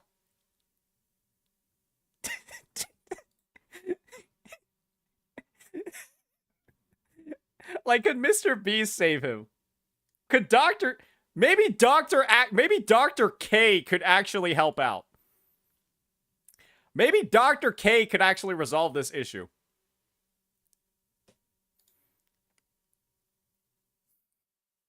John Cena?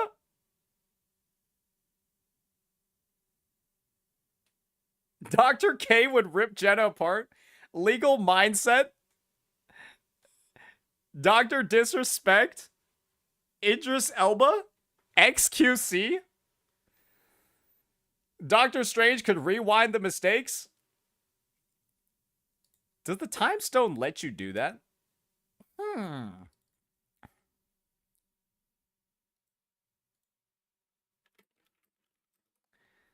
Does it? Okay. All right. Let me go send my editor some reajusted priorities real fast. Readjusted priorities. Jenna Glaive vid for PM today if possible. Light editing is fine. 2. Gacha Smack vid. 3. Jenna CN for AM tomorrow. Vars vid can be delayed along with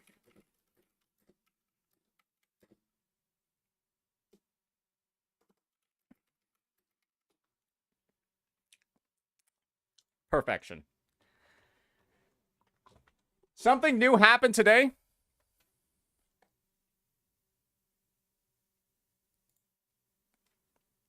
Are you planning to do the signature pull value tier list? I was, right?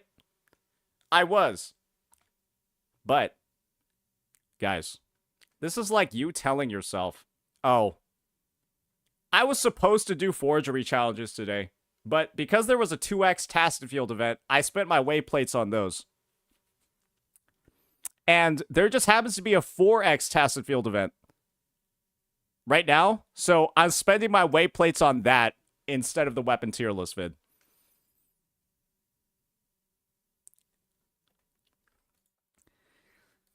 I'm sorry. I'm thinking about my line. Bro got passed around like String Master. That's fucking cinema. That is such a good joke. That's so good.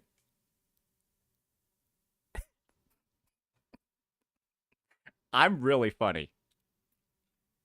Okay? You guys should recognize that. Okay?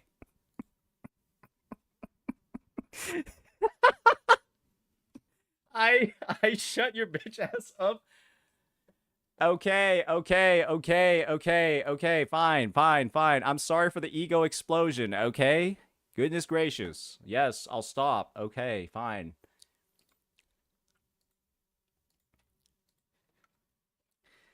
Unk be the first to laugh at his own jokes? If you can't laugh at your own jokes, your jokes aren't very good. My favorite jokes from a stand-up comedian are when they're so funny, the comedian breaks a little bit too and laughs a little bit as well. Because that's how good they are. That's how good they are. Those are the best ones. Those are the best ones. Everyone knows it. Everyone knows it. Whew. Hope you don't spend another 50% of your streams next week talking about Jenna. Oh, guys, like I said before, I never actually do things. I never do anything to create more drama. At least I don't actively think so. But if somebody does some more dumb shit because I reacted to them, I will happily farm them until the world's end.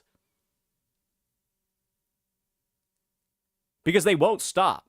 I farmed it in the first place for a reason.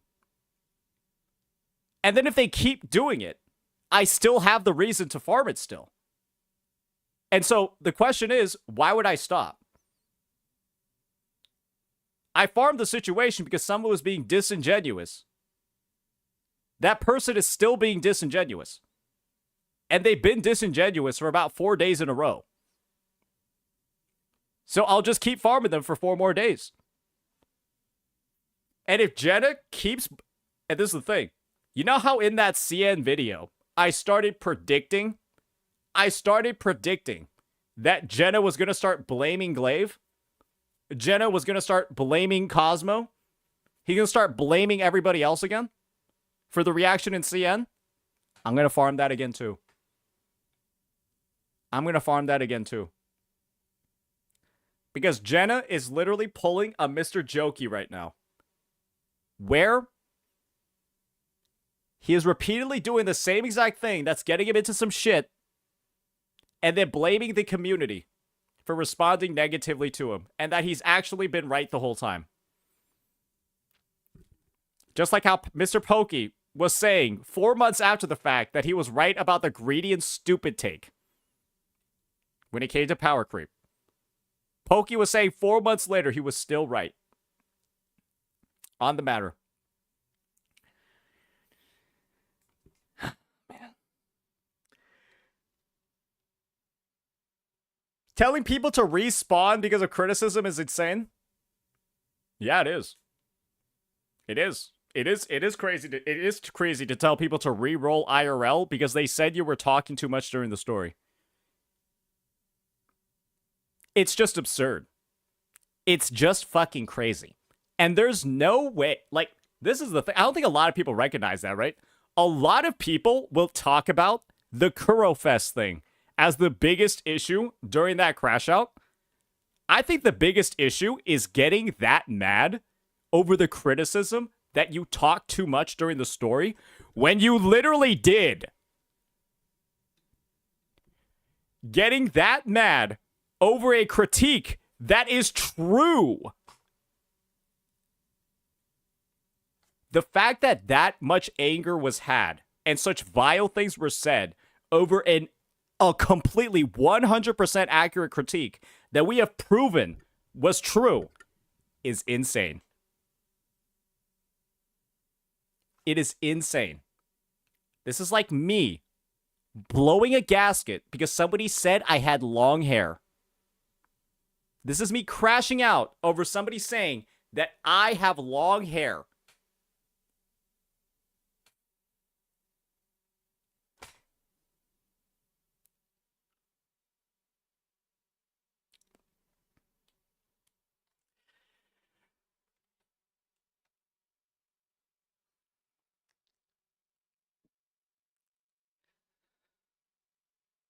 Bro's acting like a Nepo baby. I don't know what he's acting like. I don't even know if Nepo baby is the right term.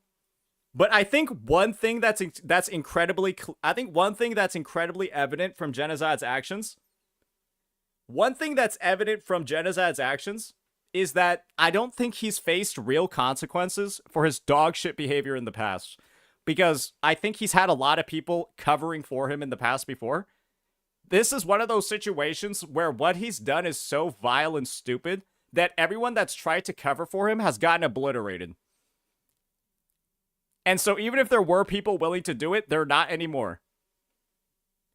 And him repeatedly on his stream blaming everybody else for the problems is not helping. It's not helping. And it's making the efforts of defense that others have made for him, it's making the work and the sacrifices other CCs have made to cover for him worth even less and less.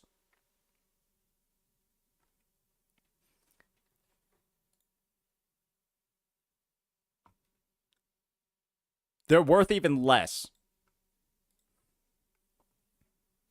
For multiple months, he's been able to get away with a lot of bullshit.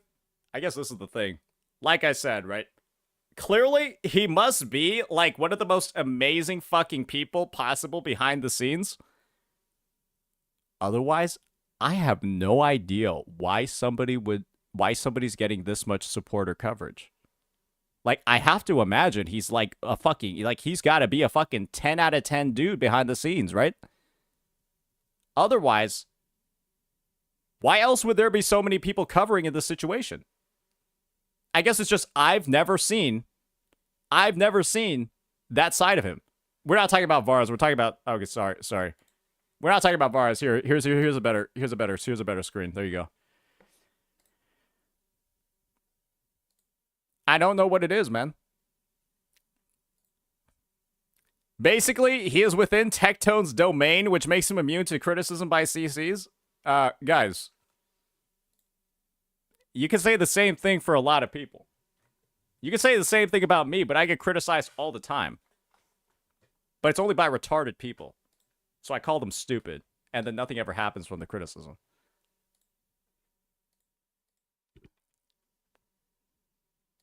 Like, I think people could easily say that Pokey was in Techie's domain. I guess this is the thing, right? Am I the only person that's willing to... Do I have to be the first person to call people out all the time? It's gotta be me, right? It's gotta be me at this point. I've always gotta be the first person. Yeah, I'm the only motherfucker willing to call people out internally. Because I'm not a little bitch.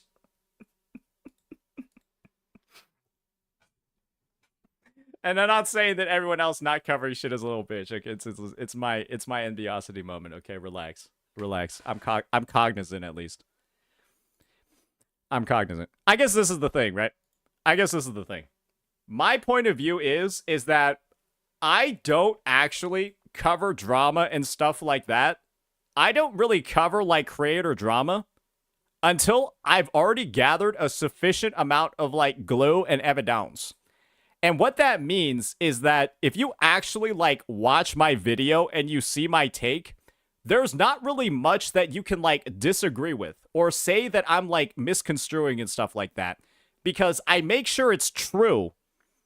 And perhaps the most important thing, I actually get a ton of glue and a ton of evidence that theoretically could help my case, but I also intentionally don't include things that are like being misconstrued.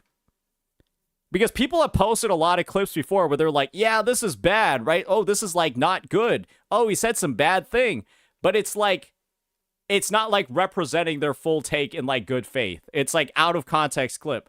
I make sure everything's in context.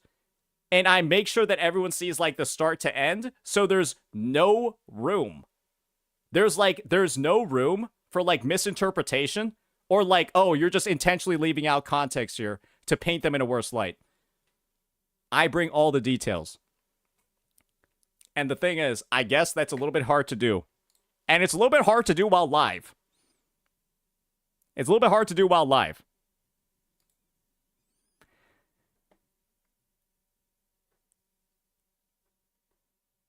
You will get support like with Glaive and with other CCs, maybe like from Smack or Cosmos, but for the most part, you pioneer a lot of the criticism for retards in this Wuwa gacha space.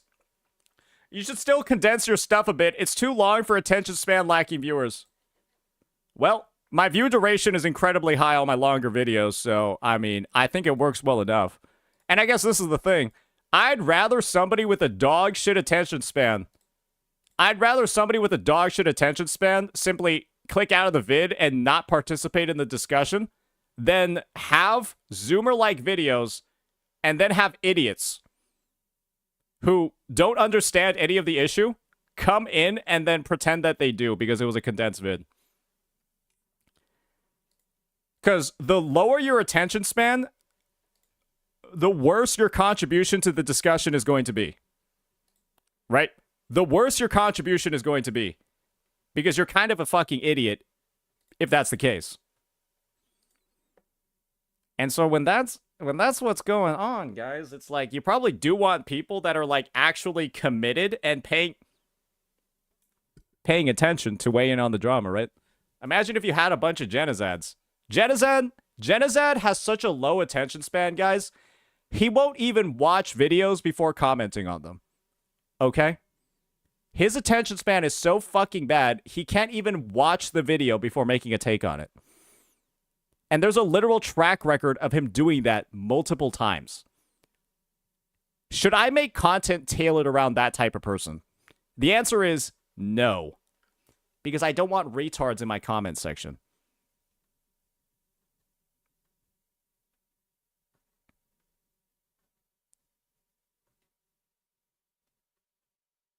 I just find it baffling that Jenna was so lazy.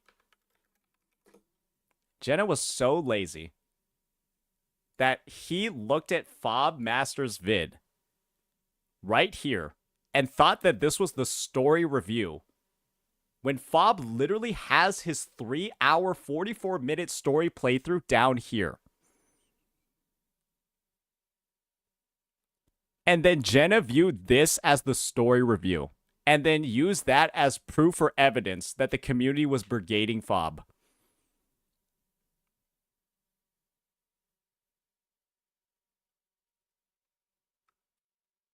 How is somebody that irresponsibly fucking lazy? And that's why I can't stop farming him. Because you just look at the actions that are being taken and you're just like,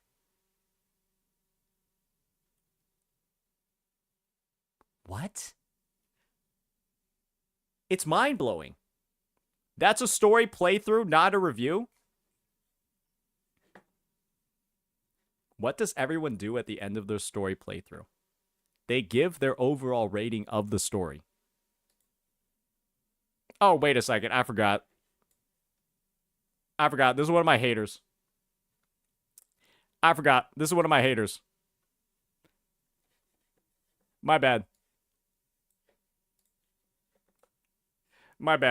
They show up every once in a while. To farm. Yeah. Hey, it's all good. It is what it is. The thing is that what you don't realize is that hating to this degree only actually gives me more supporters. Because what ends up happening is that people look at the things that you type and they're like, damn, this guy is disliked by retarded people. I also don't like retarded people. Maybe I'll watch this guy more. That's how you help my channel, by the way. It's a huge boon.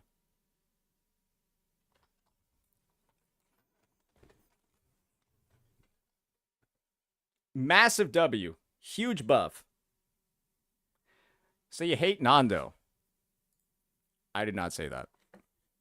Okay. Looked at the YouTube. Alrighty, guys. Is it finally time for the VARS video?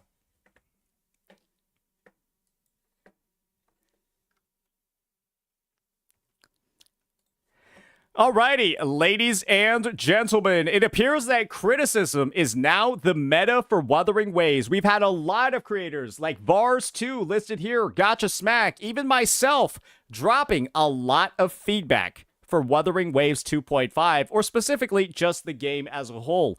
And it turns out that Vars, with a pretty good dislike ratio, has come up with 7 things Wuwa desperately needs. So why don't we go ahead and see if he's spitting You know what? I'm just gonna end the sentence there. All right, let's get right on into it. If there's one thing about Wuthering Waves that I really appreciate, it's Kuro's willingness to continue improving the game's quality of life and gameplay experience, not just based on player feedback, but also anything they can think of. Feels like every new patch there's a laundry list of things they fixed up or added to the game. And sometimes it's baffling to the player base. I'm gonna be entirely honest with you. Sometimes it's confusing that these devs still manage to find something to fix in the game. Because I'm gonna be real. I thought after version 2.1, the quality of life was done. After they added in echo presets in 2.1, I thought we were kind of like over the devs listened, the quality of life phase, because I didn't think that there was much left to actually fix in the fucking game. And then in 2.5, they come out with the fucking echo lock system that has like automated all of your farming and all of your dismantling of echoes and re-rolling them and inventory management. It killed like 7 birds with 1 stone. That, like, it might be possibly one of the best quality of life changes, if not the best one the game has had. Not sure how much of that was requested by the players, or if they're adding a bunch of things we didn't ask for but appreciate, but either way, it's definitely refreshing that Kuro is diligent about this stuff. Normally, players have to start a riot or create loud enough backlash, or send trucks like they do in Korea, or I guess in Honkai Impact, assassins, before companies acquiesce to doing their bare minimum. And I can kind of get why great UX design's a very thankless job. People seldom notice when quality of life gets implemented, but they are quick to notice when it doesn't, which is why I'm glad Kuro's getting the appreciation they've been getting for the effort. The game isn't perfect and has a few noteworthy flaws. You're welcome, Vars. But like I said in my year 1 retrospective, I gotta give credit where it's due. It's for this reason I think Wuwa's the best game to make this sort of video for, because they're the game that's realistically most likely to actually be receptive to it, and did he basically just say there's no point in making a video like this for the Hoyoverse titles because nothing's gonna fucking happen anyways? That's kind of what he said, right? He said it in a much nicer way, but that's basically what he means. To implement the changes requested. So today we'll be going through 7 things, or I should say 7 more things Wuwa could benefit from doing. Let's get into it. Okay. 1. More 4 stars. First order of business, and probably the most highly requested one, is 4-star characters. Wuwa could use more 4 stars. The last one we got was Lumi back in 1.4 more than half a year ago. I have a bit of a controversial take regarding this, but I will explain myself, and you'll probably understand where I'm coming from here. So I feel like it's about time they started making some more. They did tease a bunch of units to us during their first anniversary stream, and while I'm sure they're all going to be 5 stars, I wouldn't mind if 1 or 2 of them were of the lesser rarity. I will say this though, even though Wuthering Waves hasn't been releasing new 4-star characters, there hasn't been as much pressure for them to do so given the way they go about their units. For example, the fact that the 3 playable elements of Rover we have so far all perform quite well for a free unit gives every player, free-to-play or whales, a strong baseline when it comes to taking on the endgame. Okay, so I think he's past like the reasoning for the 4-star point, and it makes sense, right? But my point of view is that 4-star units, new ones shouldn't necessarily be added if the existing 4-star roster is full of absolute trash units. And unfortunately, Wuthering Waves has a lot of units that are complete trash. Yanwu, Alto. I don't want to say Qixia, so I'll say Tao Chi. Think about all of the units in Wuthering Waves that you have pulled a copy of and that you literally don't use. And when you get into the mindset of repeatedly just adding more 4-star units, oh, Yohu too, right? When you think about just adding more 4-star units, what you're going to do is you're going to pad out the roster with more characters. Some of the 4 stars might be trash like they are in Genshin, and you end up with a banner that is so clogged that 90% of the time when it comes to a 4-star pull in Genshin, you're going to get some garbage. Some actual garbage instead of a unit or like a constellation or a dupe that actually does something meaningful for your account. And the thing is, if Wuthering Waves, instead of adding new 4 stars, simply goes back, reworks, buffs, and fixes up the existing duds on the roster, that ensures that A, you don't have like a sort of like repository of just useless units that keeps growing as the game goes on. And you can actually make older units playable and inherently provide more value for people's accounts. You also add in the desire for those old units to actually be pulled on banners. And that brings attraction for newer players, where newer players might just be like, oh, I might pull on this 5-star banner because I might get a copy of Alto. There is no person in Wuthering Waves currently that is looking at a banner, seeing Alto, and then even considering the idea of pulling to get an Alto. Unless they're like a huge fucking fan of the unit. But nobody's doing that. And if you give people a reason to, you might be able to steal some pulls that way. Just add arrow erosion to his fucking kit, bro. And make it only single target so that it sucks balls in Whimpering Waste or AoE TOA floors. And so that Cartithia has like an arrow erosion teammate. But Alto's like actually way worse than Kachona, especially in like AoE content. Like, it's like reworks like that, and I've suggested them before. I'd rather have these units reworked than add in a new unit that like applies arrow erosion. You already have enough garbage in the roster, just rework those. More importantly, Spectral and Darerover serve as a cornerstone for their respective engines. Even though Phoebe and Chacona doing a lot better, Zani and Cartithia can still get the job done even with only Rover, which alleviates the burden of pulling for all the hyper-specific units. That is true.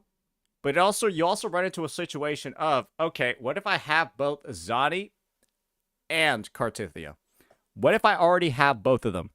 And I want to use both of them at the same time, right? And this is where kind of like the second solution comes in, is I frequently said that Rover should just be separated out into or have 10 points of energy for each form that they have, right? Like in the TOA, each form of Rover has 10 individual points of like stamina. In Whimpering Waste, you can like slot in Rover on both, like just something like that, right? Seems bad for profit. Well, in the same vein that you could say this hurts profit, you could also say I'm not pulling Chacona because I'm already using Spectral Rover on my Zani team. So because I'm not going to have Arrow Rover free for Cartithia, I'm just not going to pull her.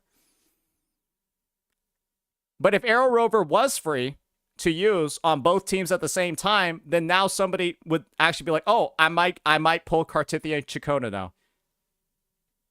Have you thought about that?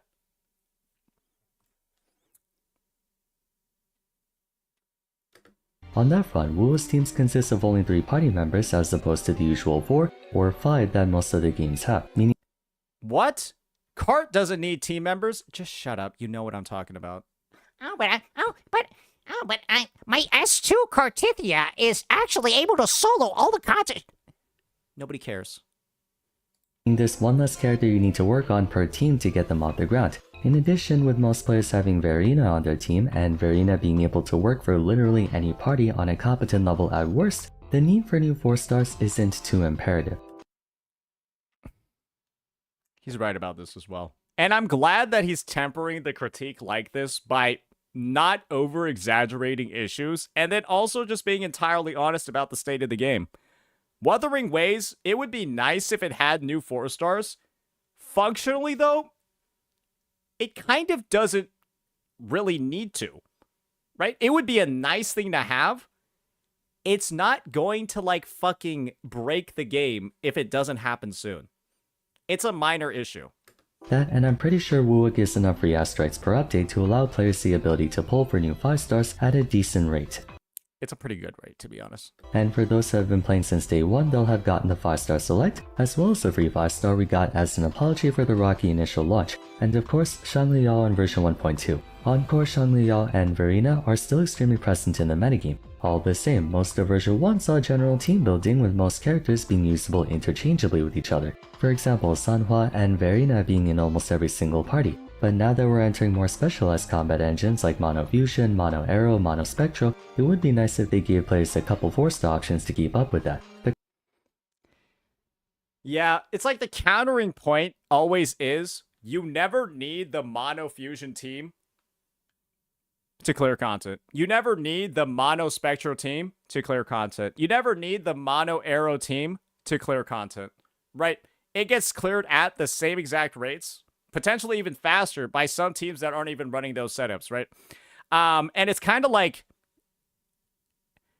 the idea of like mono teams is like inherently premium because you are not using a generalized support in that team anyways. So it's almost like it's almost meant to be like an expensive team when there are clearly more low budget ones with more shareable units that still clears the content anyways. And it's almost like having like this premium option that you're looking to get like a slight discount on. And it's like, is there even a point in the first place? Like, you can kind of see where that argument is coming from, right? It almost makes you wonder, like, what's like the point when it's inherently premium anyways? The current lineup of Sanhua, Mordefi, Danchin, Baizhi, Chisha, the Mono Havoc is not there. I mean, that's the thing, right? Mono Havoc's there too. Rovers and Yang Yang do a good enough job holding down the fort. However, more is always helpful. As for what kind of 4-star we would need the most, I'm honestly not sure. For Havoc teams, Danchin and Havoc Rover can work as a pair, and the former can play well with other Havoc units like Camellia and Frolova, so that's covered. Spectra teams have Spectra Rover and Verena. Again, Zani would like Vivi, but it's still usable. Air Ocean has Air Rover. Glacier teams have Baizhi. Fusion teams have Encore. Why did bro just bring up Baizhi like she ain't some big old piece of shit, brother? Nah, glacial teams don't got Baizhi. What the fuck? Come on, man.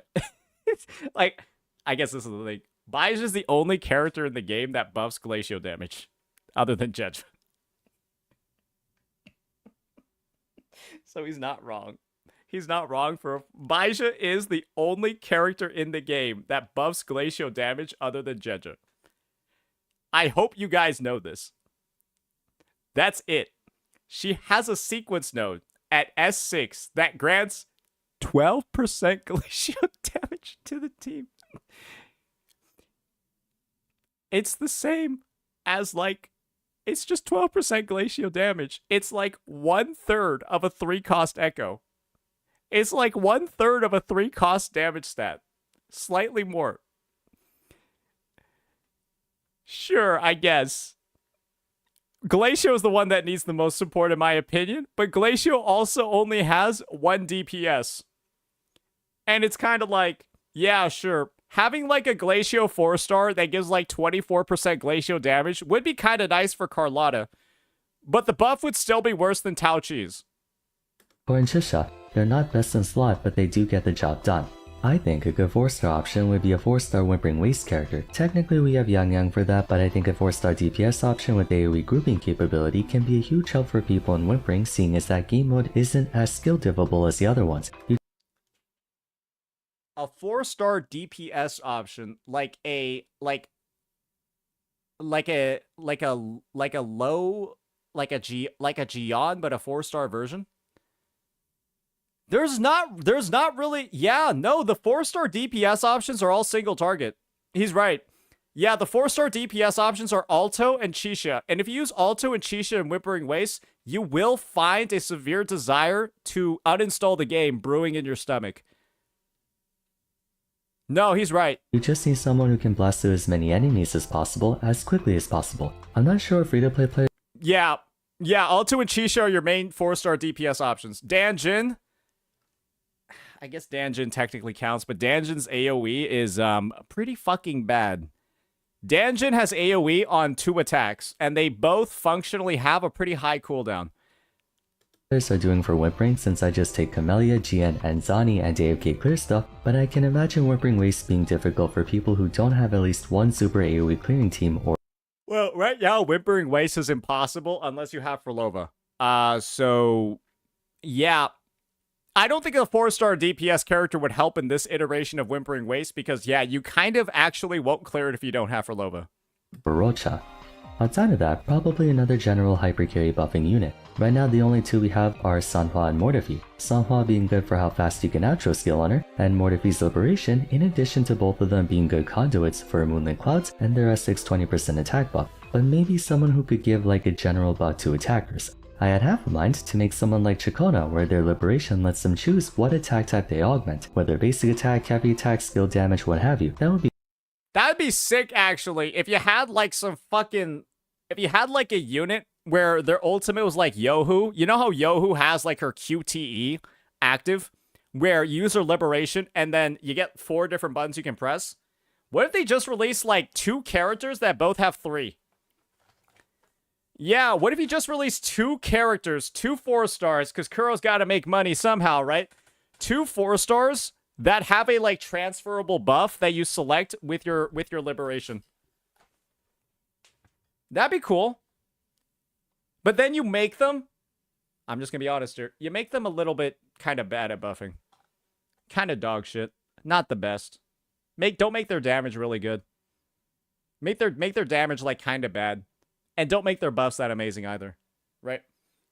Because they're a 4-star unit. They're not meant to be like game breaking, but just have them like fulfill the role and like be flexible and stuff. And I guess this is the thing, right? Is don't necessarily focus too much on being able to like balance content around them. But also don't make it to the point where the content is so hard where if you use them and then you play moderately well, decently well, you're not able to clear just because it's like the 4-star unit. So a good balance needs to be struck with that. Be pretty cool. Overall though, given the circumstances, it's not an imperative need for one, but I think releasing a 4-star every couple versions or so would do good in keeping the roster more balanced.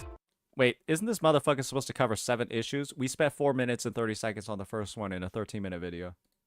Number 2, targeted Echo Merge. I know this one technically already has a solution compared to other games that flat out don't let you farm more equipment. Wuwa gives you the ability to endlessly farm the main stats on echoes you want by going throughout the world and killing stuff, then once you run out you can go to a friend's world and repeat the process, which is great. But if I may be so entitled as to ask for more, I think the merging feature could use a touch-up.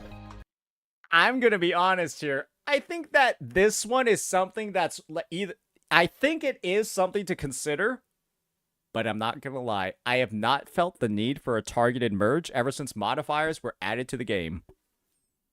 I'm going to be real with you. That's simply a personal take on my end. Ever since we've had modifiers put in the game, I've not felt a need to specifically farm a certain set. Or like, I haven't been like merging echoes and then been like, damn, I wish I could target one set to merge all these things. Because the modifiers kind of solved the issue for me, at least. As you know, modifiers are limited though. I have every character built and I currently have like 50 modifiers. The data merge is a system wherein you can take 5 unleveled echoes and turn them into one new one at random. On some occasions, you can even get a buy one get one free deal with a bonus echo. Oh, and by the way, I pulled every character in the game too. Couple that with being able to theoretically farm echoes until you hate yourself, and main stats are practically a non-issue in Wuwa. However, there's one grievance I have towards data merging, the fact that you cannot choose what echo you get. Basically, the game will hand you one of any echo type you have in the Pokédex, aka databank, but considering there's like 100 different echoes in the available pool, the odds of you getting the one you want are slim to none. You need to get the right cost echo first, 1, 3, or 4. Then you need to make sure that echo's in the right set, since one echo could be part of 2 or even 3 different echo sets. At that point, you can basically forget about aiming for a certain main stat echo. All the batch merge is meant to do is clear out your inventory space, because out of the 100 echoes you throw in there, maybe only like one of them is an actual good target stat. Which brings me to the number 2 suggestion. I would be more than willing to throw in 10 echoes or heck even 20 echoes if I was allowed to at least choose the Sonata set. And this is the thing, right? I have no issue at all with this. I simply have no need of it after modifiers were introduced. But there might be some people that do. And I don't think that there's any issue at all with increasing the cost of it to be more specific with what echoes get outputted. But I guess the thing is that most oftentimes, these sort of like quality of life changes, these updates are kind of like, I feel like Kuro has something like this on their mind. And if they were to receive enough feedback from players that this is something that they would want, then it would maybe be something that they would like put in. However, I think they're waiting to see that enough people are making this feedback. I'm personally somebody, right, that might mention it, but I don't think I'm directly going to put it on my survey because I don't feel the need of it right now in my gameplay loop. But if it's something that you feel like you need changed, then go for it. We already have the onboard Echo box that you get from the 1000 Gateways event, letting you choose from a selection of Sonata pairs to pull from. That could be a This is also one of the reasons why. Yeah, this is also one of the reasons why. And this was also one of the reasons why I was pissed about the Frolova echoes, because you can't use these on those. But most people are actually, if they're like meta gamers in Wuwa, they're farming this instead of Tacit Fields. They're farming this instead of Tacit Fields, and this is another way that they're dramatically speeding up how fast they're grinding for a character. I forgot, this is another huge contributor for why I don't personally have issues. from. That could be a far better way of implementing the data merge than simply giving us a random echo. Yes, I'm aware given the fact that you can farm theoretically endless amounts of echoes in the overworld, the whole RNG thing from merging is something. Bars, I hope you make fun of those people sending you this feedback, telling them to go outside and touch grass. Because yes, doing it in the video game like what's happening on the B-roll doesn't count. Somewhat of a non-issue, but the point of quality of life is convenience at the end of the day. Small of a change this might be, I feel like it's not beyond the realm of possibility for Kuro to implement it. Number 3. It's a good change. It's a good update. I've actually recommended it numerous times in my previous feedback videos in the past. And it's so reasonable and it's so, I would say, easy to achieve that I do think Kuro's just waiting for enough of that feedback to come in. That's my take. Training room. Not sure if this is something that would universally benefit everyone compared to the first two, but And was that training room? Oh, hell yeah, brother. I feel like a training room would be fantastic for theory crafting teams and such. A place with a training dummy that sits there and lets you beat over it to measure how much DPS your team is doing would be awesome for people who want to practice a game. And yeah, let them, like, honestly, I'm gonna be real. If you could put in ZZZ's training room where you can, like, select the enemy, do all of that, that'd be good too. if I'm not mistaken, Punishing Grey Raven has one, so Kuro's already familiar with such a feature. To my knowledge, there's already an NPC in the game that lets you practice dodging encounters in Jinzhou at the start of the game, and I believe you can still train with them even now. But having something with infinite HP that lets you practice team rotations and quick swapping would greatly help out players who want a low stakes environment to practice. Granted, real enemies don't just stand still and let you do your thing, but Wuwa definitely has a steeper learning curve as far as combat goes. Some characters have fairly elaborate rotations that take a good bit of practice to be fast with. I'm aware every unit has a tutorial mode where you can try their combos and stuff out, but those don't allow you to bring teammates of your choosing, nor do they let you test different rotations or combinations to see which one has the highest damage. Most of the time, theory crafting is seen as more of a niche thing that spreadsheet slaves and sweaty players care about, but Yeah, most of the time I end up making fun of theory crafters if they get, like, way too dirty with me. I mean, to every degree, right? It's helpful. But there's a certain point where when you're getting into, like, theoretical rotations that, like, only a fucking machine on 0 latency can perform, and then you're spreading narratives about insane amounts of power creep in the process, yeah, that's when it gets a little bit stinky, brother.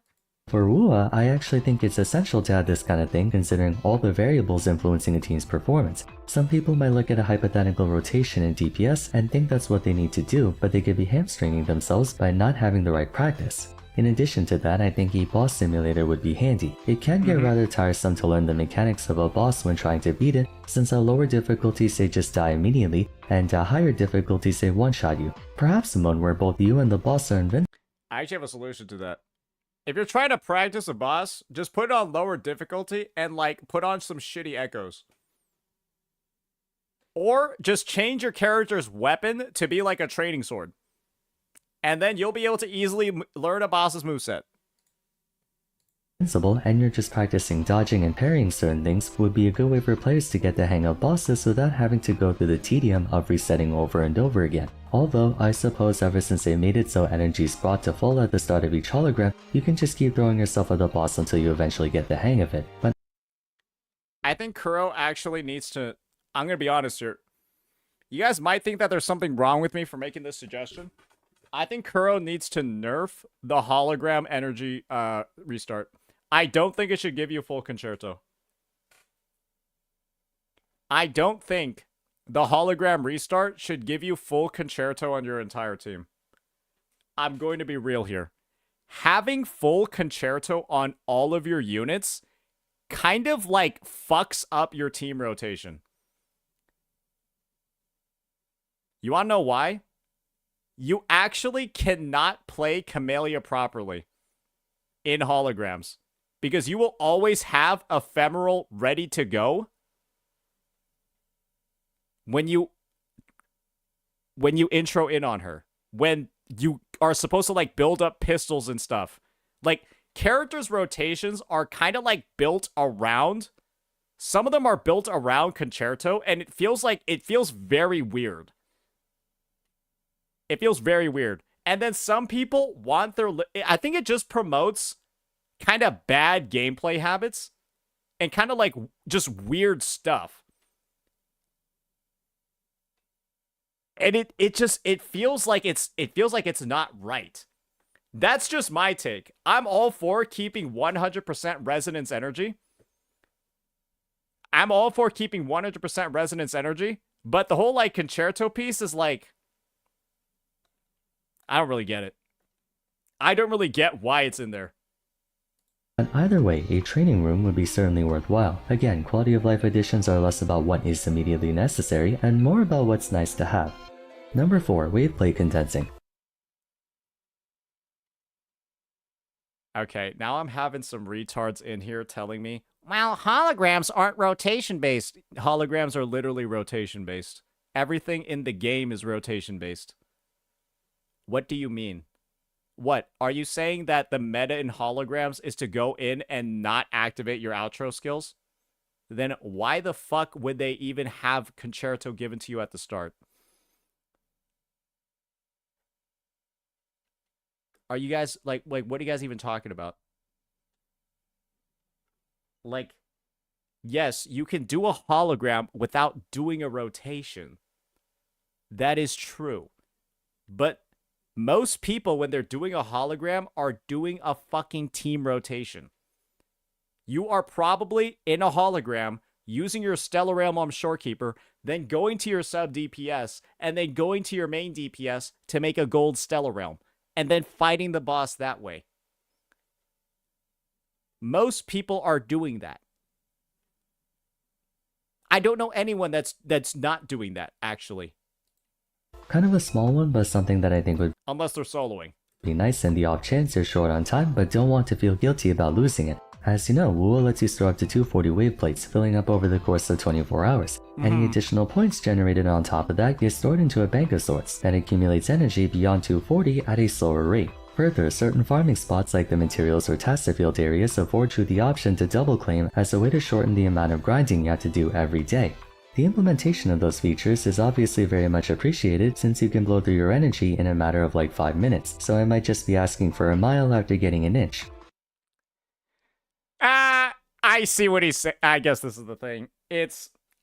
I've never viewed wave plate condensation as a thing, because you can do 2 tacit fields in about 3 minutes, if not less. It takes longer to, like...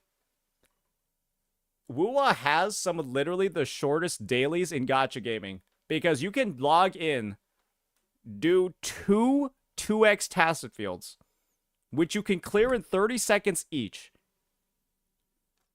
and be done. I think it actually has the fastest dailies. I'm not joking.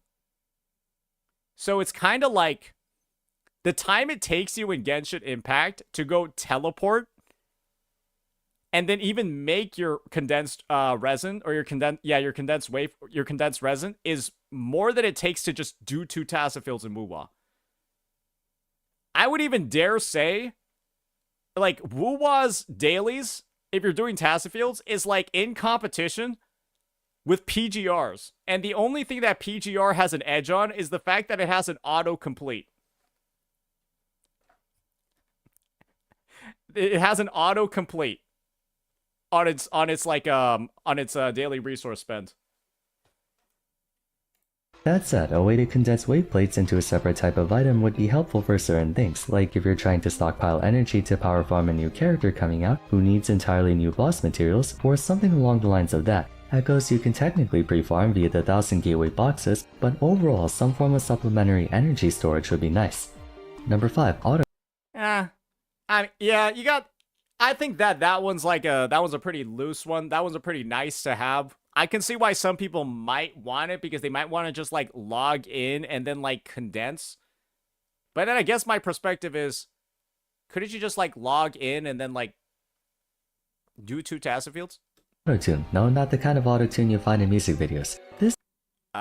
This might be an old video because I think this is in the game, Vars. This is a personal gripe of mine. As someone who tries to min-max echo leveling, what I really dislike Vars, this is in the game. about leveling echoes is how I have to first level up the echo, It's currently in the game. then tune it, then level it up again, then tune it again.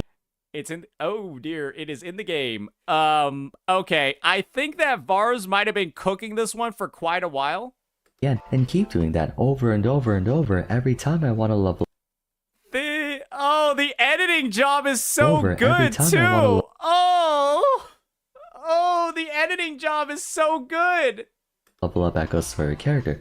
I still don't really get the point of tuners because They've already fixed this. Essentially, when you upgrade a piece now, you have an option to select it and automatically consume 10 tuners with the level up to reveal the piece, and you don't have to swap back between the menus, essentially. So, I'm just gonna skip this part.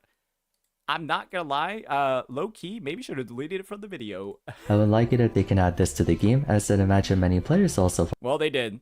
in the minority, who knows.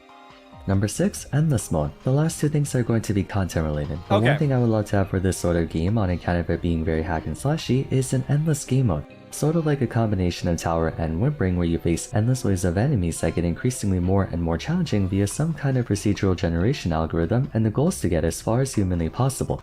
He's talking about, like, the tower mode in ZZZ, right? To prevent the game from getting sweatier than it already is, they could simply add it for bragging rights or for leaderboard achievements, but Okay, that just sounds like the tower in ZZZ then. no rewards. Longtime viewers of my Wuthering Waves content may know I often showcase background footage from Mormont, and it's incredibly satisfying to see someone really good at the game. Sweetly made a name for herself by literally skill diffing the game under the most extreme conditions, and the very nature of Wuwa's combat engine makes it so you can pull off some crazy feats in this game. I'm not kidding, you should see dungeon mains. They unironically get off on keeping dungeon at perma 1 HP, then dodging and parrying everything like it's a die in the game, die in real life type scenario.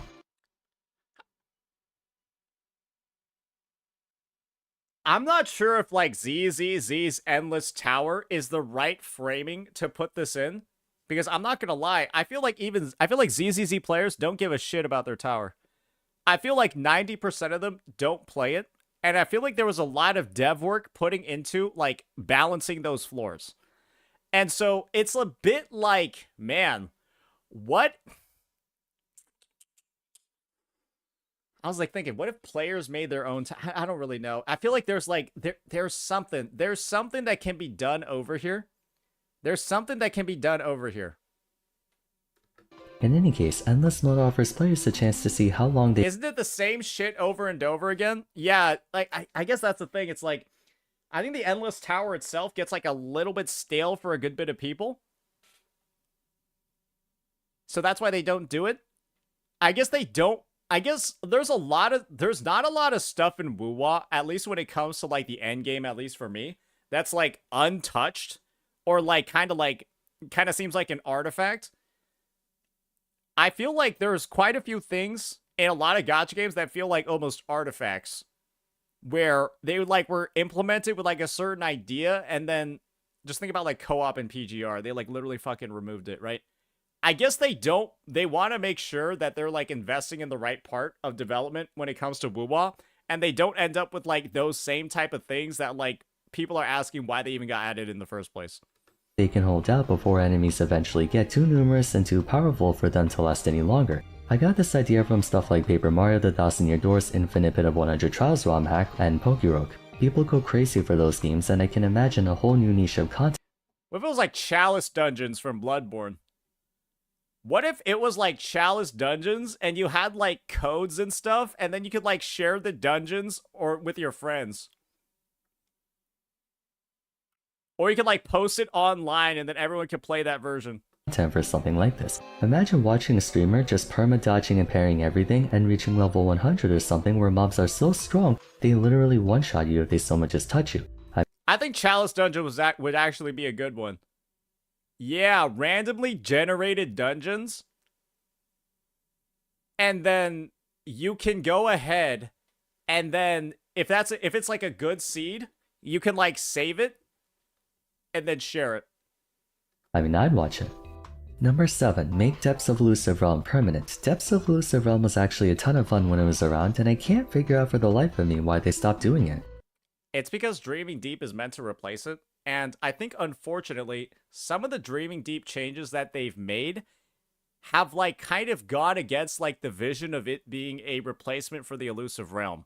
Where I think what ended up occurring is that people said Dreaming Deep took too long, and one of the main fixes that they made was making the combat way easier. Actually, in the combat, it's actually in the, like, menu and, like, team composition simulator, and then, like, clicking, like, okay and yes and all of that. Which is, like, yeah, it's a bit rough. It's a little, like, it seems like they tried to fix something over here and didn't really, like, quite hit the mark properly. It seems like they tried to fix the issue and didn't quite hit the mark properly. Yeah. It used to be a big thing back in version 1 where we had it for version 1.0, 1.1, 1.2, and 1.4, but ever since they brought in the Fantasy 1000 Gateways thing, which I suppose is meant to be a spiritual successor, they never brought back Elusive Realm. I think Dreaming Deep is the successor. Well, surely they can have both of them. Having a long-term progress thing in Wuthering Waves would be nice. I'm all for rotating game modes like Tower and Whimpering and whatnot, but as someone who grew up playing MMOs, I'm a sucker for continuous progress. Something that makes me feel like my account now is much further in progression than 6 months ago in more than just how many characters I have. I think that's something all gachas stand to benefit from in general. It would be nice to have something in the game that makes people feel as if they're making steady progress towards an ultimate goal, instead of everything feeling like a routine that refreshes every so often. I think it just needs to be balanced with not making it seem like it's insurmountable or it's impossible to catch up to older players. I think one of the big appeals and one of the big draws of a gacha game is actually the fact that you literally can, like, pay to catch up to other people. Right? There's almost never really, like, an issue with starting a gacha late if you have a lot of money, right? Because you can just go ahead, pull all the units, get all of this stuff, and that is part of the appeal to well, obviously a smaller part of the population because they have to be kind of rich. But that is a big part of the appeal to specifically the whale customer, which gacha companies fucking love, right? And so part of the design of a gacha is inherently going to involve making it so that a whale, as long as they're willing to pay, can always be at the top of meta, no matter how late they start the game, right? And having, like, that long-term sort of progression thing and then making it, like, too much of a flex could, like, actually make it not as appealing to whales. Do people, like, you guys can, like, get what I'm talking about, right? What I'm saying, like, makes sense. And so gacha companies will oftentimes design, like, these systems in a way that makes it very easy for a whale to just drop pod in, spend $5,000 and then be at the same place as somebody that maybe started day one within, like, a week. I'm not certain if they have plans to reinstitute Elusive Realm, but if they could make it a permanent thing and rework it a bit, that could be an opportunity to add some more long-term progression for players. I feel like bro literally is talking about Dreaming Deep, but, like, is also, like, not really talking about it. Also, I miss the elusive store they had. Anyway, those are the 7 things I believe would be great for Wuthering Waves. Of course, there are way more than 7, but we'd be here forever then. Let me know in the comments below what quality of life updates or features you think they should add to the game. I'd like to hear what you have to say on this. As always, if you enjoyed the video, a like and subscribe would be much appreciated. Don't forget to follow me on Twitter @FarsVer, join my All right, well, he's just getting into the outro now. Yeah, I would say this is a relatively big W vid from Vars. The only thing is unfortunately, right, I don't know what happened with, like, the editing or whatever, but the whole tuner situation, right, it's, yeah, that's already been added to the game. And so, the thing is, I think all of his suggestions are on point. I think his reasoning is on point as well. But maybe, like, different ways of solving the problems that he's indicated. So I've just simply shared a difference of opinion over here, but I think we're all pretty unified on what the overall vision is for how to fix Wuthering Waves. As you can probably tell, some of these are a bit lower in scope, and some of these are really, like, considered, like, nice to haves, especially when we've already had and gone through, right, so many changes when it's come to the game since it released back in May of last year. So yeah, that'll be that, ladies and gentlemen. Let me know what you all think. Peace. Okay. You missed the disclaimer on the tuner thing? And here's your disclaimer on the tuner thing. I mean, it's pretty clear, right? I don't think Vars is stupid, right? Vars is not a dumbass. Vars is not an idiot. He's played the game. But I'm surprised he just didn't put something in the video.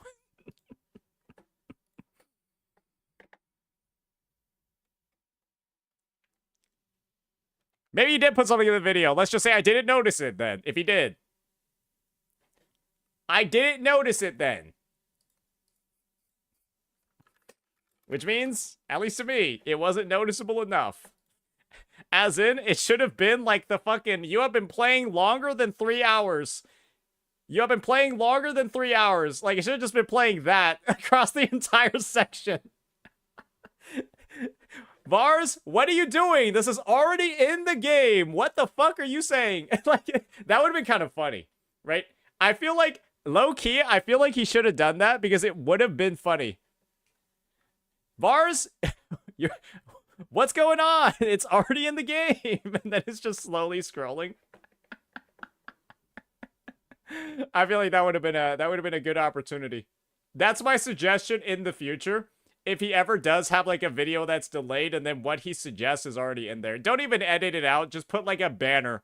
Just put like a banner on it, like Kuro does for the logins. All right.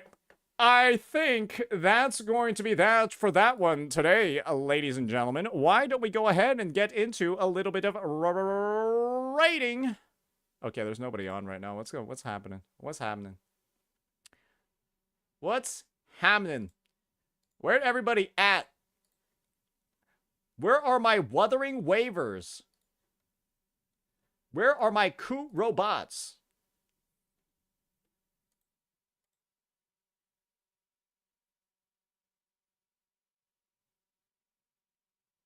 Okay, who do I actually raid right now, boys? Bro, you reacted all day at Kurofest? Oh, all the Wuthering Ways players are at Kurofest. Oh, no. Oh, no. Oh, no, all the Wuthering Ways streamers are at Kurofest. Oh, no. How tragic. Why are you here? Why are you here? Because I'm busy making videos. Because I'm making money. because I'm here at home doing my job. Making money.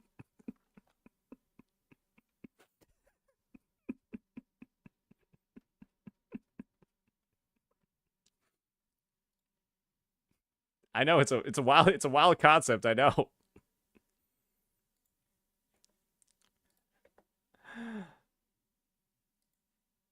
It's because I love my viewers, and I had to make sure that there's at least one person to hold down the fort. There's at least one person to hold down the fort while everybody else is away. Though I'm going to be real here, who were you watching anyways during this time slot? Who were you watching anyways during this time slot? It's not like there was anybody else anyways. What? Who are you gonna watch then? Huh? Ethan? I don't think Ethan's going to Kurofest, buddy.